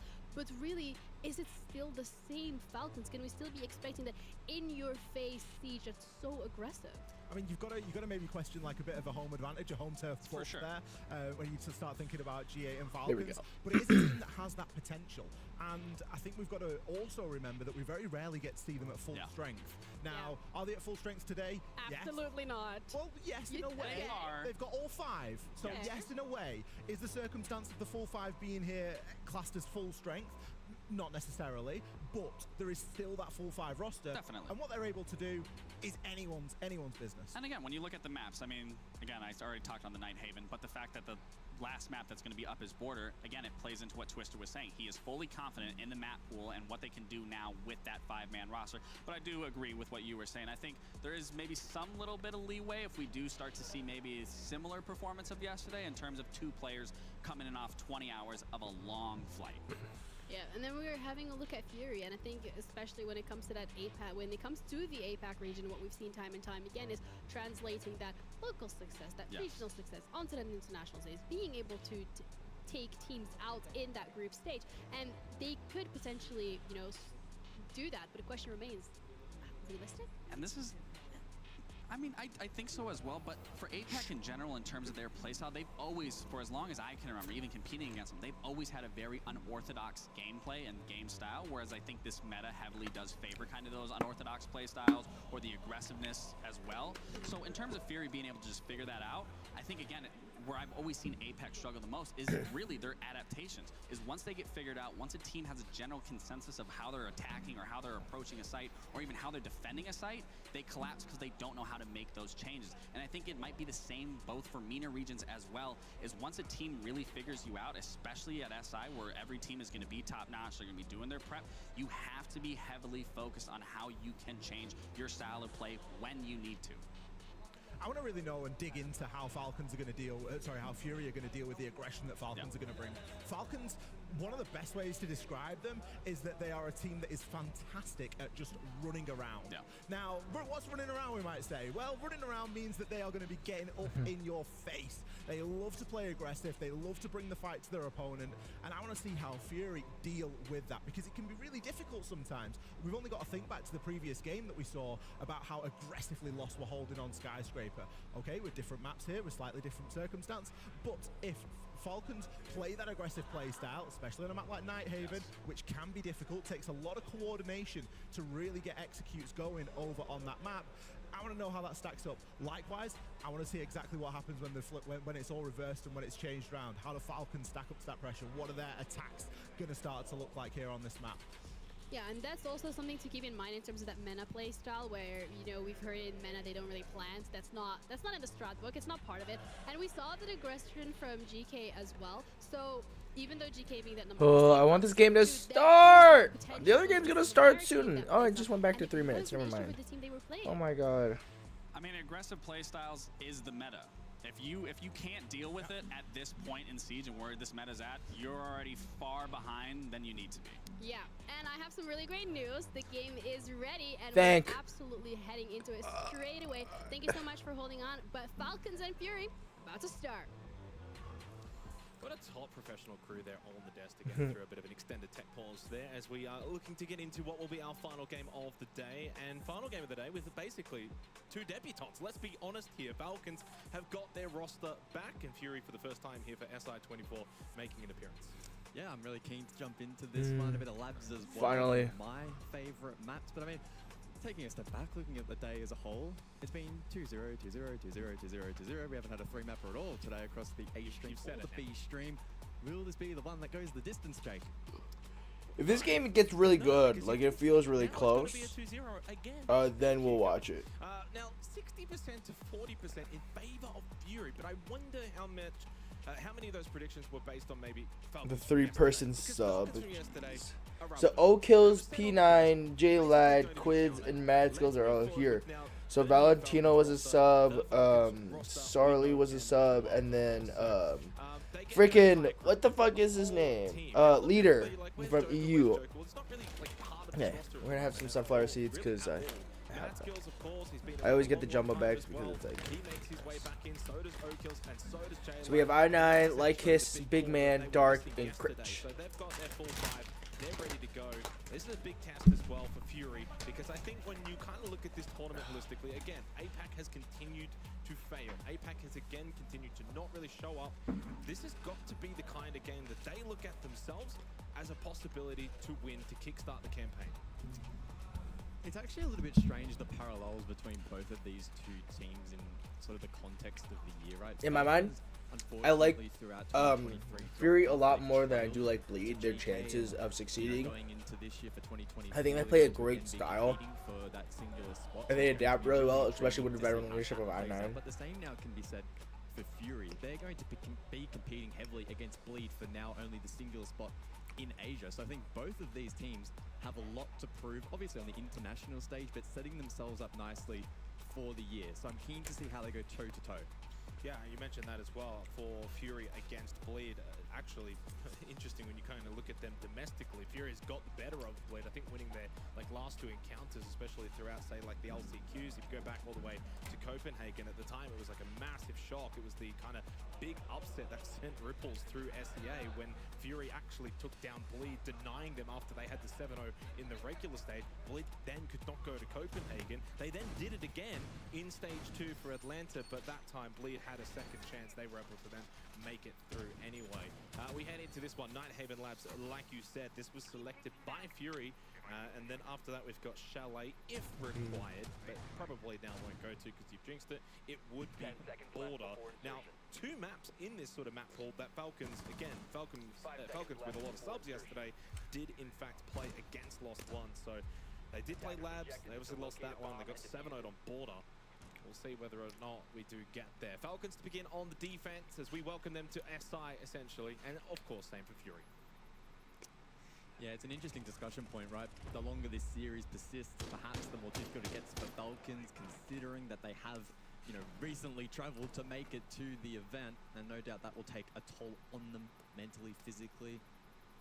And Siege is a very stressful game at this level. We kick things off, though, on the top floor. And the minigame for the main breach will begin. The meta for opening up the wall is typically the attack getting vertical pressure from down below. It makes it difficult to keep hard breach denial on the wall. We see that play out. The wall opened up with the ace. Yeah, curious to see what Fury is going to bring to the table here. I think they're a The good fuck? team without probably being a great team, especially locally. Certainly do rate them. One thing that Fury has always stood out with as well is they are a proper 4-5.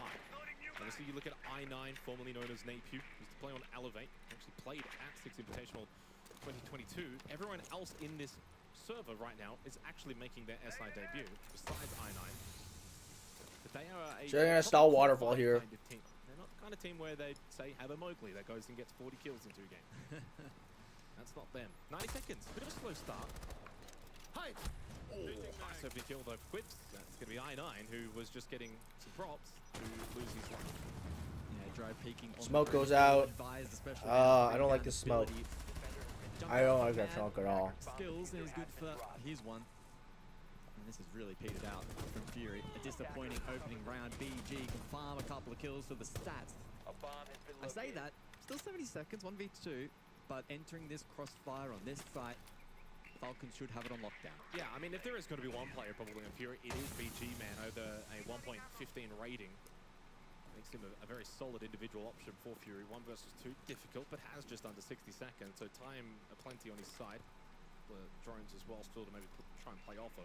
But 1 gas babe available for P9. And that drone very much going to get... He has an ace to win. Ironically, they have 1 smoke, 2 impacts. Shots, probably not understanding that O'Kills has already pushed up though. And this is the Falcons that we expect. This is the Falcons that have obviously made a name for themselves when it comes to Rainbow Six Siege. Internationally, at big events, at big tournaments. Yeah, a bit more subdued now from Fury. We saw in the pre-game they were very up and about, and I think it was mentioned on the desk, very much a vibe. Okay, the other game is starting, so I'm going to go back to this full screen. Vibes are good, and everyone's energetic and up and about and feeling confident. They play well, but they can sometimes peter out and sort of funnel into that negativity. So, slow start from them, but strong from Falcons. I will say probably the most concerning thing from Fury. We're mainly gonna watch this Falcons game because I think this blue game is gonna go pretty fast, unless they win their map pick. And that may well be a very deliberate decision from Falcons, because we've seen time and time again on that objective across the leagues that we've covered, right? If you allow the attack to set, there's almost nowhere to play safely. So I really like that from Falcons, and we'll see if that's a trend that continues across the map. Yeah, I felt like Fury were a little bit stagnant in their approach in that last round, where they weren't really able to get a whole lot inside of the building. We saw a little bit of a lurk over towards blue. Fenrir, Dokubi, Monte. Everyone else was just kind of outside reach and dying to exterior shots. We got a basement for the second round. Tank and assembly, as chosen by Falcons. Of course, this is a tournament, though, that has again proven to be significantly defender-sided. I don't expect that to change in this particular series either. So probably expecting Falcons to have a decent first half here. The onus would then be on Fury, of course, to try and change the narrative a little bit. And that's going to be a very easy breach towards site. No contest at all defensively by Falcons. No Tubarão, no Kaid. Of course, Tubarão banned out. Can still bring the Bandit, could still bring the Kaid. Instead, they do allow the breach to get opened very comfortably. Looking at their particular setup, though, I do wonder if Falcon's going to be looking to put more pressure up above rather than on site. This Oregon's going to be really hard for Bleed. Heavily into the Oryx, Especially a House Stout, W7MR. And this attack may look to converge on towards that position. Mad Skills comes across for support.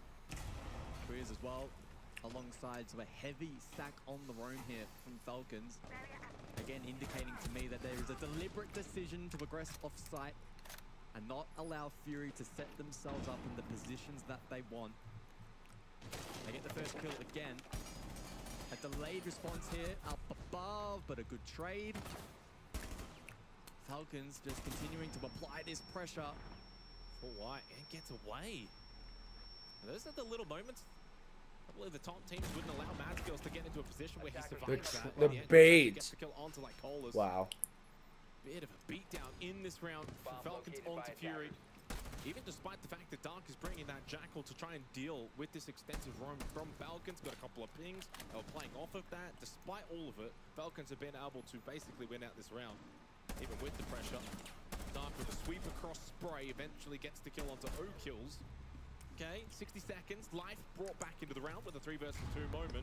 But I9 and Dark are very low on health. Going into the final 60 seconds. Now need to make their way over towards the basement. Don't do it. Easy. He did it. Also Jesus Christ, Herds. Not mines. I mean, how do you even push sight at this point? Either Mad Skill still with the Azami and Kiva barriers can block so much vision. Let alone the fact that it's a 2 versus 3. Really difficult from here. I9 drone shot out, low on health, needs to make the push here. 30 seconds, got to get going. He has one flash to play off. Can that create perhaps a pocket of opportunity here for himself and Dark to combine? 20 seconds, P9 to fall on the vert. Dark, though, will need to scamper towards the staircase, get himself in a playmaking position.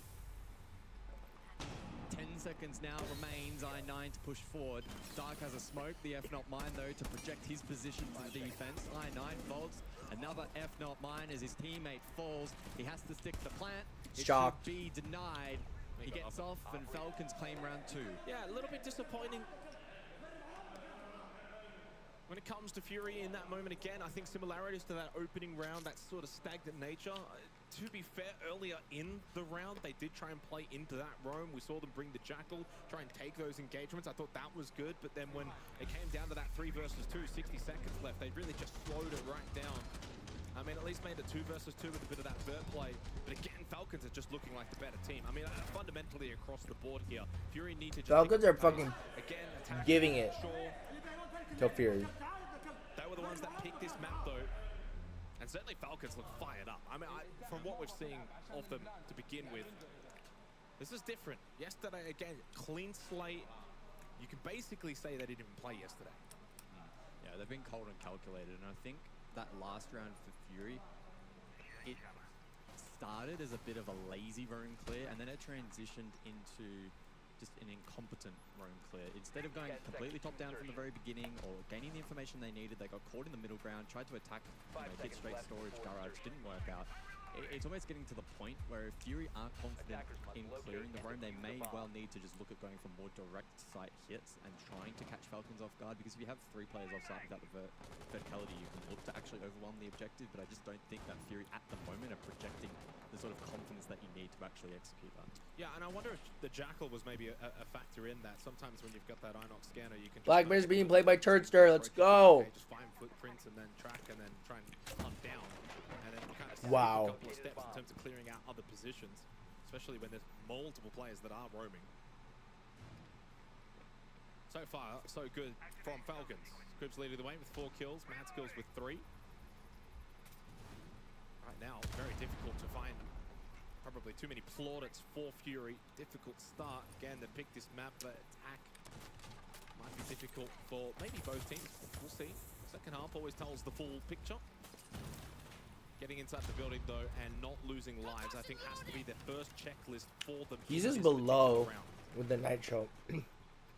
Naden hurt. Right at the very beginning of the round, we almost saw an interaction there between Crit-J on the Zofia and Okil's on the Solus, but that's just something to keep in the back of the mind heading into the late round, that Solus can elect to lurk down below, play for plant denial, depending on where Fury look to hit site. Yep, if they don't draw keys, free kill. Nitro still to come. I don't think they are. Shotgun to peek, gets the down. The trade doesn't land. P9 good for 2. The SMG for the 3rd. It's going to be a perfect start for Falcons. And Fury Timeout. just do not look awake at the moment. I mean, take the inadvertent timeout. BG met the game side of things. There is still a black eye out there, though. You just saw it activate as soon as the Ash Chargers were being used, so they do have the information. Yep. Hayes gets 1. Oh no, that's an unfortunate swap. As Asfi walks through, was able to pick up that kill. Now in there with the diffuser, it's only up to Nade in a 1v3 situation. This round might actually go towards Bleed's side. So he gets shut down from That's the side. so unlucky by Keys that there's another and the one. return of the mag dump. Blackbeard. No face shield needed, and Hoven again, the confidence, the aggression, winning those gunfights very convincingly as well. A big member in that round for his team. This opening, of course, huge. Hasty, nice. Really bad timing. Really bad timing. Siege timing. Yeah. That's what we would call that to some extent. Yeah, and you could say, like, what if you threw the C4, walked left or walked right to evade the hatch angle? It's just one of those small things where, oh, he should have done something differently, but he simply didn't have the intel to know what he should have done better there before it was simply just too late. There's bees, there's calls going on as well at the same time. Shots are being fired, and of course, like you could hear the footsteps, but there's so much going on that you might just not register it in time. Yeah. So, again, that's something that just needs to be said every now and then. It's not always as clear-cut as it seems with everything that's going on. It's not like you're just listening to the game. Your game audio probably quite low in comparison to your shot caller who's making everything up. Exactly. Like so is Valentino there? I can speak from experience where let me just look at something. She's like, quiet, I need game sound. And it's like, well, we need to talk. Like, Yeah, you need to mute TeamSpeak or something. If you don't want to hear or need to listen, then mute yourself because, like, we cannot just shut down the entire team because you need silence. Yeah, and it's tough because game sound is very vital in Siege, but so is communication and sharing intel as well. So always playing a fine line. Third, gathering info by denying it on the Bravo drones. Those are going to be very beneficial for the mid stage of this round. So if you have an attacker who's not overly busy with something himself, you can flick through cameras, gain a bunch of intel, at the very least know what is clear. Asvi, well, unfortunately for him, failed the first drone toss. He'll succeed in the second attempt. And it's again, discipline. Fully droning out tier 3 of Attic to make sure, Attic with Big Tower, to make sure nobody is there, and not being lazy about it, repelling it, and then dying to a surprise effect here. So again, Bleed, doing the right things here. Now they know Herds is there, though. They've also spotted, of course, the rotation and goes back into the attic. So there's only 2 ways it can really go. Either he stays, or he rotates out, most likely towards the other side of the top floor. And Herds is currently setting himself up at a keeper barriers, looking to reinforce his current position. Which, for the side that we're playing, is a strong position. Because if you cannot take the back off stage in the tower, a lot of your plant potential already gets denied. And it's not like you're setting up for an Ossa plan. There's no Ossa. Oh, so Valentino is the still where you wanna get that substitute plan player. Yeah. Surly Most is probably their coach. I Birds has read the situation I quite think well. they're Both players analysts. are on big tower, so it's too many angles to worry about. They're gonna do a 3-2-1 rappel at the same time. With the red ping with the drone again, Bleed. The supportive work right now really paying off. But Casey might be able to just crawl away. Entry kill coming in for the side of Bleed. Herds now. I think trying to Mazgos is strike on the back. roster He's and Joker putting up some isn't. pressure on the back of the tower. Whereas Reeves, Oh. he wanted to go for the skeleton Yeah, key here for you a go. double pickup. Instead, both quite low, but they are alive. They managed to get that kill, so the tide has turned in favor of W7M, who are now eyeing up Plan B, which is going to be the meeting plan. They're starting to open up in the lobby. They have control of that, so why not? But there is still people roaming around as Turf finds Nade. That does definitely ease things down slightly. Yeah, I mean, Featherbox and KC, they're alive with 1 HP to their name. It's just one stray bullet, they will basically faint and fall to the floor. The Bleed looking quite good in this round, but the question still is land position and the cover. All 3 members in very separate positions. One big tower, one small tower, one's at a lobby. There's no support here, no trading for Bleed. They are so spread apart. Fear kind of just don't and seem that like they might know how be to doing- attack Nighthaven Labs. Might be. Especially 20 seconds. There's still people all the way outside. They need to make a decision. The Mentalist is alone on this side of the map for the diffuser. He dies! That's round over at this point. It's only up to third with 10 seconds left. He's pulling a Guman out of his feet, but there's no way that he's going to be able to turn this back around. And W7M, even though they lacked the opening kill, opening 2 kills almost, are going to be able to take that round away. And I mean, they all rotate to the opposite side, except for the diffuser, which stays on meeting. Yeah. Which you then think like he might have wanted to go for a sneak in, try and get the plant in that way. Risky. But what are you going to do afterwards, right? Because there's no cover for yourself at that point. And it's again, we saw it on the lobby side. W7M, they had the crossfire. The 2v1 is never really a fair fight if you try to isolate any of those members. And it goes to show that they pre-plan these things. This right here from Reeves, very, very unfortunate. If he got that double kill and didn't die himself, That would have been a turnaround. that would have been a turnaround for sure. That might have just been the round for them. It is going to be the basement, and Reeves has decided, at least for now, there's still opportunity to change, bring Amaru. You might be wondering why we are in the basement. Why? Right? It's just to take quick control of, for example, the tower or for the bedrooms, just so you can clear out those roamers quicker, so you can get yourself in an advantageous position that's easy or rather hard to clear out. Just insert yourself in the middle of it, clear it out from there. You just saved yourself 30 seconds for the rest of your team, which you can then use on the execute, which you definitely do need on a bottom 4 execute. Often Exactly. teams just run out of time to do it properly. Yeah. I mean, people will say, oh, this team is playing so slow, they're attacking with 20 seconds left. Yeah, but, you know, It's just the a big fucking map meta. sometimes. And if you can be really quick at getting to big tower, you will save 20 seconds that you will then have later on, like you just mentioned. That's exactly right. So it's really about how you There he goes. pace yourself. There it is. Yeah. So the pacing, big tower in 15 seconds, that's really quick. Now you got big tower stairs flank control. Unless Reeves dies in this position, that's gonna buy them at least 20 seconds, maybe more of sheer effort. And that will be invested later on. Now, Drone him. Fairfax very close to Reeves now. Isn't G11 versus 416. It's not necessarily a fair Someone fight drone for the him. quarter. There goes out. Reeves paying respect here, saying, I'm not going to drive peek this. It is a dangerous part of the map. It is the basement bomb site on that staircase. I just swapped around with Herds, of course, playing on that Warden. He's Drone now him. Playing around the Shaiko position and So they know that Ashby's here now. holding off that staircase. So if flashbangs come around the corner, simply activates those glasses, has the opportunity to take a fair fight, a 50-50 at that point. Yeah. It might actually be favored for the defenders because the attackers would think, oh, they're flash, we can take Yeah. that fight. We don't have to be on point as much. The defense typically favored, right? Like, you know where it takes. Dude, I love that angle from Freezer Stairs. The defender will be standing upon us at that pivotal location. So timing is okay now. I would say for Bleed, I would say on a quick pace, you start reaching the hatches at about 145. It is 135 and they've started doing so. So 10 seconds behind the curve, not bad at all. They still have things to work with. The only issue here that I find and that I see, they don't have that key enabling operator. There's no Ying, for example. They have the Grim, that's fair enough, but Capital, Ying are excellent for the basement bomb site to help alleviate some of those key positions or weaken the defenders. Instead, the Grim Bees, they might get those red pings going, but it will come down to the gunfights, trading successfully, and winning out in your individual engagements. It's more of a zone denial rather than really an enabler, right? It's Yeah. like, if you are standing in this position, we will know you're there. We would still have to collapse on it, and which Yeah. on a basement bomb site, it's going to be quite difficult because it is just a very fortress-like hold. But as they open into Shaiko, it allows for the opportunity to get a flashbang down there.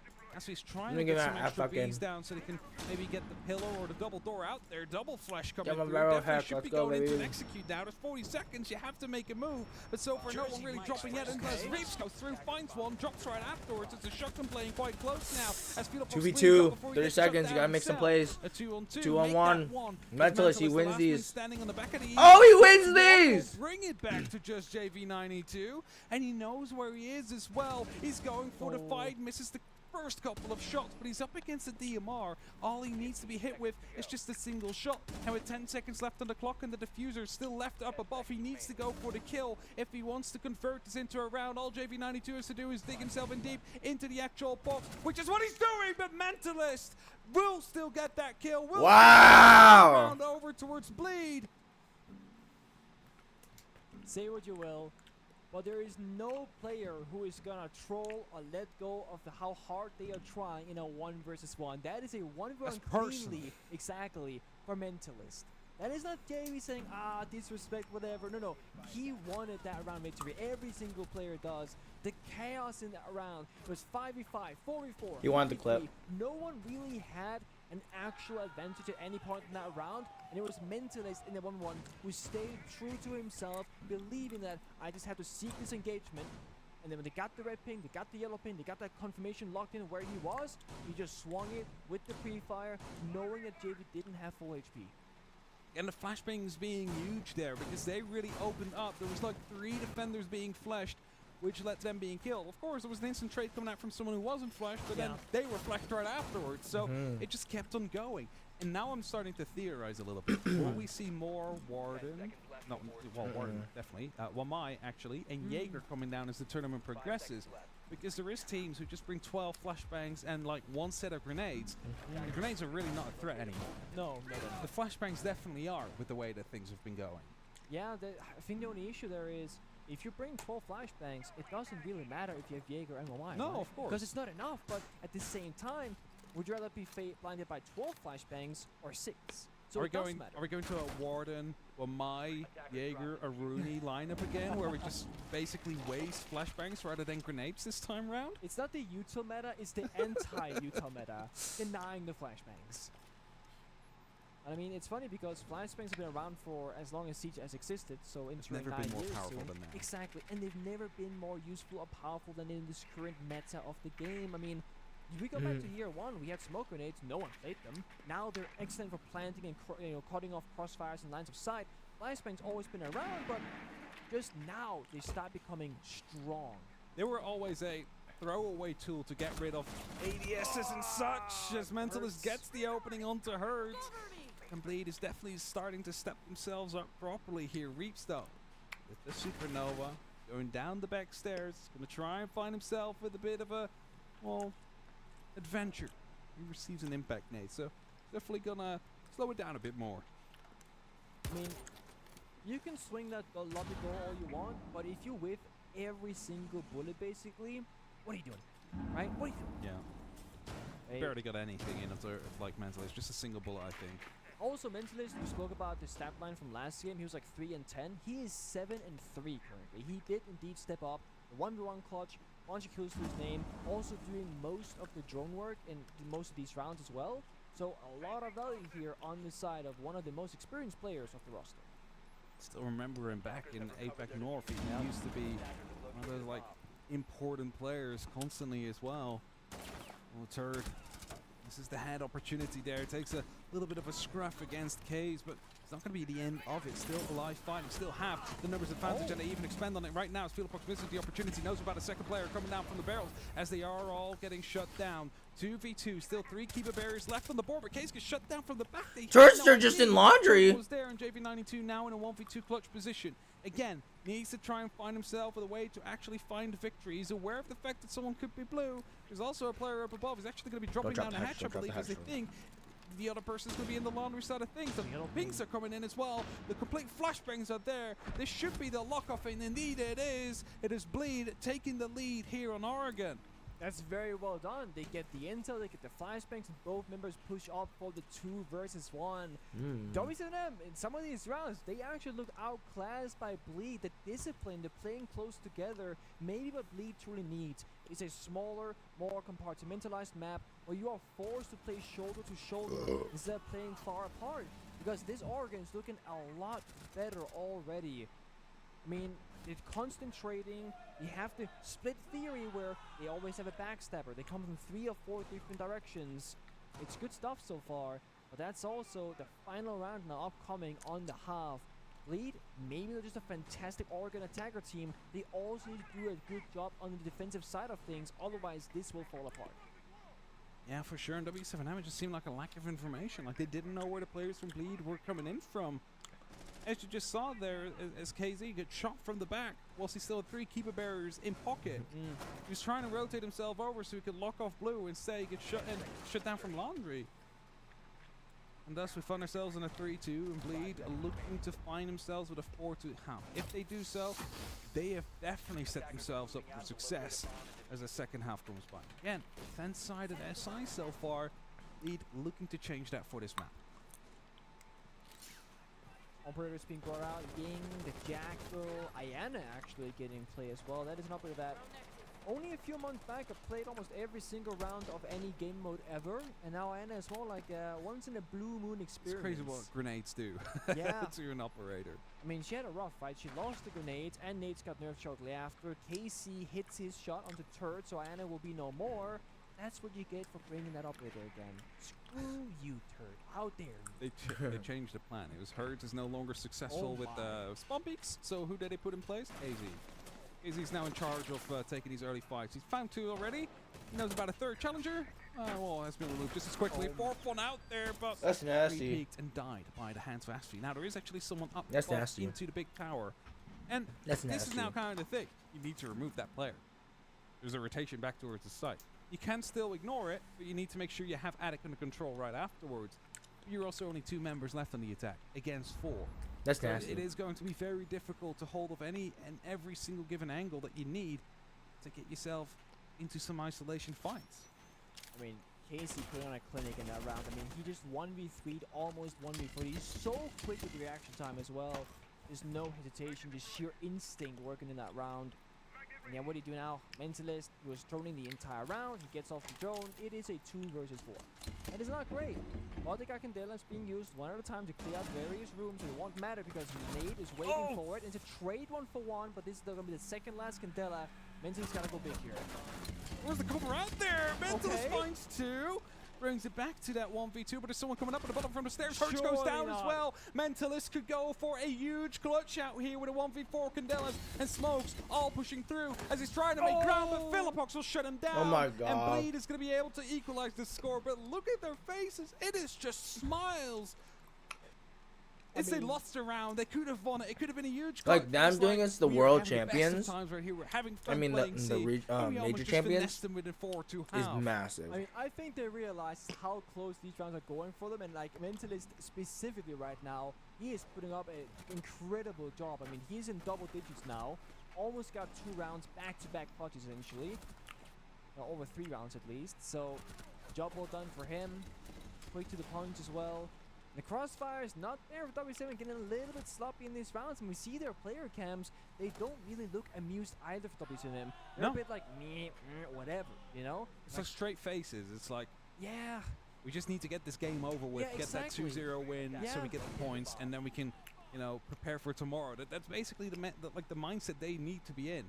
And like you probably know better than others, when you're at the top, everybody wants to beat you, but there is teams that you probably will prepare for less in the tournament than you will for others. And I think Bleed is going to be one of those teams where it's like, I think like they probably think we can get away on raw gun skill and our fundamentals, so we'll be preparing for the other teams in our group more, which is why they need to treat it as we need to get this one over with and just get back to the other teams that are in the group. It's true, but also even the like the preparation that goes into it, but also you cannot try 100% every single matchup, right? That burns you out. Yeah. So sometimes you gotta lay back a little bit more, and this is probably one of those games from them. But when you start losing rounds, losing 1v1s, missing shots, and things are falling apart, that is going to stress you and bother you, even though you don't quote-unquote care as much as you would against other teams. So I can see why there might be some frustration here from W7M, and they're on attack now, 3-3-half, they gotta step things up. There comes the Warden, playing against the Ying directly. Mentalist quite close as well, but he's going to be pushed out towards the meeting now. Not going to be blinded. Realized there was some pressure coming out from the window. Realized there was a Candela coming around the corner. Decided, I need to get out of here. If I stay, I will die. So Mentalist now rotating around. I believe he set himself up deep inside a meeting somewhere, but in the meantime, Hertz has found himself, what a bit of a creep, find himself inside a laundry. So he has the opportunity to do a funny thing here by shutting someone down, as he does, and now suddenly starts to fall apart for Bleed. They've taken that Mentalist above, they've just shut someone down inside the laundry in the sights, and suddenly W7M have a lot of room to play with here. They do. And Hertz locking down 2 flanks, Freezer and bottom laundry, whilst that was going on. So no support really be had there from the side of Bleed. As you mentioned, who's on the roam, we're completely locked away from the rest of the team. Hurt has maybe a read in the situation, might be looking for a flank, but we see the outline. He's run back towards the bomb side and giving that up, so we will play this out on defense. 5 versus 3. Maybe Fish that's the on the hatch, but it should be expected, and yep, Nate is literally watching the angle as he gets tossed on up, so nothing will come of that. This will be a tough round for Bleed to hold up against, but if they could do it, it would be a pivotal moment. Now they have set themselves up completely around the side of the E-box drop, and that means there's a lot of opening right here on Freezer and on Laundry. If that gets spotted out by W7M, they might just be sending 4 of their players down this direction and only have 1 person around on the actual E-box. You see right here, there's one on Pillar, there's one going to be on Blue, and the other one is playing around in the Freezer hallway. It is all centrated around that single hatch, which is not being taken whatsoever by W7M. That's messy, scrappy. W7M, check your corners, take them all. 2 guys outside the group, they're both locked out. Hurt could find 1, he does just that, but there's a second waiting for him as well. Flashbang's coming through, Turd hoping to take the fight. It's going to be fully blinded now, JV92 hoping to make that impact last, but they fall back. They knew that, okay, they did what we did. There's only 10 seconds left on the clock. They need to go for a plant, and thus Nate is now starting to push through. It's important that the cover from JV92 is going to be on point. Instead, they're going for fights. They're not going to try and go for the plant, and will manage to make it stick either way. And that is a decision that is like, okay, that's well, good. We could either go for a plant and have a 1v2 situation with potential utility, or we need to go for a fight because we're better than them. And that's kind of what they did here. They're like, we have a better success rate with fighting this in 2 single 1v1s, rather than going for the plant and basically inviting them to come with their utility to try and take us out. It's also just the surprise effect, right? Who expects them to push in like with that? 2 seconds left. Exactly, like, they're gonna go for plant, guys. They have to just stay alive here. No, they're gonna run into you and take those fights just the way that they would like to. But it's way too close for comfort. What it was basically a 5 versus 2 or a 5 versus 3 came down to a 2v2 that could have gone either way. So W7M, they are not really as in this as it looks like. Yeah, it's 4-3, they're in the favor here, but 1 or 2 small details going one way or the other has been changing the outcome of these rounds. They're getting away with it because they're this good. Yeah, that's kind of the fair. point, right? Yeah. They're getting away with it because they're the double major champion of this year, and they just have that like raw fundamental skill that allows them to get away with this. If they are like a team that has been consistently grouped at majors, they wouldn't be getting away with these 5v2s, bringing it back to a 2v2 with 14 seconds left on the clock. You'd lose those rounds. So they have that kind of plot armor or safe line, you know, which they've developed themselves. We have to say. But that's why they managed to bring back these rounds, even though it should seem like they should take them back. Okay, let's say a more structured lineup here from W7M. They got the Flores drones, they got the Grim Bees, they got different pieces of utility to work with to deny the bomb site once they get there, clear out utility, and just kind of have like a more common pace where it's like a straight. He took it personal that all the spawn peaks kept coming. He's like, yeah, I'm you doing this really myself. That definitely felt a little bit personal there. And Hertz, who's playing Flores, by the way, will lose out on all that active utility. So a crucial member to lose. Not like Ayana, where sure the Gemini clone will get you some intel, but Ayana is mostly commonly used as an entry operator. Losing her is kind of expected. Flores, not that kind of story. So now you just bring out the burp in me. Inside, Sparkling ice. Not my sponsor. Stack up into the freezer there for just a second. I believe they've rotated out. At least one of them. Reap still playing close with that shotgun. but they're rotating out because they've heard that there is pressure coming in from the security. That hatch might open up soon. You don't want to both be caught up in the middle of that. As that smoke canister gets used, that's just to buy yourself some extra time or to buy yourself a way out, because they will not chase you through it if you're trying to rotate back towards the site, or at least usually they don't chase you through it. There is some madmen that do. I certainly wouldn't. And we see here double push up.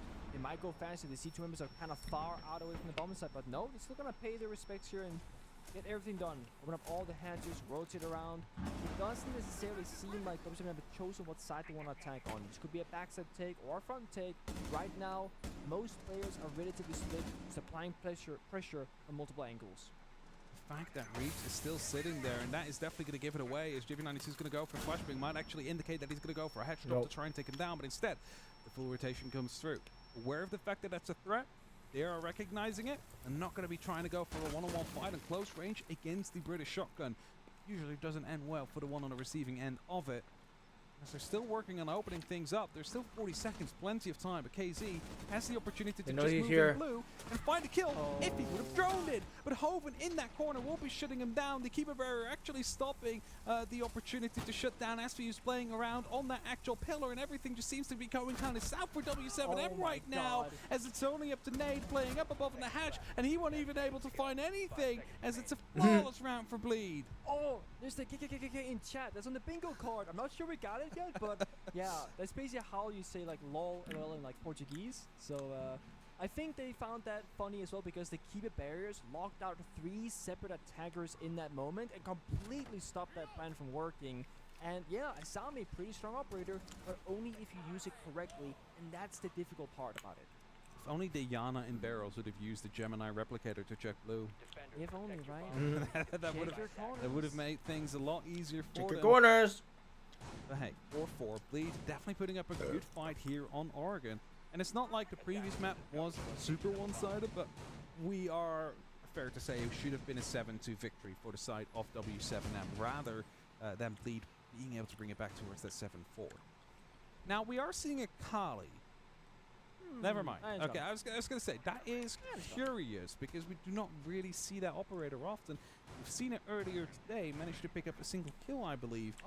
But it is, I mean, especially on LAN, where everything just connects, you want to have that rate of fire, you want to have the volume of fire. Yeah, you do. Whereas, the single shot is like, you hit it, it's great, but if you miss it, then you're probably dying because someone's going to send back an SMG at you.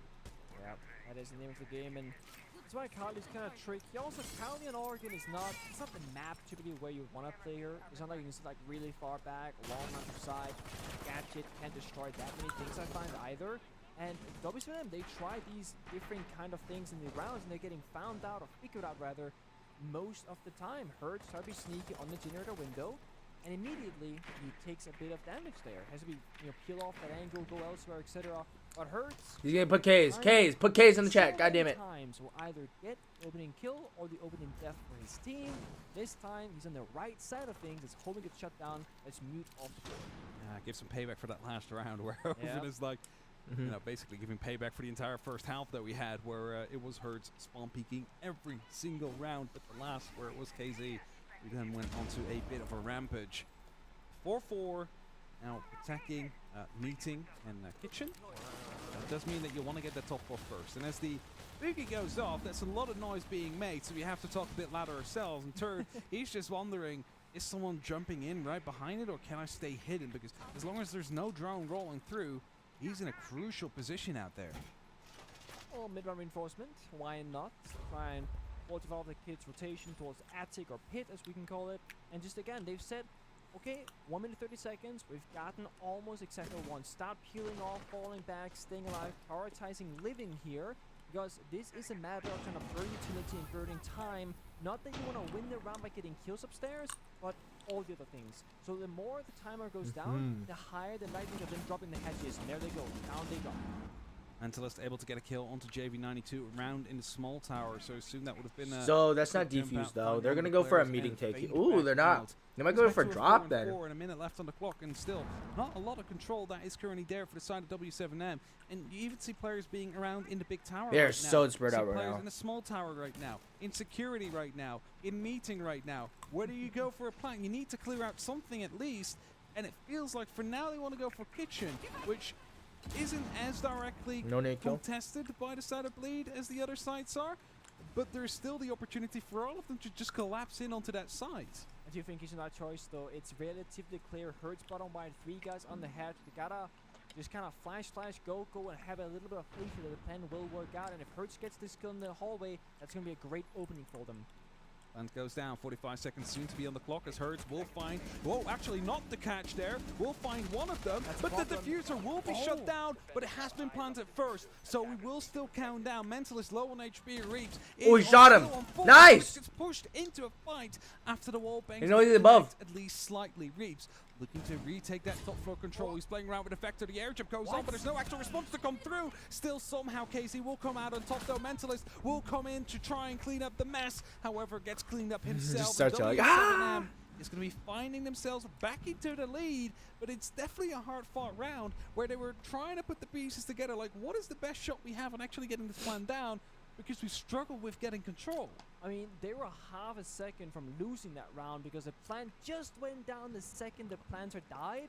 So if Valkyrie flanks just a little bit quicker or whatever, the plant starts later, that would have been a different outcome. Again, the details are defining these moments between these two teams. And with that round loss and W7M getting into the lead for the first time on Oregon, they will effectively, or basically the first time, they'll basically call that tactical timeout, lead, figure things out, and see can we push them to overtime or try and take this in regulation.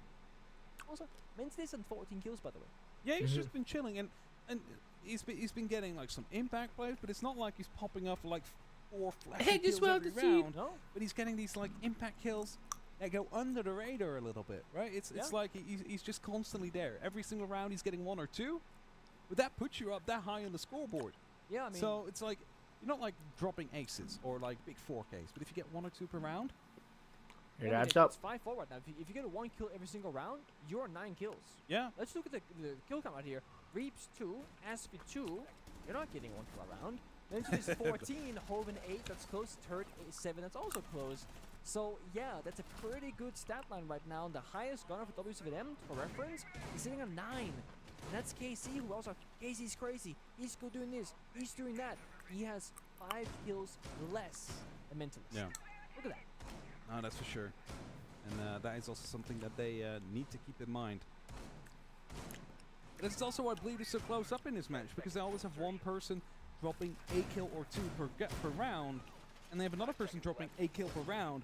There's only 2 players left at that point on the side of W7M that need to be cleaned up by the rest of the teammates. So with that, they find themselves in pretty good competition here, whereas in W7M it's a bit more like even. JV92 not having the best of games. He's finding himself in 2. Yeah. Everybody else is, 6, 8, 9. So everybody else is pulling away, really. And guess who I picked for my fantasy league team? Yeah. JV92. Exactly. It feels kind of... Do you want a map 3 now, so he has an opportunity to redeem himself? Or do I want to end it here and hope that he doesn't drop the ball in the third round? So, I mean, that's the because question. it might get worse. It could still go negative there and even like decrease the score. Who knows? Exactly. So yeah. It's not your call to make in the end, but it's like you can have your preferences. But I'm eagerly waiting for this. You see here aggression being pulled in. Hoven. What? Oh my What? God, What are you doing? Why is that corner not being checked? W7M still come out on top of it because, I mean, Hurts, he is DB&O'd, but was it a corner? A simple drone would have done the trick. A simple quick check would have done the trick out there. You wouldn't have lost another player, as Nade will find yet another one. They're just going to forget about Hurts right now. He's basically dead weight. They're washing him through the window as Aspie actually almost loses his life trying to hold off on the down he managed to secure earlier. This is tough because you want to get Hurts up if you can, but it's not really. Jesus Christ. There goes Hurts. So 2v3, technically a 1v2 right now because Nade's so low and Aspie's so low. Reeves is going to have to be the impact player here. Reeves in a prime position. Remember, he only did 2 kills with him so far. He's not hit his mark, but he knows one's there. Blinded.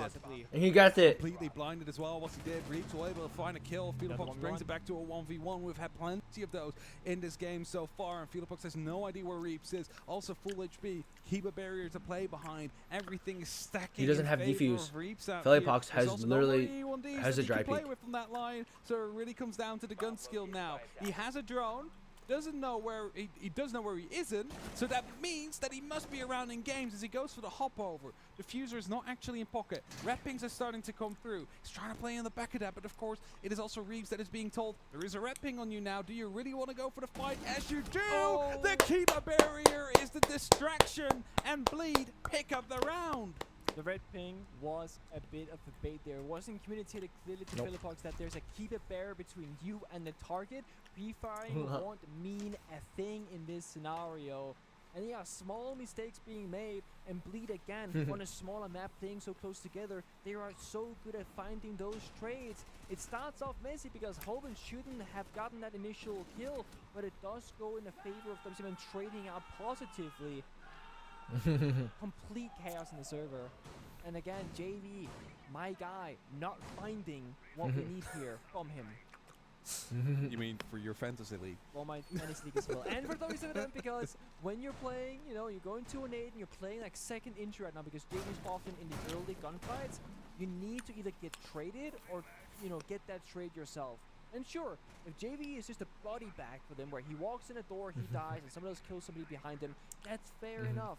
But surely, playing defense first as well, JV could muster more than a mere 2 kills in 6 defensive rounds. Now, actually, in that last round, actually, he was playing the big tower, of course. Should have been picked up as they started firing through the window because he knew he was watching it. Then he was fully flashed when he was running towards pit. Somehow got a kill. I didn't even see the person that he killed at that point. I'm like, I don't know where he was. He fired some bullets, might have just gone through a wall and killed someone there.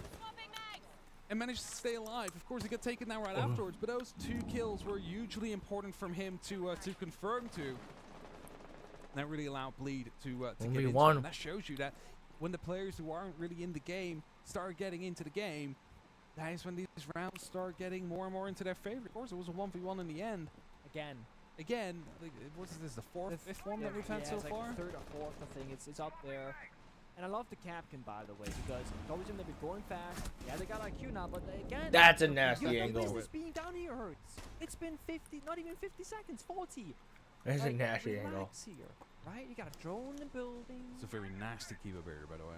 Yeah, this is one of those like YouTube, TikTok people who are like, oh, use this keeper trick and get free kills and rank. And it's like, okay, but not against me, please. Because I will be infuriated by those kind of keepers. One ways.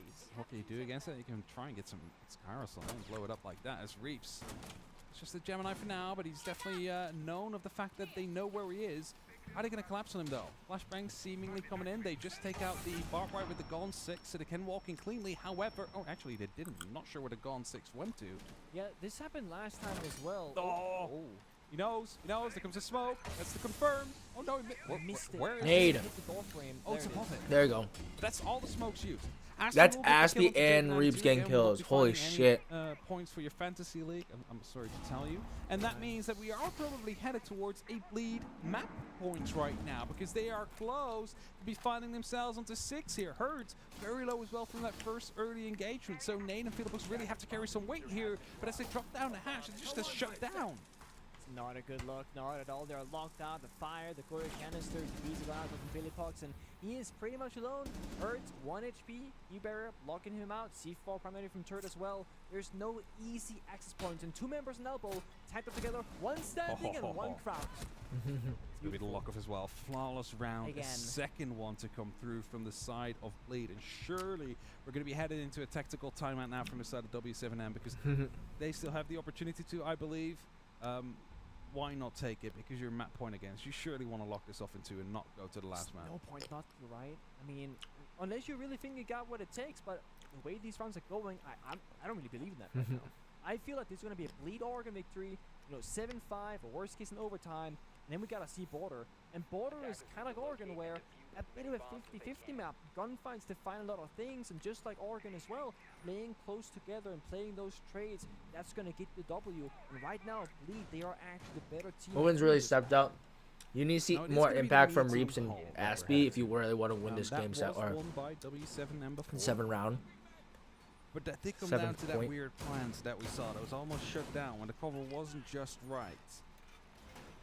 So are we going to see a more directional approach from W7M to come through? Like, you don't need the entire map for this site, right? Like, you can just plant kitchen, you can just plant meeting. All you need is big tower really, and the attic. And then you can go for a safe plant. So Oculus has you sight. don't need to take everything. Let's go, Why Angelis. take those fights towards bleed when they start winning them in the later rounds? Yeah, I want to see more like adaptation from W7M. Stop playing into the strengths of bleed and play into your own strengths instead. Because with Hurst and Casey playing so fast away from the team, sure, sometimes they get the opening kill, but often they also just lose a lot of HP. They don't gain And then it's anything impactless. Exactly. Yeah. They don't get anything meaningful out of it. Like, okay, you go bottom on An just I9 gets JDL. They know. for example. It's just like Ooh, they're so BG's easy so. to get into the action that they start losing like the side of the bigger picture.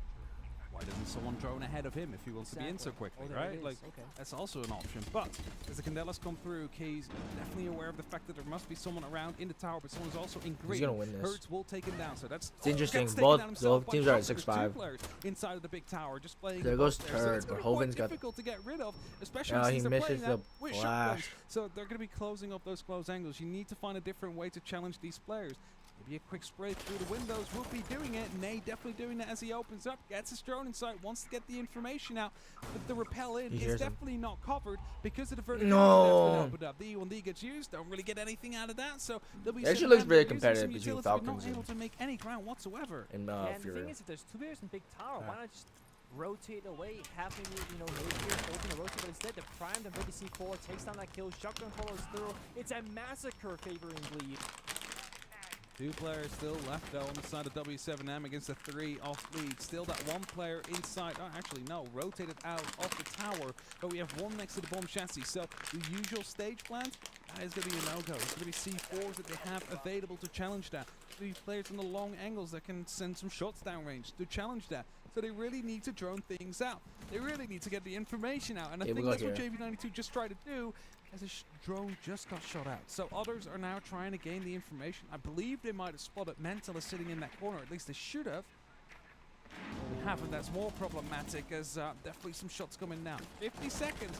There is plenty of time, but how are you going to be removing Mentalist from that position? He still has that C4 available. There's still the player onto the rotation as he gets called off. They need to cut it wide, and they both get shut down. Bleed will be able to take the Well, map. they'll take a point. That's amazing. And both games just finished. Of the major champions. I mean, the back-to-back major champions, and again, like this might be the beginning of that upset we spoke about for the bingo card, right? APAC for the upset. W7M, they need to look more alive on border. There's no excuses now. You're being taken to the third so final map in the best of 6 three minutes. series. I'm gonna actually play a quick match. So we're gonna go here. We're Oven gonna and go. Mentalist, a huge game, 15 and 18 kills respectively. take that. There. They really just picked We'll up go there. the I think I'll fuck entirety on. of Bleed.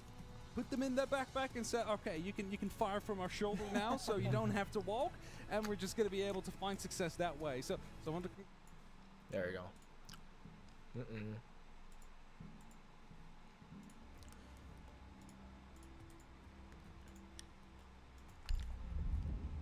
We'll play a quick match. Why eat sunflower seeds?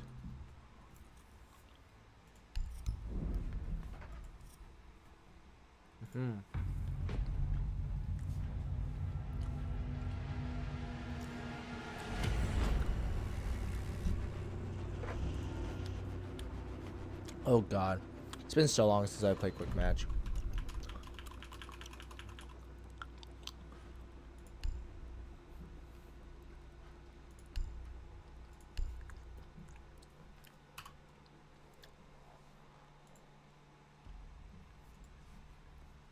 Not playing rank. Rank could take too long.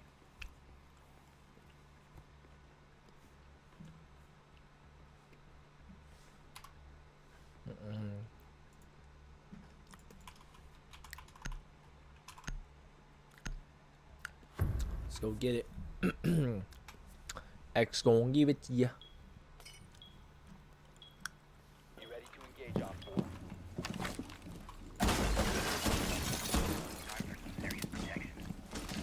Safety kit deployed.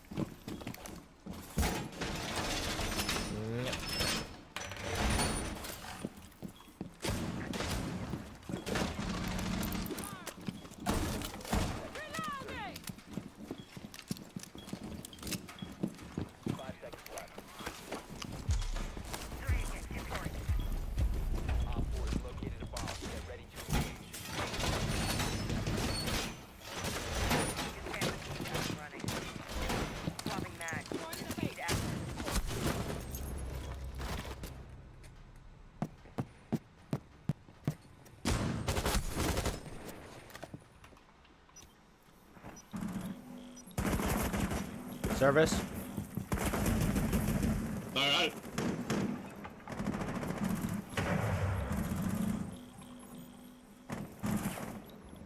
No one walked in yet, Val.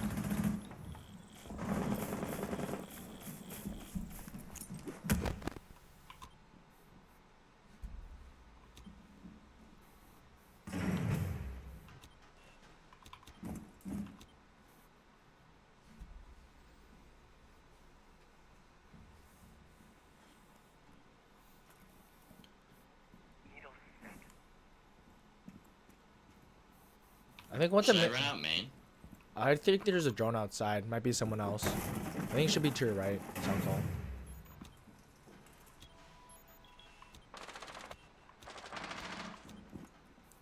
Okay, I'll stay on this main lobby cam. That's actually unfortunate. I died to that fucking nomad. Nice.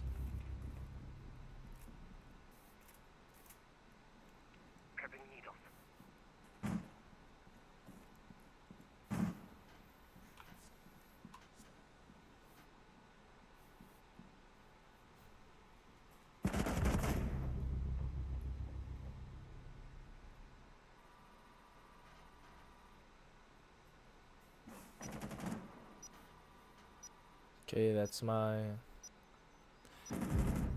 sense wall going up in service. Sunrise.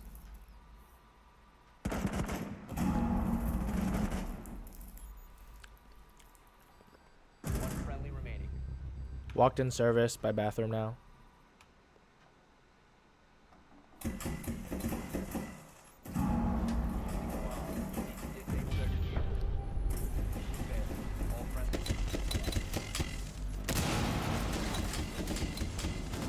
Just knows.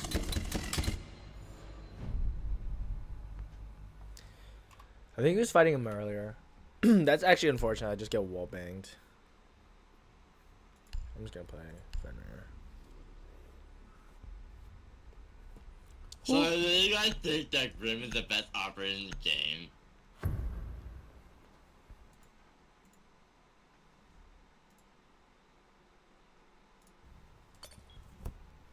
Be ready to engage on 4.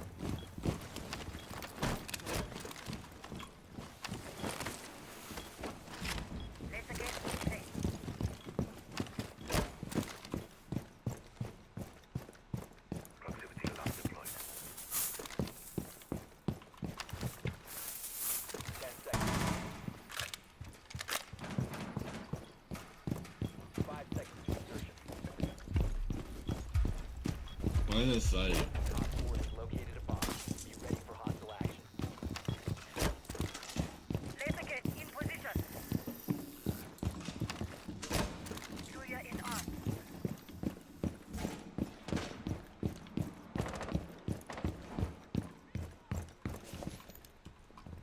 Watch this.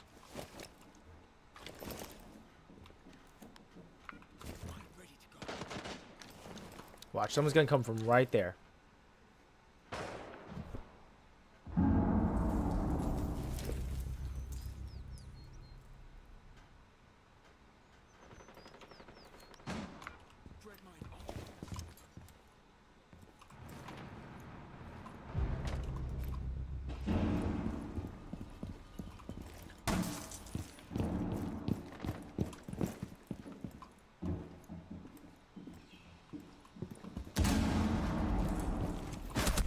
They're just in Sunrise, guys.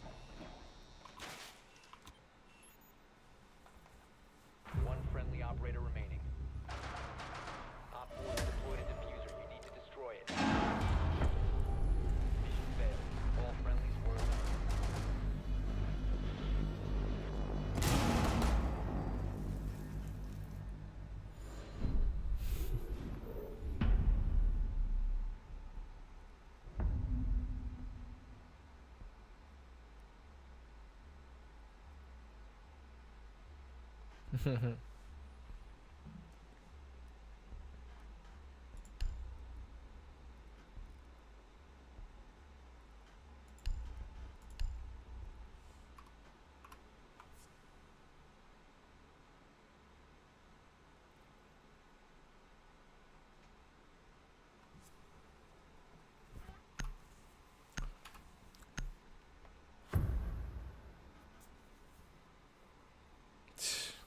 They're so mad.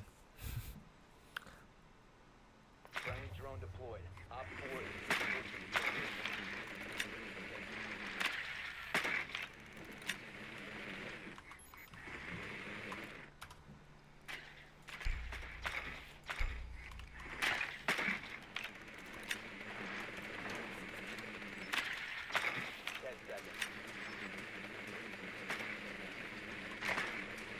Fucking Mozzie's gonna be a problem.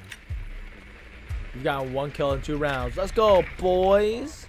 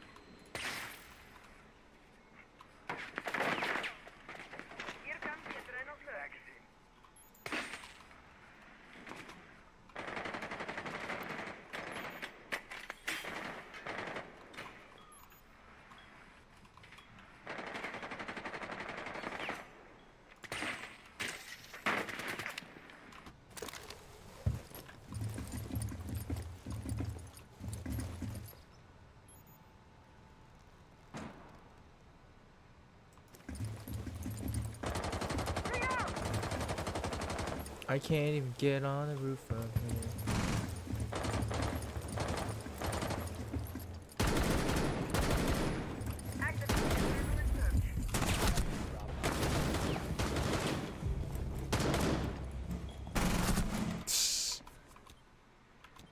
Guys, can I have help?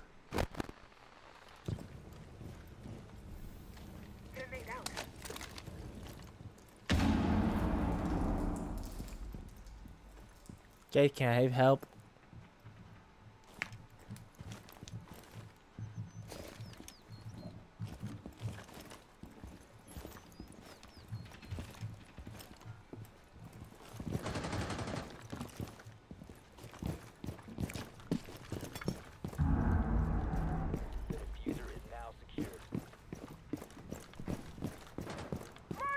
I want to play Siege after today or later tonight.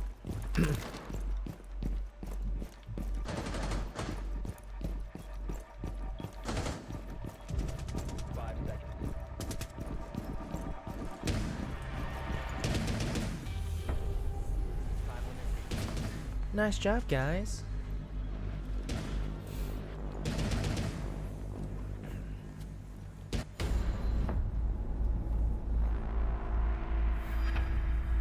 Well,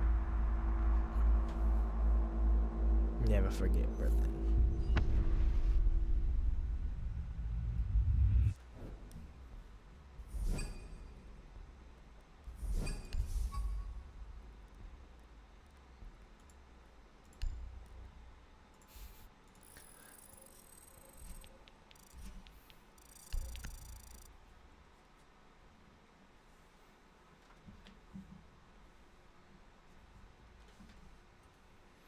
At least we get battle pass things. Yeah. Okay, the game has started for Lycus. Come on. Let me just. There we go. There we go. That. Do I need to reset this now? Oh wait, let me go here. Nope, I wanted that here, I wanted that here, I wanted that here. Okay, there we go. I think my split screen's fucked. Damn it. Just give me a second while I play the fucking audio. So it isn't like we're, you know, dragging a whole year worth of maps back because it just isn't relevant at this point. They've played it a couple of times recently. They've got mixed success, 50% win rate, 2 wins, 2 losses. That's inside of the ECS. So take from that really what you will. I don't think that map preference is going to come into this as much as we maybe think it will. It really is more about a battling of these. There we go. We got it figured out. It just resets after a while. Falcons on this map because it can play out very similarly to the way that we see something like Nighthaven play out, and Fury just didn't have that aggression. You can throw as much aggression as you want at this Falcons team because they're going to lap it up and they're going to throw it all right back at you. And to add on to going now into Chalet, it is a map that is a little more open up. It's not as constricting as Nighthaven is in terms of those different doorways, in terms of those long hallways or shorter hallways, or even just small condensed rooms. There is a little more breathing room here, so that will allow Fury to move around a little more and maybe play a little more loose. Hoven fucking tied Mentalist, damn. Just gonna have to be on top of it. Doesn't matter what you're doing, you got to be in it as a team. You need to be in unison, and if everything that you're doing and understanding how you weren't performing the last game in Nighthaven, having all that prep, coming into this game and just figuring out where your errors were from that Nighthaven and applying it here into Chalet, regardless of it being a brand new map. Yeah, but that touches upon the topic of adaptability, something that we've discussed earlier on the desk. Ollie, does it feel when it comes to the rounds that Fury was able to get under their belt that adaptability was there? And similarly for Falcons, was it there as well? I think Falcons' adaptation was probably worse than Fury's in that previous game. I'm going to be straight with you because of how many rounds they lost. They lost 4 rounds on the bounce. They lost a lot of those rounds based off the fact that it was a very poor circumstance. Let's go they get it. Really focusing on getting the job done. They've done the hard work, lads. That was the annoying thing. You look at those rounds and you think, right, what's the hardest thing? Hardest thing is getting that first thing sorted. They've done that hard work. They didn't do the easy bit of closing it out. All right, and with that also, we are ready to head into game. Let's so get it. This is They're almost ready here, too. Bring this series back and go all the way to the decider. Let's find out with our casters as we head into Chalet. Yeah, big moment coming up for Fury to see if they can get on the board here for SI24, now heading into Chalet and essentially need to take the map pick of Falcons away from them. But I think it's interesting going into this second map because Fury did pick up the pace a little bit towards the end of Nighthaven Labs. Yeah, they showed a little bit of resilience. Will it be enough on their opposition's map pick? I'm hesitant to say yes at this point in time, but hopefully it's a little bit cleaner to kick things off for both teams. I think it was a slow start for both rosters over on Nighthaven Labs, and we'll see if it can be tidier here. Okay, so both of them are going now. Well, that's fair, yeah. I hope we're getting into the bleed game before the Falcons game and this game start. The fucking bleed, or the Falcons game that started late. Started to maybe unwind a little bit. It's been a long day for the Falcons, but either way, we head to Chalet. Everyone's very much looking warmed up. Are they singing? Oh my god. Defense against defense is king here at this particular event as Dockerby does get banned out by Fury. One thing that is interesting for the Falcons, I think, coming into this, though, is again, you're getting rid of yesterday's... So, Bleed ban are going to get... Bleed and W7M are both banning. Group, when you take into account there's the likes of Scars, lost one, have looked a little bit shaky. Obviously, whoa, they didn't update the graphic for Bleed. They won Oregon. Not too sure. Maybe Falcons have kind of cooked a little bit. Yeah, I mean, the only way I can describe that as being a target ban directly towards Fury, an operator that they play on this particular map. I mean, I'm trying to cast my mind back to Fury. Tuberow. And on Chalet. Yeah, I don't know. I mean, I guess maybe Basement. Yeah, Basement Tuberow is quite strong. We've seen a little bit of it Basement here and there. Perhaps not enough to warrant. So we get to see all very different maps. For me, it's not so much about. Obviously, Lycus still have to, if they do make it. Not Lycus. Why am I thinking of Lycus Empire? It's fucking Fury. Lycus is their fucking player. So either way, I mean, the Solus does get banned out this time around, though I think it was in play for Nighthaven Labs. Again, Fury starting out defensively. Reeves is gonna play hard reach, okay. To begin with, I think for me, onus is on them. I need to see Fury start well here, especially defensively, and from what we've seen, defense is prevailing very much at this event, irregardless of what the map actually is, and maybe what the map historically has been like when we think of Chalet. At least in the APAC region, certainly very attacker-sided in nature, but I think defense has to prevail here for Fury in the first half if they're going to have any chance of sending us to border.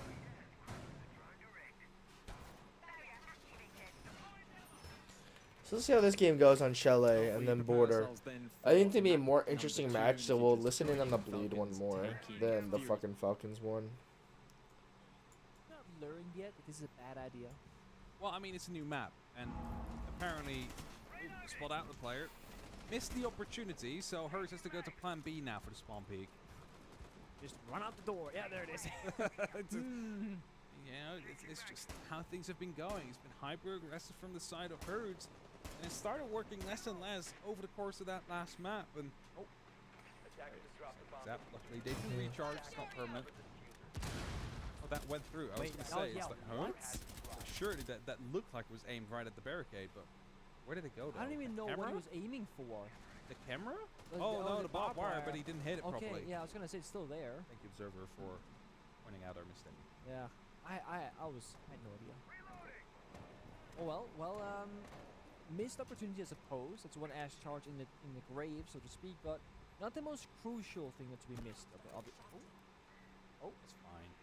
It's fine. These small things, they add up, Hap, okay? Of course they add up, but it's the I mean, we're not dead yet. We're back. So Bleed and W7M are on border, and Falcons and Fury are on Shelly. I think Falcons might just take this too off. Honestly, Fury just don't have like a go man. A go man.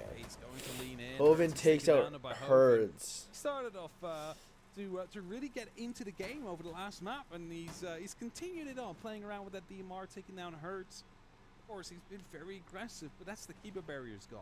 And those keeper barriers have mostly been set up around the CCTV They area, know so where Hoven the actual site is. itself not having the same amount of protection here. Like Bleed have Reaps, Aspie, Turd, and Hoven as like go man. Like if you tell them to go, they will go get a kill. I mean, W7M, they're all go men, except for maybe Nade, because Nade will probably stay on site. But like everyone else is like a go just to man. receive the headshot and basically have it all be for nothing.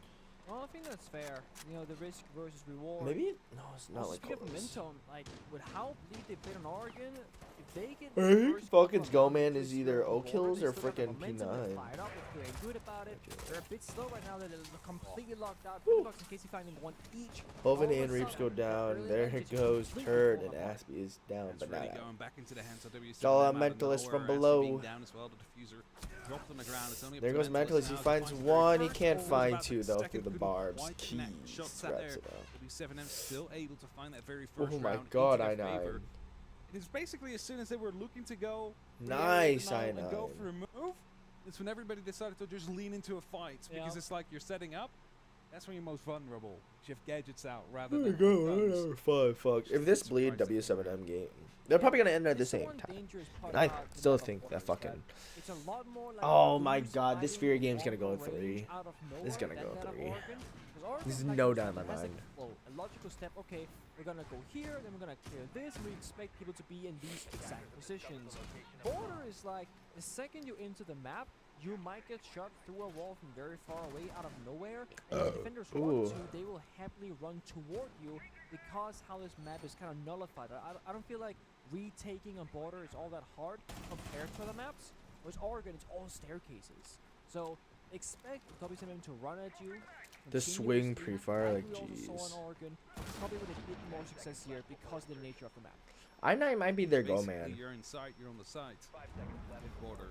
Like, it's not that much to it. There's at most 2 rooms separating you from the bomb site at any given time. It's just a paper thin map. It's a small map. It's a compact map, which is why it is such a more heavy on the TDM than it is for other maps. Where, as you said, there's the step-by-step plan you have to follow. Yeah. Here you just open the door, you walk in front. Like, it's how simple it can be. See now what the plan is. Eastern control is a good first starting point here. It's you can almost say the heart of the map. You get a lot of access points here, and you can kind of circulate elsewhere from that location. Also, why Philip Box extending out an office, holding on to the nearby area. Of course, Valkyrie, Intel. You want to know something that threw me off? The compass sometimes doesn't align properly, and I've been calling it eastwards for years. And suddenly it was north earlier on. Like if you look on the right hand side, goes it's down south. by It's crit. like, have I been saying it wrong my entire life? Yeah. But no, it's still the east there. So I'm glad you said it. So I know I'm not wrong. That would be fun. Why is it called east stairs? It's on the north side. Well, good question. That's a good question. It's, back in my day. some Wow, dynamic crit. interference, messing up with the compasses. Oh, crit! He actually almost hit that nasty shot. He's like, well, I'm in the middle of it now anyway. Finds the kill, so that's the opening once again to the side of Bleed. Been getting better and better at actually getting those. Nade those, looking to lean into the fight as Mentalist takes a small amount of damage. Of course, he is quite close to the side, playing inside that bathroom. As Reeves, he's just holding off. I mean, he knows that there is going to be someone in there, but he doesn't really want to extend himself too much, as there's also a player in the Ooh, Fountain. Nade takes out Hoven. It's definitely again falling back into favor. You have to hear him above you W7M too. slightly with Mentalist being But damaged as Nade well. takes Reeves out now being Reeves as shut down by well. Nade. Said it before, they were Oh no, that playing was that on Reeves a above. contact basis there, so you cannot really get away with getting 3 kills out there. Also, they haven't shut down down to the camera, so they're all this Maybe. intel. See you later. Here goes out, he catches him. Mentalist goes down. You have turret on. So I'll get the breach open now. Whatsoever, and this is the punishment. They have intel. They act upon it. They hunt you down. Turret in 1v4 will exit the building and try and retrieve out safely, but no, Hasty will chase him down. And W7M 2 straight, very convincingly. This is the W7M we are used to seeing. Certainly. This is the amount of dominance that they need to show as well. And of course, this is Bleed not really playing into the game the best they can. It's an instant timeout to come out as well. It's very early, but you can understand it considering that these 2 rounds have basically not been on the board at all. Yeah, and typically on board, you're expecting like 2, 3, 4 attacking rounds, right? It's typically a very attacker-favored map, and I like the idea. From above, Calling yup. a timeout before things get I think I'm gonna cut off stream after this Bleed game. This is gonna come down to the fucking wire. Some teams will call a timeout on like the 5th round. They're down 0-5 or like 1-4. Let's take a timeout to fix the I'll fix it for 1 round. 1 round. Yeah. Like sure, you can talk about defense and side swap as well, but why not call a tactical timeout at 0-2 or 0-3? Try and get an equal half, and then also of course go on to defense. So I really respect Julio for this timeout. I hope it pays off as well. And even if it didn't, hopefully they can just calm the players down and talk about what is going wrong, what the mistakes might be doing right now. And there's of course multiple ways to do timeouts. If it's like mentality based, it's okay to do it around 5 to just see them become cocky or like downbeat. If it's strategy based, indeed, as you say, you want Are to do it Falcons before falling the halfway apart? point, so at least you can equalize the half, or at least you've done everything you can to equalize that half. So it is probably just being outclassed right now, and them needing to flip a switch and get into this game a little bit differently, maybe a bit more aggressive to some extent, focused on 1 point rather than trying to take the entire map or like half of the map at the same time. Maybe that's what they're going in for. You see Glass, you see They wish they didn't now. They wish they didn't, because this is a classic. Looks like they're gonna go open fast. window, smoke, plant with the glass, and Ying the drone hold to bathroom. That's exactly what the lineup is for. But there is no Ying available. Spanned out by W7M. But on the other side, there's no Warden and active play from the defensive side. They can go for a side rush here. I would argue, knowing what we know, it's quite good. EMP the window, let's go in aggressively, maybe gets the plant down, Glass covers the smoke, this might work. Maybe I would have brought a Kappa Tower or something, right? So you could the blitz smoke rush. And fire in as well from the incendiary bolt. They know it's clear indeed, so they have the opportunity to move quick now. They only get 1 chance at this. If they fail, there's going to be opportunity to respond. There's going to be E1D, there's going to be smokes, there's going to be EMP. That is going to be a warning sign towards the side of W7M that something is happening. The good lines are stuck inside of the field of Mentalist. He needs to go for a plant. His kills do start to come through in favor of Bleed. And JV92 has no clue what's happening. Actually, ping come through. What was that from? Was that a bulletproof camera? It must have been. They have the opportunity to look through those smokes, of course. So the fuse are now dropped in the middle of the side, but it is. So now they know that both of them are close on site, though. You just have to execute now and work as a team. Surely this is transferable for Bleed. Should be. Just gotta convert it. Slow things down. They got 2 minutes. They don't have to commit to that chaotic place any longer. Oh, he wins, thank God. So now it's just JV. SB, he wins it. Shut down is he from SV, and all of a sudden Bleed, after a tactical timeout, they turn things around, back to smiling and back in control. But it is one of those throwaway rounds to some extent. You can try that once. The second time it's not going to be working because they're going to be fully aware of the fact that you might be going quick. There will be a second person on site. Is that strats, by the way, being shown? Yeah, there are some papers being There's some papers being out there. Would it be about W7M setup? That could be. So it's like, this is how they're going to play. Now you know. Either way. Does that count? No, that's not an interview. So it's No. Doesn't count. Armory. There's opportunities for quick plays here as well. You know what that is? You definitely know. The archives take, or yeah, I mean, look at this. Look at the setup. Yeah, I mean, Monty's open, right? Yeah, but also Ossa. Oh yeah, Ossa as well, also a great one actually. So I mean, yeah, Oh, so Fury and Falcon are going to game 3. Ah, dude. Ah, I don't want to watch Fury versus fucking Falcons on stream anymore. Our cast analyst, he also said this quarter, he thinks you should play like Blitz and Monty every single round because every bomb you can approach extremely quickly with good coordination. Like Oh, good. They actually fixed the bleed W7M load. Trying to take more control and direct things more aggressively, but a response has been made. There are 2 C4s in action and JV92 on the ward, and that could be the counterplay for the smokes. 3 C4s actually in play. Oh, so 3 C4s, they're definitely going to have to do some baiting here on the side of Bait. Bleed if they want to get themselves in with that success. Very I mean, there is going to be the EMP. So what they could do is smoke and continue throwing EMPs while they try and go for that plant. That's a way to stop the They're actual punching C4s to it. go through. They gotta punch the barricade. Yeah, they're punching the barricade, and the feet are getting shot out. That is the end of this round. That's terrible. I mean, where was the Ash? Oh, they swapped. Yeah, Never they mind. swapped, I was going to say, So they had an Ash. They had a gun 6, which they used in the window itself, but then the door is also cancelled. They gave it away way too early, but let's say that hadn't happened. There's no one on site besides Nate and JV, so not much to stop Ooh, them. they got him from below. They can That's still do massive. it. Only one C4 can stop them. That's when Nate's hands without the mute. Yeah, that's for sure, but it is definitely been pulled already, or at least he's playing quite close. And you know, the Thatcher cannot EMP and plant at the same time. Hurts takes out Hoven. Though. That's the Thatcher now dropped as well. Why the fuck is Aspie swinging in? That shut down as Hurts finds him, and suddenly it's only up to Turk now. He's playing down below. Aspie, you wild man. And hard cleanup to go through. I mean, some players were running outside. He will find the very first. And now, as they go on, they, I think they wanted to open it up with a grenade. Hoven's so mad. I mean, not Hoven, fucking Mentalist. Maybe it rolled a bit too far, bounced back a little bit, and just opened it. So Didn't open it there up. was an explosion, and I couldn't tell what it was from, but I guess it might have been the nade, yeah. So a small issue that we didn't get like a first-hand view of it, so like we don't know exactly what happened, but Vincent said that the nade didn't work the way he wanted it to at least, and that significantly delayed that entire push. Unlucky. So pissed off. Did he say F nades? Yeah, Okay. yeah. He said F nades or F me. I'm not sure. Yeah. Yeah. I mean, it is frustrating. Oh wait, hold up. Yeah, custom. Customs I saw bomb being picked site. earlier. It's like, are they trolling? I Well, mean, so back in the day, it's definitely playable. it's definitely playable. You sound so confident when you say that. It's I'm not possibly saying. playable. Is it playable? I mean, you can go here and Oh, play. 3v3 here for Falcons Okay, and fair, Fury. it's playable in that regard, but it's Mad Skills is in the strategically site. He's outside the site. He doesn't know. He doesn't know. Yeah, on a map like this, Quick, get the kill. Sorry. Oh my God, I'm crit. within the bomb, go above the bomb site. That is CCTV. Yep. The issue with that is that is not a holdable position.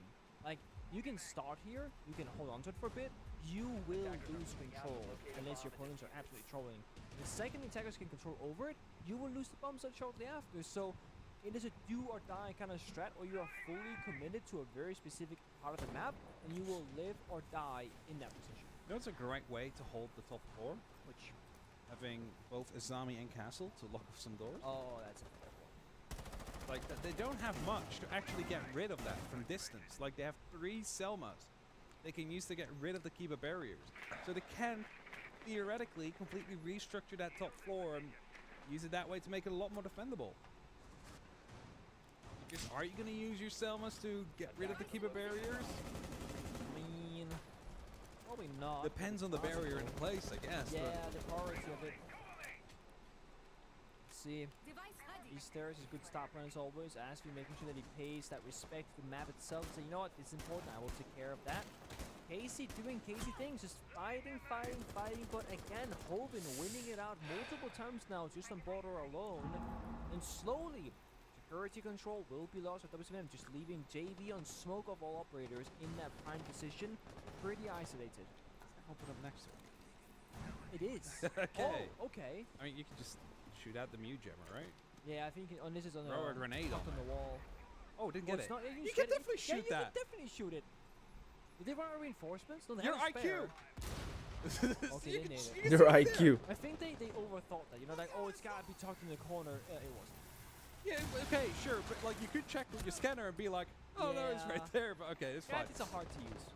It is going to be only 2 left on the board now for the side of W7M though. Philipbox trying to go a bit aggressive outside. That gives away at least his position. So there's one unaccounted for. And that's Nade. He's currently upstairs. We also see Philipbox running upstairs. They're trying to play this together and make sure that they find some success that way. But if they just simply drone out the site, they know there's a good opportunity to go for a plant now. Is Nade nowhere close to it? As he's dropping down right now, as a castle barricade to drop him from directly getting back to it. So what he can do is run outside, jump through the window, or he has to rotate all the way around on the white and metal stairs. And as the plant is happening, he hears that. He knows that they need to move. He gets the first, but gets shut down right afterwards by Ashley jumping in from above. A great collapse there, the 3v1 basically, and nope, let's not go for the plant. Let's secure this kill, and with that also the round. And customs, it doesn't get played all that often for a very good reason. Of course, it can work, but not very playable. We see it occasionally. We see it one even less. Yeah, we do. It is extremely rare, and there it is. Let's go. You know how every team says the same generic sentence every time? It's funny how no one's different. No team is like, they have their own slogan, you know? I think it's just the raw emotion that comes out. You just like, you spit out, woo, let's go! It's like just pure emotion, and like, you choose the strong words to come through, and let's go, of course, like, has that meaning. Yeah. It's just one day. Like, yeah. It's gotta be a team who says something absurd every time. I was like, what is this? I mean, you guys probably shout out, let's go, as well, right? It's like... We did. That's what you do, you know? That's literally what you do. You're weird if you don't. It would be weird if you start shouting, Loham Ipsum! Oh, I'm gonna go take a quick bathroom break. I'll be right back. Is that Dutch? No, Loham Ipsum, that's the filler text from Latin that they use to check if... Oh my god. Okay, that's too advanced. It's placeholder text for if you do graphics design or anything else, really. Oh my god. Have you never heard of Lorem Ipsum? No, not to my knowledge. I'm not very cultured. Oh, I figured out now. Yeah, I know. Finally, I can make a reference that someone else doesn't understand. Yeah. I mean, I work at Parker and he will say stuff. I'm like, I have no idea what you're talking about. Emmy always references movies. I don't know. I know that's going to happen when I'm casting with Carter as well. She made that point to me earlier where she's like, when it happened, links will work together. It'll be so funny. Carter's going to be so annoyed because I don't understand 90% of the things he says. Oh, what a shame. What a shame. Now, Bleed has been really getting themselves well into this game. And of course, like the nade, if that would have popped off, that might have been a plan actually to go through, because that entire plan broke apart because they had to punch the wall. Yeah. So how that would have gone, we don't know. Yellow pinks to come through. JV92 will get one, but instantly traded out. And Ashley will find the response. It's a castle gun. It's not really an impact operator. I think it hurts more on the side of Bleed that you lose the Fink, that you lose the heals, but also the opportunity to boost yourself through flashbangs in this meta. Yeah, we back. Oh, I fully agree. This just a quick break. Favors the defensive side. Oh god, Falcons just losing it.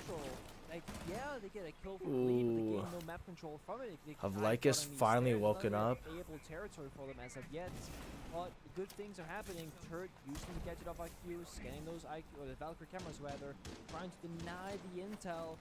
But then comes the Asami, patching up those broken walls, retaking Eastern's control, and just like rotating across the map right now, making it hard for Bleed to get a stable foothold across the map. Didn't see the Azami, but he heard the Keeper Barrier go off, and he's like, there is someone here. Has rotated off in the meantime, though. There we go. Both teams trying to gain some control. That Keeper Barrier might have actually been the telltale sign. Ooh, this could be. It's still winnable. It's still winnable. It's still winnable. Oh, you need trades. You need trades. You need trades. Okay, good. Of course, they need to try and punch that wall so they can break it and they can actually start going for a bit of a double push. But it's such a dangerous thing to do. And as he rotates back into the office, that gives the opportunity now to start opening up. But there's actually a second player that has retaken the position. The FNS to go off as well are definitely a bit of a warning sign as we do see Bleed trying to collapse in around these stairs.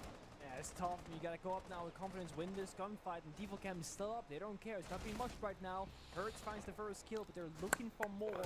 Oh, no, now they hear he's below, but it's a 4v2. Both teams seem rather clueless at this moment. Intilis, he keeps looking towards East stairs, but no one is there right now. They've fallen mostly back towards the bomb side. And there was someone there just a second ago. It was Hertz just quickly, saying hello and just falling off again, but time is just going to be running out on this one. It'll be a quarter to half in favor of W7M as it's only up to Mentalist. He will find a kill for his efforts, maybe even a second goes for it, but will he find more than that? The answer is going to be no. Fist bumps are being handed out. Still 2 rounds on the board. They might have wanted to go for that. That was kind of a third, nasty flick. but it's not the end of the day. There is still a very good opportunity now to go to defense. I mean, 4-2 is kind of that split where we're at right now statistically. But we could be headed towards an overtime situation. Always possible. Defending border is kind of awkward because if you playstyle is just so unique. If you are good at defending border, you will look so You got a defending border. At the same time, if you are a weak border defense team, you will also fall apart. You're forced to scatter out quite thin. It's hard to play as close together as, for example, Oregon. You gotta make more decisions on the fly, take more risky gunfights, and it's kind of like when Coastline was in the map pool.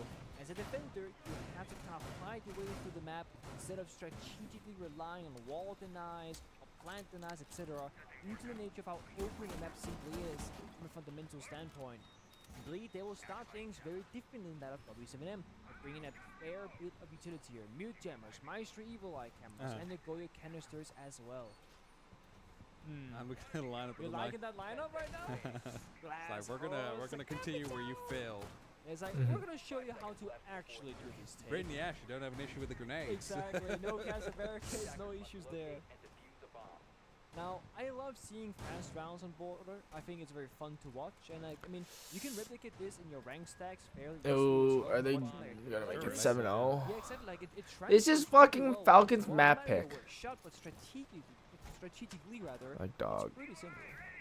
But it's the thing, like you still need good coordination, but you don't need the 3-minute, like 40-second focus that goes with it to pull it off, right? Yep. So it's like you just need to be on point for like 40, 50 seconds, something like that, and you can already win the round on the back of that. So.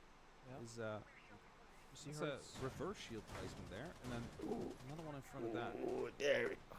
They are setting up, like they're taking their sweet time here. Yeah, but like look at that, they've placed both the shields and claymores out there. So if Osa, Big man's here. He's waiting for a peek. Give a backup spare for Postman as well. Bring that in. Hurts Warden, but playing inside Archive, so no long line of sight. Hurts downstairs can pop the hatch and do vertical destruction. We'll have to wait 20 seconds though. The canister was popped. Nothing will happen as of yet. Time though. It is a lot of time, and C4 is primed and ready. Question is there an Evil Eye inside Archives that can share the intel? The answer is most likely yes, because Ash is downstairs. She cannot be with it herself at least. Now what we might see is actually the repellent from Sandwich at the moment they go for the execute, just to be that little bit of a distraction move. So JV92 could have a really important job, whereas the C4 goes over, doesn't actually quite get it. Pox is in. Will be able to get some shots off. Now, that fire is massive. Ooh. Yeah, it's game. Find 2 kills themselves. They quickly have to go off the plant before they continue themselves with Field God, Pox is so good. Just a little bit more and he just swings. Mentalist doesn't even know. That's one. Hurts is gonna swing. He's gonna go through the fountain rotate. He's gonna kill him. Nope. Keys gets him. And it is going to be W7M expanding on their scoreline with a pretty decent plans here.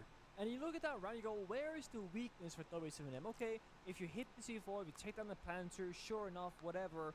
But strategically, they cover everything vertically downstairs. Welcome to the final show. I hope you're wearing your best clothes. There's no retakes possible. Even if you shot by the glass, through the smoke. There's just so few answers to these scenarios in the round, and it was such a clean take. And Hurts finding 2 kills early on certainly helps there, but even from the plant point of view, they couldn't stop that whatsoever. No, for sure, and like maybe if they would have held onto the C4 a little bit longer, but then they wouldn't have gone for the plant. Like you wanna bait that C4 that's playing close. You know it's there, and you're not gonna go for the plant unless you hear that C4 rip and go. And you're working on a timer because you only have X amount of smoke grenades, right? So if you smoke, you kind of need to like somewhat commit. Yeah, of course. You can't smoke, wait 20 seconds for a C4 that's never accomplished because then you have no smokes next time. Yeah, so you bait. Exactly. It's kind of awkward. Success was found there, and instantly the glass digging in deep rather than staying in the back also kind of helped, because it is an angle they don't really expect you to have. Smoke covered it off, so. I'm not gonna show it again though. They were hovering glass for a bit, Yosa, but they're gonna be boring about it. More stable lineup here. The IQ, the Jaguar. It's nowhere near as fun to watch. But it might be what they need in this round, and in good old W7M fashion, they will go extremely. For a second, I was afraid he was about to be swung, and indeed he is. A little bit of damage done to Turd. There's an Afnet around the corner, so he couldn't really take the fight to him either, because he'd be blinded when he does. So it's a bit of that awkward moment where it's like, I can't take 20 steps forward, but if I turn back and run, I will be shot in the back. Yeah. So I need to be vigilant about what's happening next. Discipline, of course, game theory, understanding when you are overstaying your welcome. Very important note here, no split-second decisions. Nasty, roaming back into Armory, they surrendered most of security, now falling back towards the second stage of this hold. Armory and Archives instead, but W7M, they're all across the map. They are playing on all fronts, all sides of the FNATs. They keep exposing their locations and forcing them to move to a different location. Almost got himself shot as well. Some shots coming through the wall, which didn't quite connect. And Eric's finding himself inside of 90 now. Now the wall has been reinforced. He's checking CC. It's completely clear. All right, we might not have to actually take those fights as Philippbox finds Mentalist as well. In the meantime, runs down below, and hey, he is already on the site. That is going to be quite problematic, but Aston will find him, and suddenly it all turns around into favor of Bleed. I'm not quite sure where that came from. We just saw a man get down, and suddenly his entire team is dead, except for Sada K's. Like, is it there's no frost no, mat. there isn't, but I thought it was. It seems so instantaneous. It might have just been what I think it is, a super shorty or something, just opening up a rotation and finding him, because that's what it sounded like. Just something getting opened up, and he just died. It's like the deep funk noise. Yeah. Chaos, chaos, chaos, and a oh, was it team? Oh, that's how he got down. Oh, interesting. What? Case who shot him through a wall or floor. Wow. Okay, that's actually nuts. Interesting, if you will. Not sure what happened there, but a quick round that gets punished even quicker by Bleed by holding down to the important areas of the map. Well, job well done for them, but that's only gonna make the round count 3 to 5. We still got quite the uphill battle here to send W7M to a loss. What the fuck is this, I9? Not one they cannot win. Oh, it's okay. That's why it was soft. Everyone's just falling around them. The opportunity to lose maps. Yeah. What we need to prove now is that they can lose a series. Speaking of questions, Hap, you know what Oryx is very unique at? Or in? Dashing and climbing. Shields. He is the fastest operator in the game. Shields. When he uses Ramadesh. Yeah. Shields. Parker's favorite line. He used to be. I made fun of it once. He's never said it since. I mean, he told me that when we were casting earlier. Also Border. Also when Oryx was around. Really? Yeah. He's very, very happy about Oryx. He really is. He's very fast. Man. He can jump up a lot of hatches, which there are a lot of. No, there is. No, you're just a good gun as well. And I mean, even for this case, it is Monty's gun. Yeah. Biggest counter, arguably one of the biggest counters, is Oryx. Has Fury found their footsteps? Then you can shoot him right after. MP. Oh, yep. Good catch there. It's gonna secure the wall to get opened up, and they just walk in. I see the Monty. Mentalist very good though. Turd, get the fuck. For a counter, or you establish like a C4 below, like Crossfire.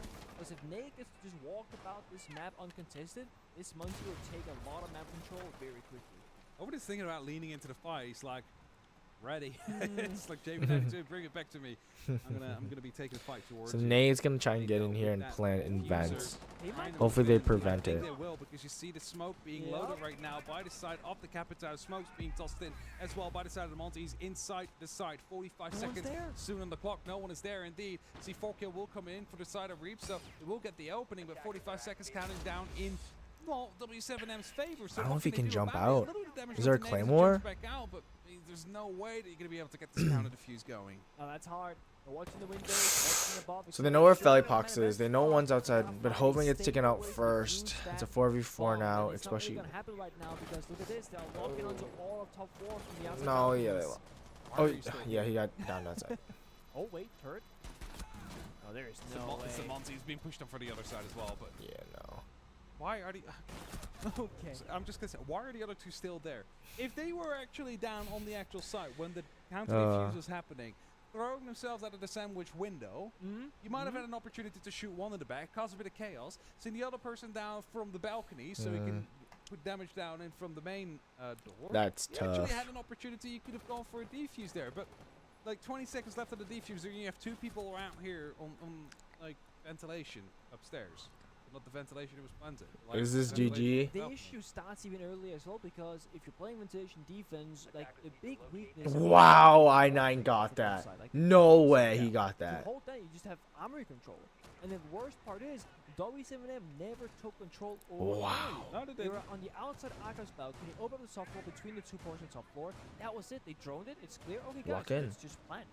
And it's funny because in the very first round, Oh, he gets a when trade, we dark. defended Armory, they had Warden, they had Maestro, they had Goyo, so much side So they have coverage, Warden down. trying So to they do know that the the fight. oh, In that previous round, they know no one's intel, downed. No deny, no C4, no Is that- verticality at all. I was gonna So say, no one on that drone. they're missing Yep. some marks here on the side of Bleed, that they're not as, strategically Yeah, it's sound it's as they fucking are. chalked. Their read of order isn't Falcons are so That chalked right definitely was now. just a mistake on the side of Bleed. Like, they left it wide open. They were completely focused on the east side of the map rather than what is the weakness. And usually you would have someone around on the server stack, you know, Yeah, around there exact, just close to side, dancing, yeah. because then you can hold off the main door rush, but you also are aware if someone jumps in, then you can haul your team back and also try and do something like a smoke. Would have been a great play for that. Yeah. But they just didn't So have we're anything out gonna there, and again, perfectly read by W7M. They just went for it. I'm gonna and go rightfully here won real that quick. round. I'm gonna do something. It's such a shame of Bleed at this stage. Lose around like that. Yeah, and it's an important one as well, right? Because now there's there are maps and series And then point we with go. this, so we really don't want to lose out like that. Okay, let's go now, like this. the nerves might start building. Like, oh boys, this might be the final round. If we mess up once more, it's over for us. At least for this series. It's still gonna, of course, got many more games to be played. So he clears out all of half wall. That's pretty easy though. Those 1-2-3s, the APCs, The using vertical ABC. play, applying some pressure, and slowly but surely approaching the side here, and it's very soft. And these Bs going out will confirm there's no one inside Armory on the half wall. Oh, they just saw him walk in. Oh, there's he just swarmed them. And dies as a result. Yeah, I think He that's also GG. won't be finding turret, and it's looking really strong for W7M right now at the end of this potential No round way, to come Aspie. through. Oh Open no. goes Aspie is so down. chalked. The Aspie is so plan chalked. counting Aspie, down in Aspie, favor of Aspie. Game, game. W7M as well, but it won't even get Good that far. It's a game. flawless round, and W7M, even though they've lost a single match Okay, against well. Bleed, will be coming out victorious. It might not have been in the cleanest fashion they wanted to. We said it before. Okay, so that is it for stream. We'll leave it here. So we'll be back on Friday to watch some more invitational shit. So yesterday was day 1. So Friday should be day 4. So a lot more storylines should be out, and a lot games are gonna be way better. Sorry, I'm just trying to. We'll be back on Friday. Hopefully not at the same time. I'll probably stream for a lot longer. Like I'll probably wake up earlier. Like it starts at 7:30, so it's like fuck.